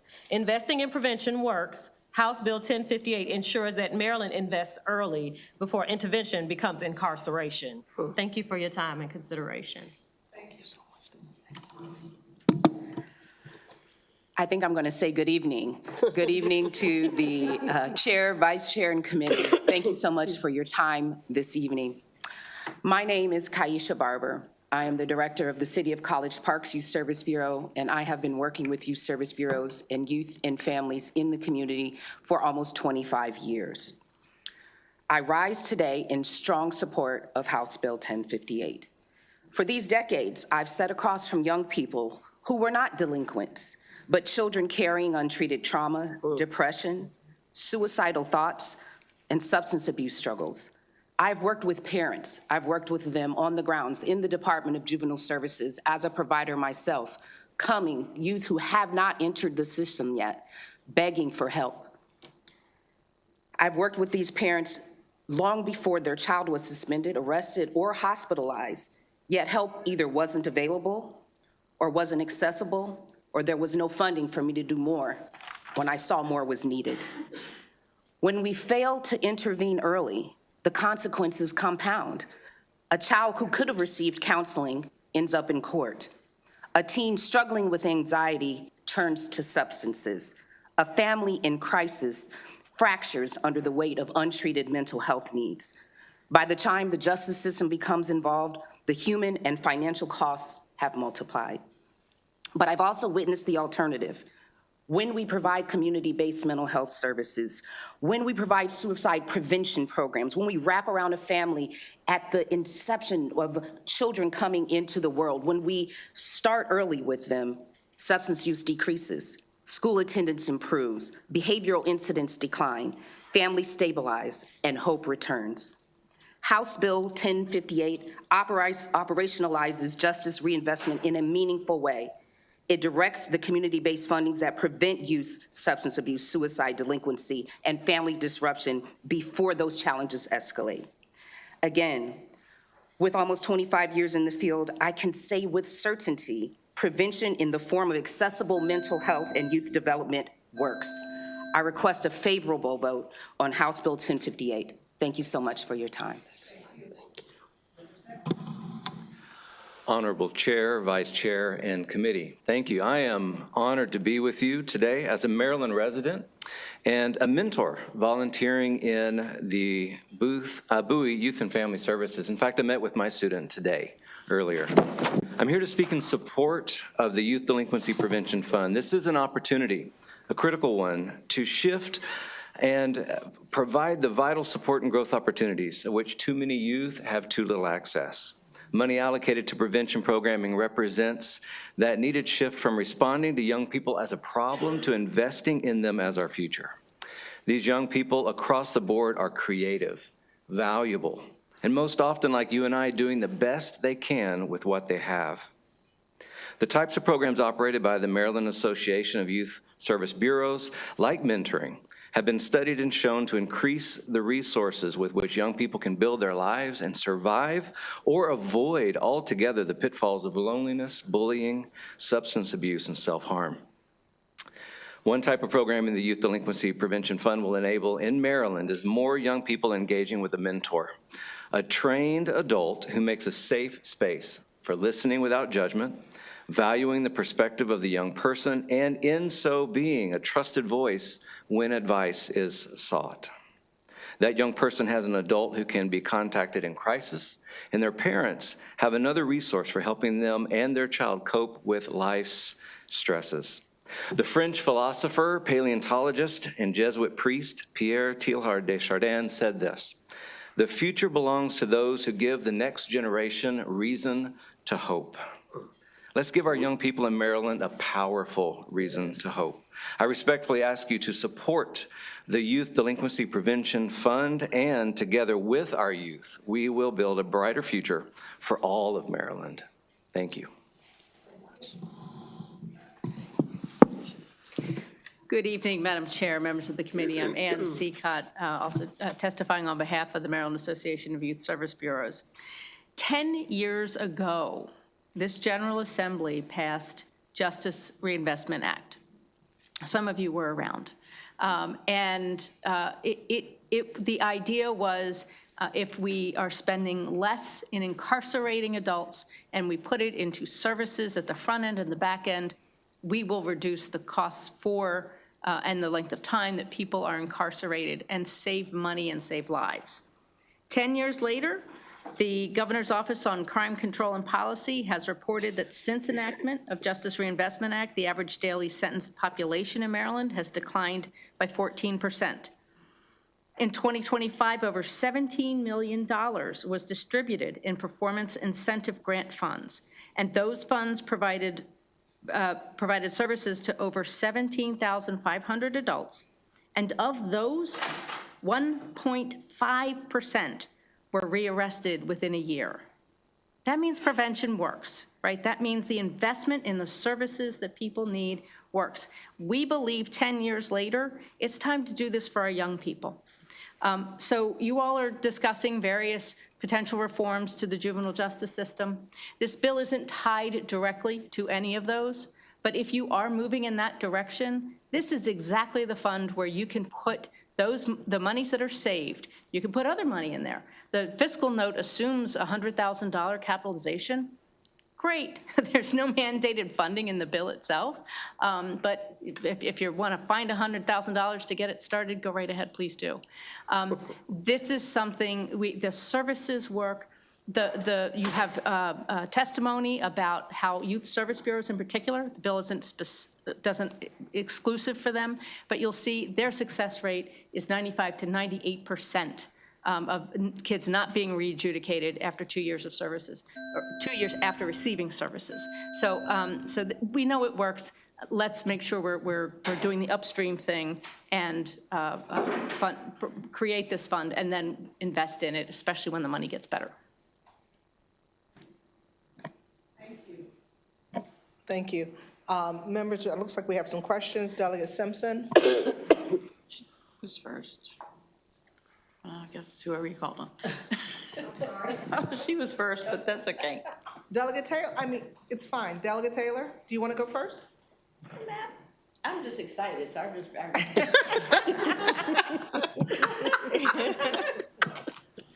yeah, that means awesome. Thank you, Madam Chair. Thank you, my friend. I'm really just very excited about this bill. And I don't know if you're aware, but maybe some of you are, that a couple of years ago, I put in a bill to try to fully fund the Youth Services Bureau, and it did not pass. And then last year before, I put in a bill to try to at least do a report on the Bureau so we could at least know how well you're doing, because we wanted the administration to know what you know and what I know as to how effective Youth Services Bureaus are, how cost-effective Youth Service Bureaus are, and just for the very fact that the fiscal note to me is very low. And we spend millions on other programs that don't have the success, nor can take the numbers of kids at once. So, my question is, and there is a question, is through the Justice Reinvestment Act funds, is that where we're thinking the money's going to come from? No, the money can come from anywhere. And so we were making an analogy to the Justice Reinvestment Act that is for adults in the adult criminal justice system. So we're saying in the juvenile justice system, if there are savings achieved by reforms, that money should go into those prevention services. But it could also be a general fund appropriation if that's where we get to. Got it. And I think the fund I'm really thinking about is the fund that was created due to the cannabis legislation That may have been the Community Reinvestment Act, where I understand there's probably money there.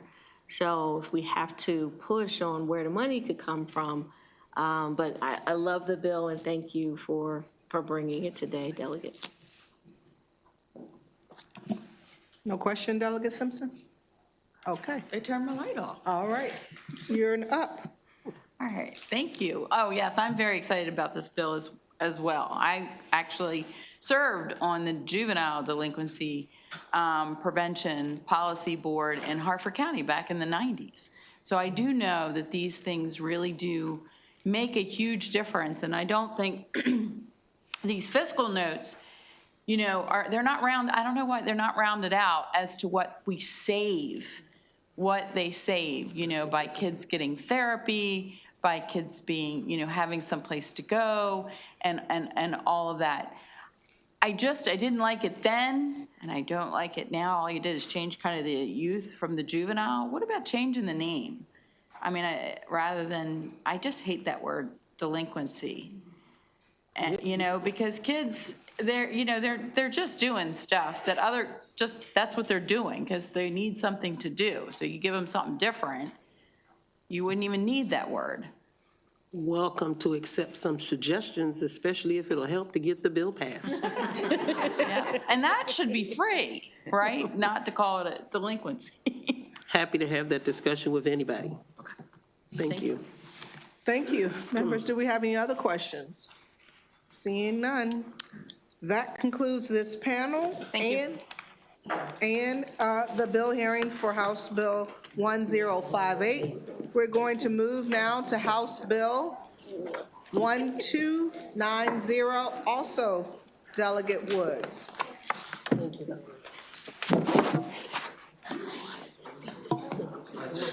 And we have Haley Lichterman, Diana Phillips, and Erica Lamont.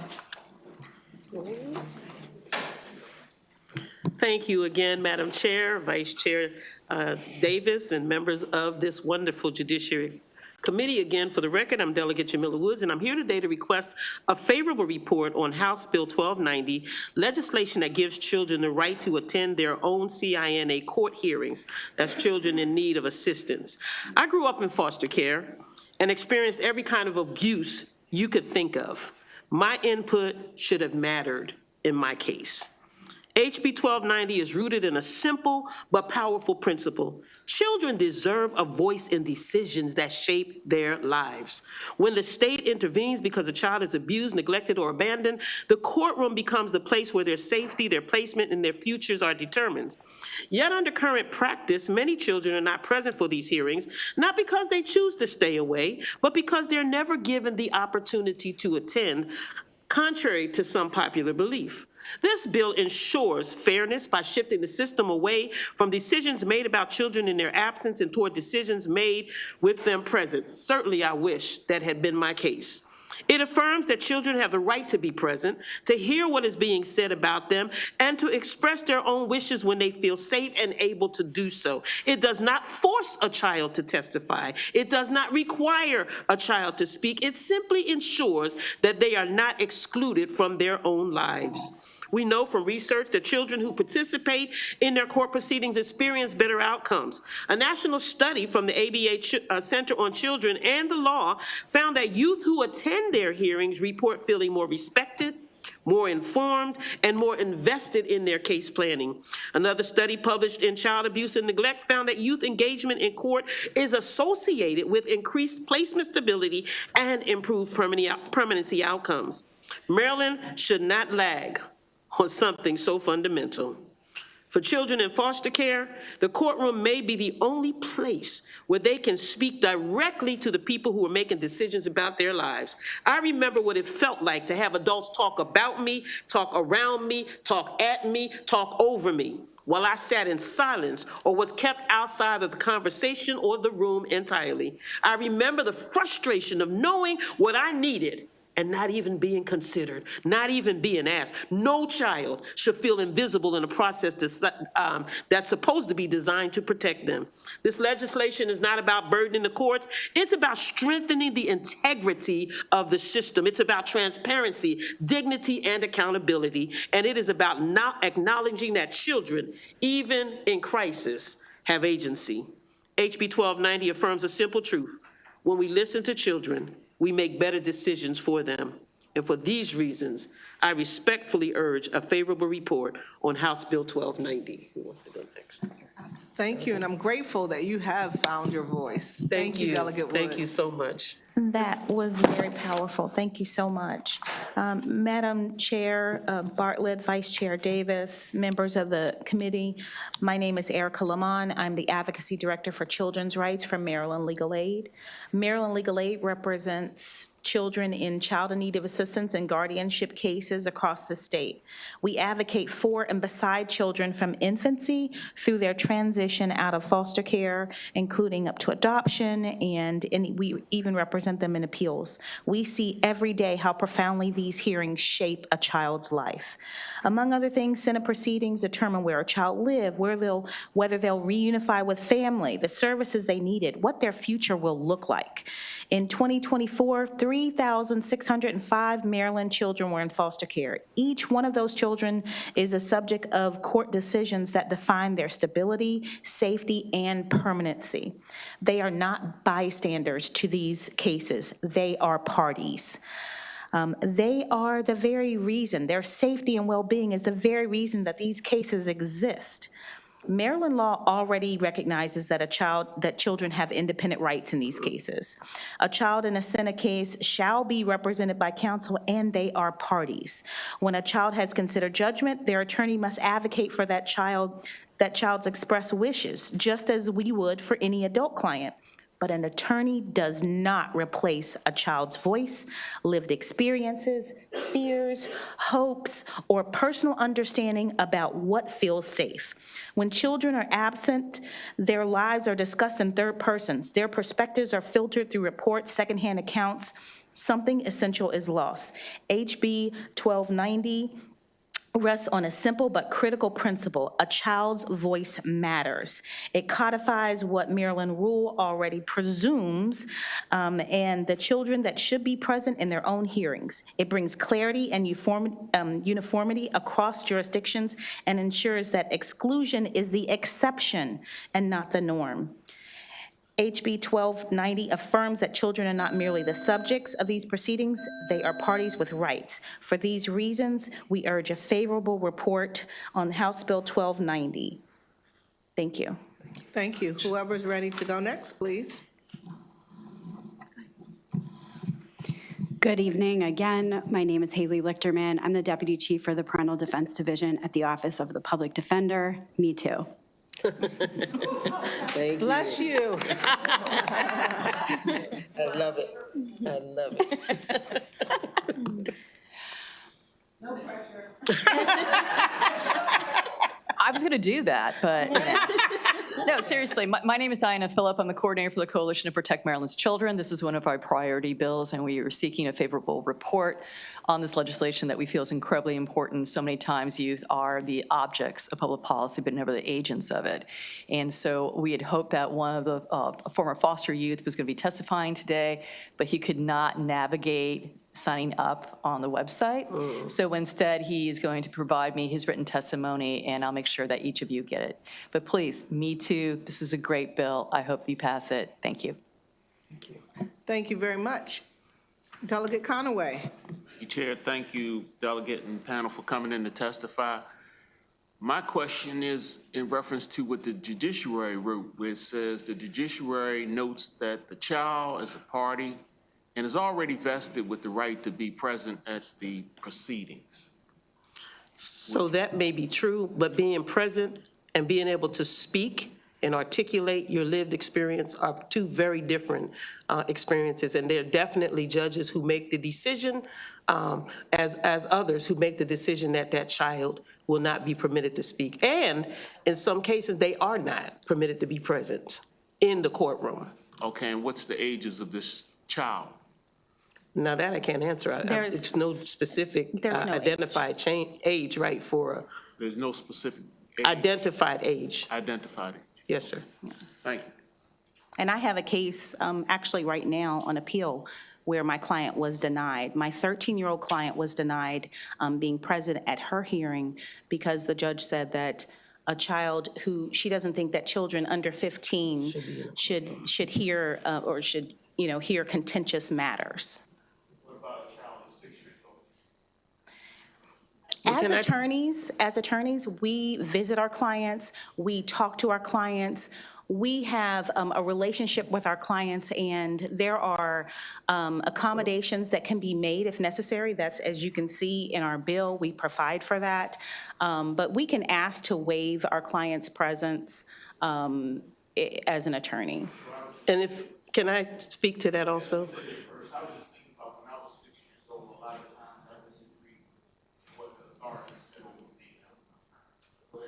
be. So I was going to say that I started attempting to tell my story of the egregious abuse that I was receiving in foster care at 8 years old, and no one would hear or allow me to tell that story. Could I actually just quickly respond as well? Part of the problem is that it's the department often that has to bring the child to the hearing and arrange for it. And sometimes the department, this bill would help make that actually happen. Sometimes the department is not cooperative. You know, right? Often. Oh, thank you very much for that. So you're saying that the department is not following the Maryland Rule 11-109? It depends, it varies on jurisdictions. There are many jurisdictions where it is commonplace, the department cooperates, but in other jurisdictions, they don't. Okay. All righty. Is there a form that the attorney uses to waive the child's presence? Typically, we just, we do it verbally at court. Is there a requirement with respect to an explanation? There's not, but if the court could inquire. But typically, we ask, like it might be that our client's 3 and this is a contested hearing, it's going to be long, we would ask to waive their presence. Okay. Delegate Simpson?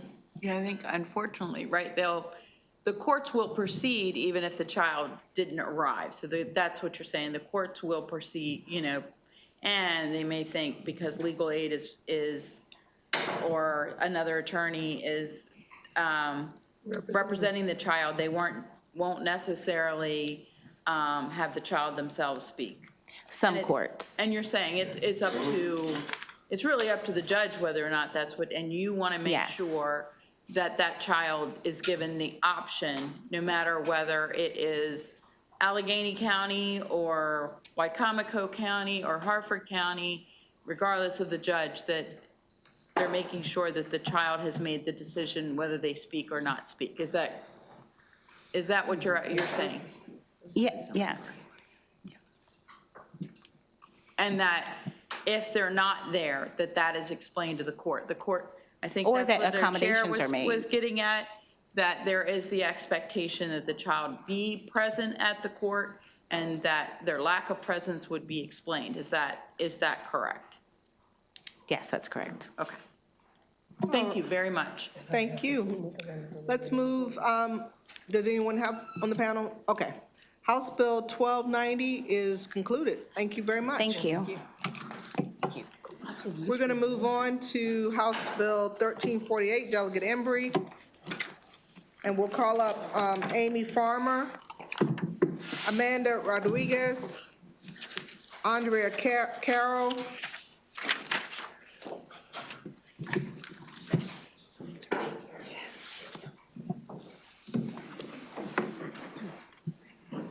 and before we begin, Delegate Embry, it's my understanding that today is a very special day. And on her birthday, she is here fighting for human trafficking survivors, and that would be Amanda Rodriguez.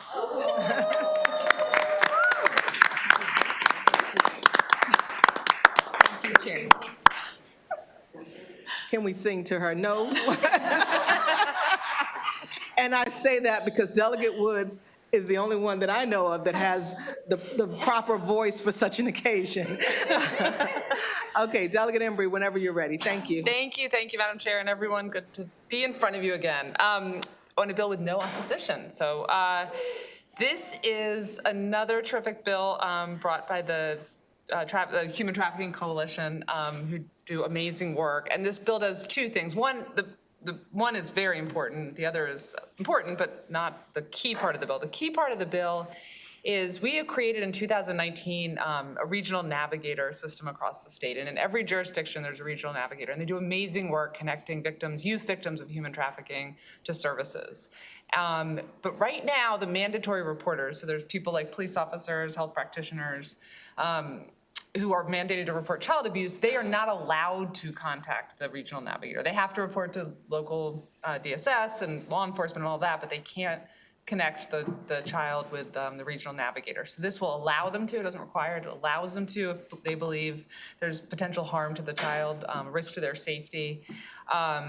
And then they can do it. And they can do it even if the child doesn't want it, because we know in trafficking situations, sometimes the child has a relationship to the person trafficking them, and they may not be ready or understand that they're being trafficked.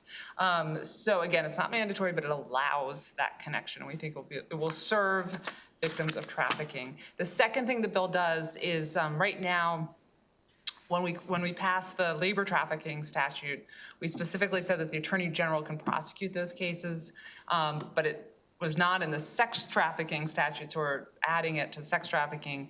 And the Attorney General is already doing it in both categories, but they're doing it for sex trafficking under the authority of a governor's letter. The Attorney General doesn't have an inherent authority. They have to get it either through us or the governor. So they are doing it, but again, with the governor's letter, if we put it in statute, then it's done and they don't have to get letters. And they're doing it because trafficking is often multi-jurisdictional, so it makes sense for the state versus a local prosecutor sometimes to do it. They often work with local prosecutors when they do those cases. And with that, I will turn it over to the experts. Thank you.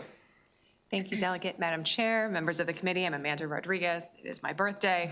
I am the co-chair of the Task Force's Legislative Committee, and I'm the CEO of Turnaround Incorporated. We're the designated rape crisis center. We are also the regional navigator for Baltimore County and Howard County. One of the most impactful actions that this body took to address human trafficking in Maryland in 2019 was to create the Regional Navigator Program. At that time, only 3 organizations in Maryland could provide comprehensive services to trafficked children. Today, there are nearly 20 covering every single county in the state of Maryland. Because of your leadership, every child in Maryland who is trafficked has access to a regional navigator in their county where they live. Now that the system is established, we must ensure that children can reach it without unnecessary barriers.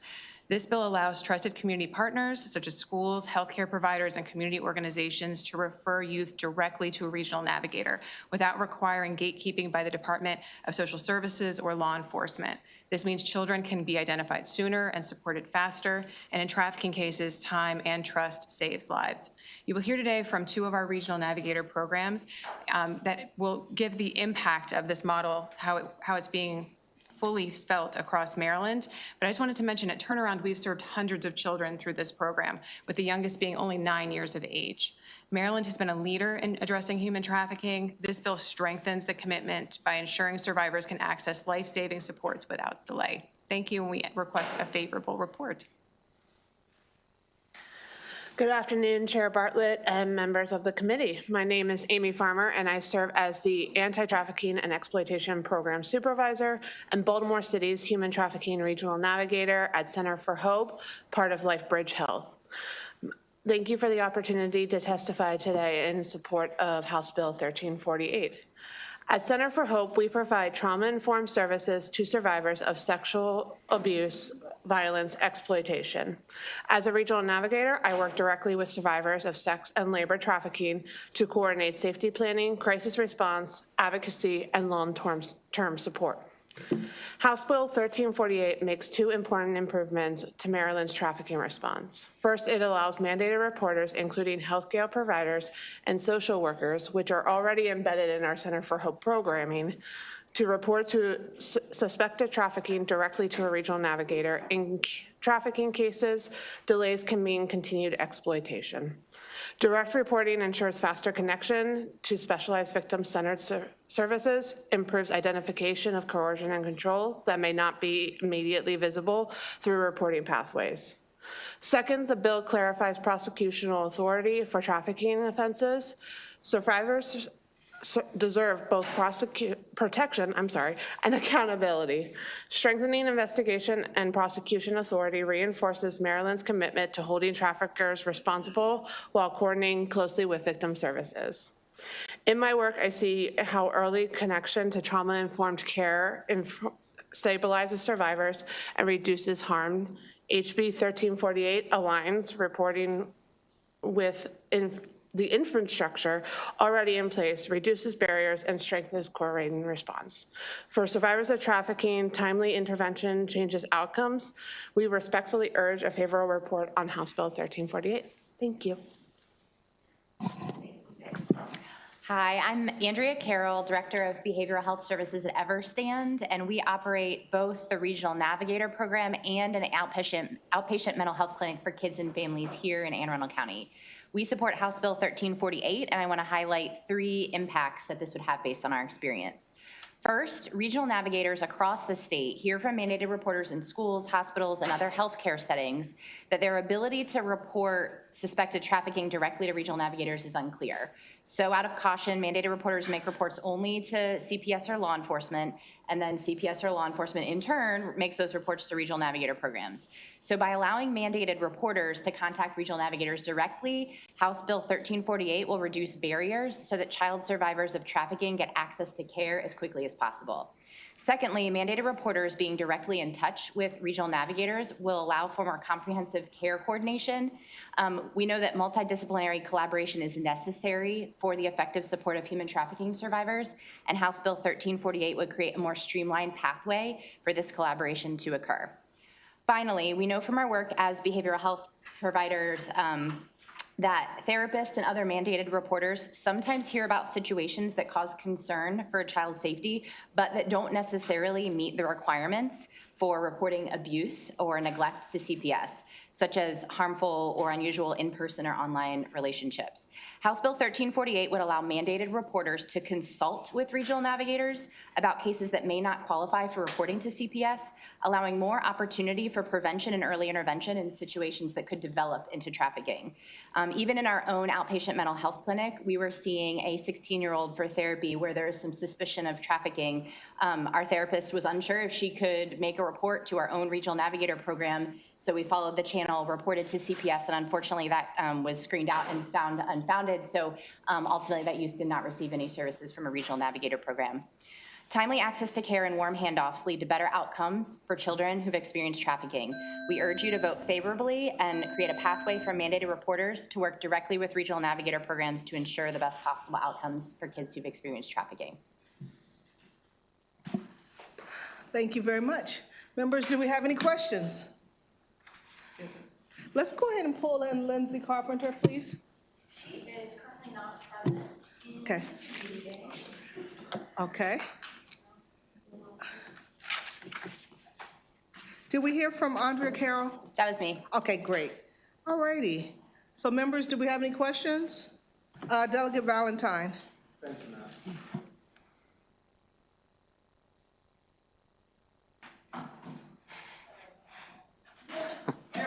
Thank you, Madam Chair, and thank you, Delegate, for bringing the bill and the panel. I just want to clarify, so as laws currently in statute now is for regional navigators to be notified, it has to come from the department or from law enforcement, correct?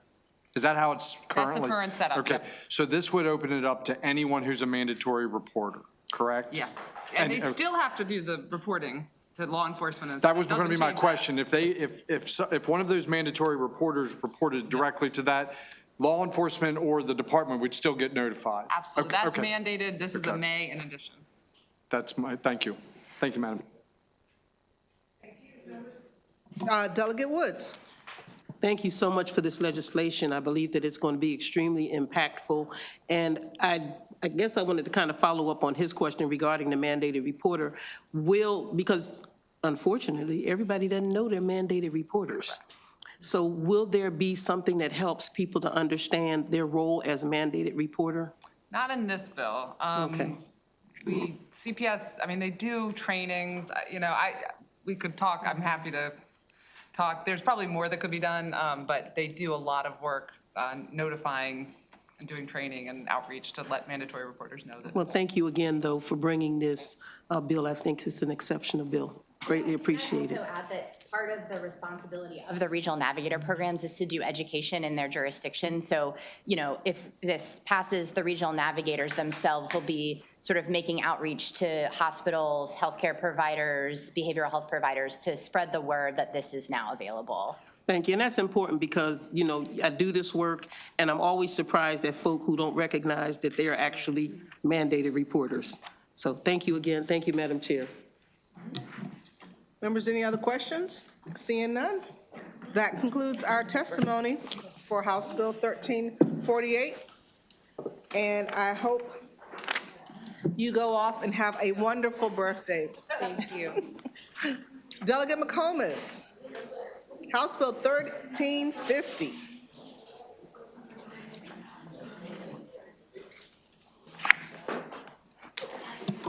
Members, this is our last bill for the night, and this is our last witness for the night. Yes. Whenever you're ready. Thank you, Madam Chair.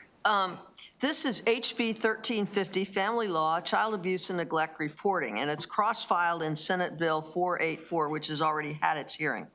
Currently, when a mandated reporter, policeman, therapist, teacher, or a concerned citizen seeks to report suspected child abuse and/or neglect, they are directed to call the local police department or the county's Department of Social Services to make the report. There is no sharing of the interdepartmental information between either of these state agencies or the police departments.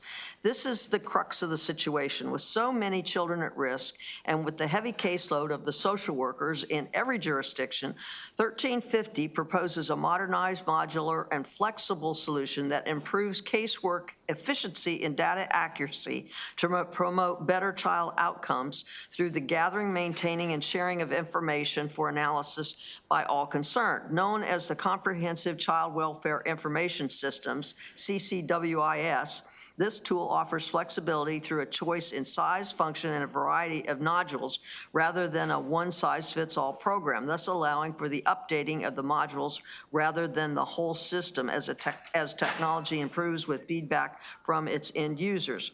With the timely input of high quality and consistent data, child welfare outcomes are better tracked, often allowing for automated reporting. The system has user-friendly interfaces and automated data collection fields that streamline the workflow and data entry, reducing the caseworker's burden and redirecting this time to be used for the direct care of the children.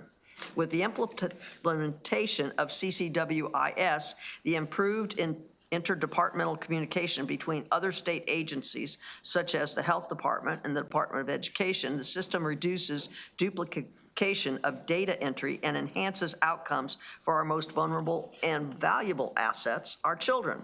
With real-time sharing and mobile access, child welfare professionals can stay informed and connected, thus enabled to reach to situations faster and efficiently. The Department of Human Services would establish, support, and assign reported cases of child abuse and/or neglect to the appropriate local department for investigation upon assessment of the situation and the validity of the report. This centralized intake system is acknowledged by the Department of Human Services with some modification to ensure the appropriate and required intersection with federal mandates and the requirements. We welcome their suggestions and input to make Maryland's CCWIS a reality for the benefit of all concerned. The most recent report from the Administration for Child and Families, dated October 24th, 2024, states that the District of Columbia, Puerto Rico, and 45 states have declared as using the CCWIS. Maryland's development op status functionally implemented while limited development continues. The federal final rule on implementing the reporting program requires states to begin collecting the required information by October 1st, 2028, and the first data files containing the information are due by May 15th, 2029. We must overcome the DHS budgetary issues that were recently brought to light and get this project moving forward sooner rather than later. Please enter a favorable report for HB 1350. The compromised children depend on us. Federal regulations require a response. Thank you, Madam Chair and chair members. Thank you. Members, do we have any questions? Seeing none? Thank you. That concludes our bill hearing for House Bill 1350.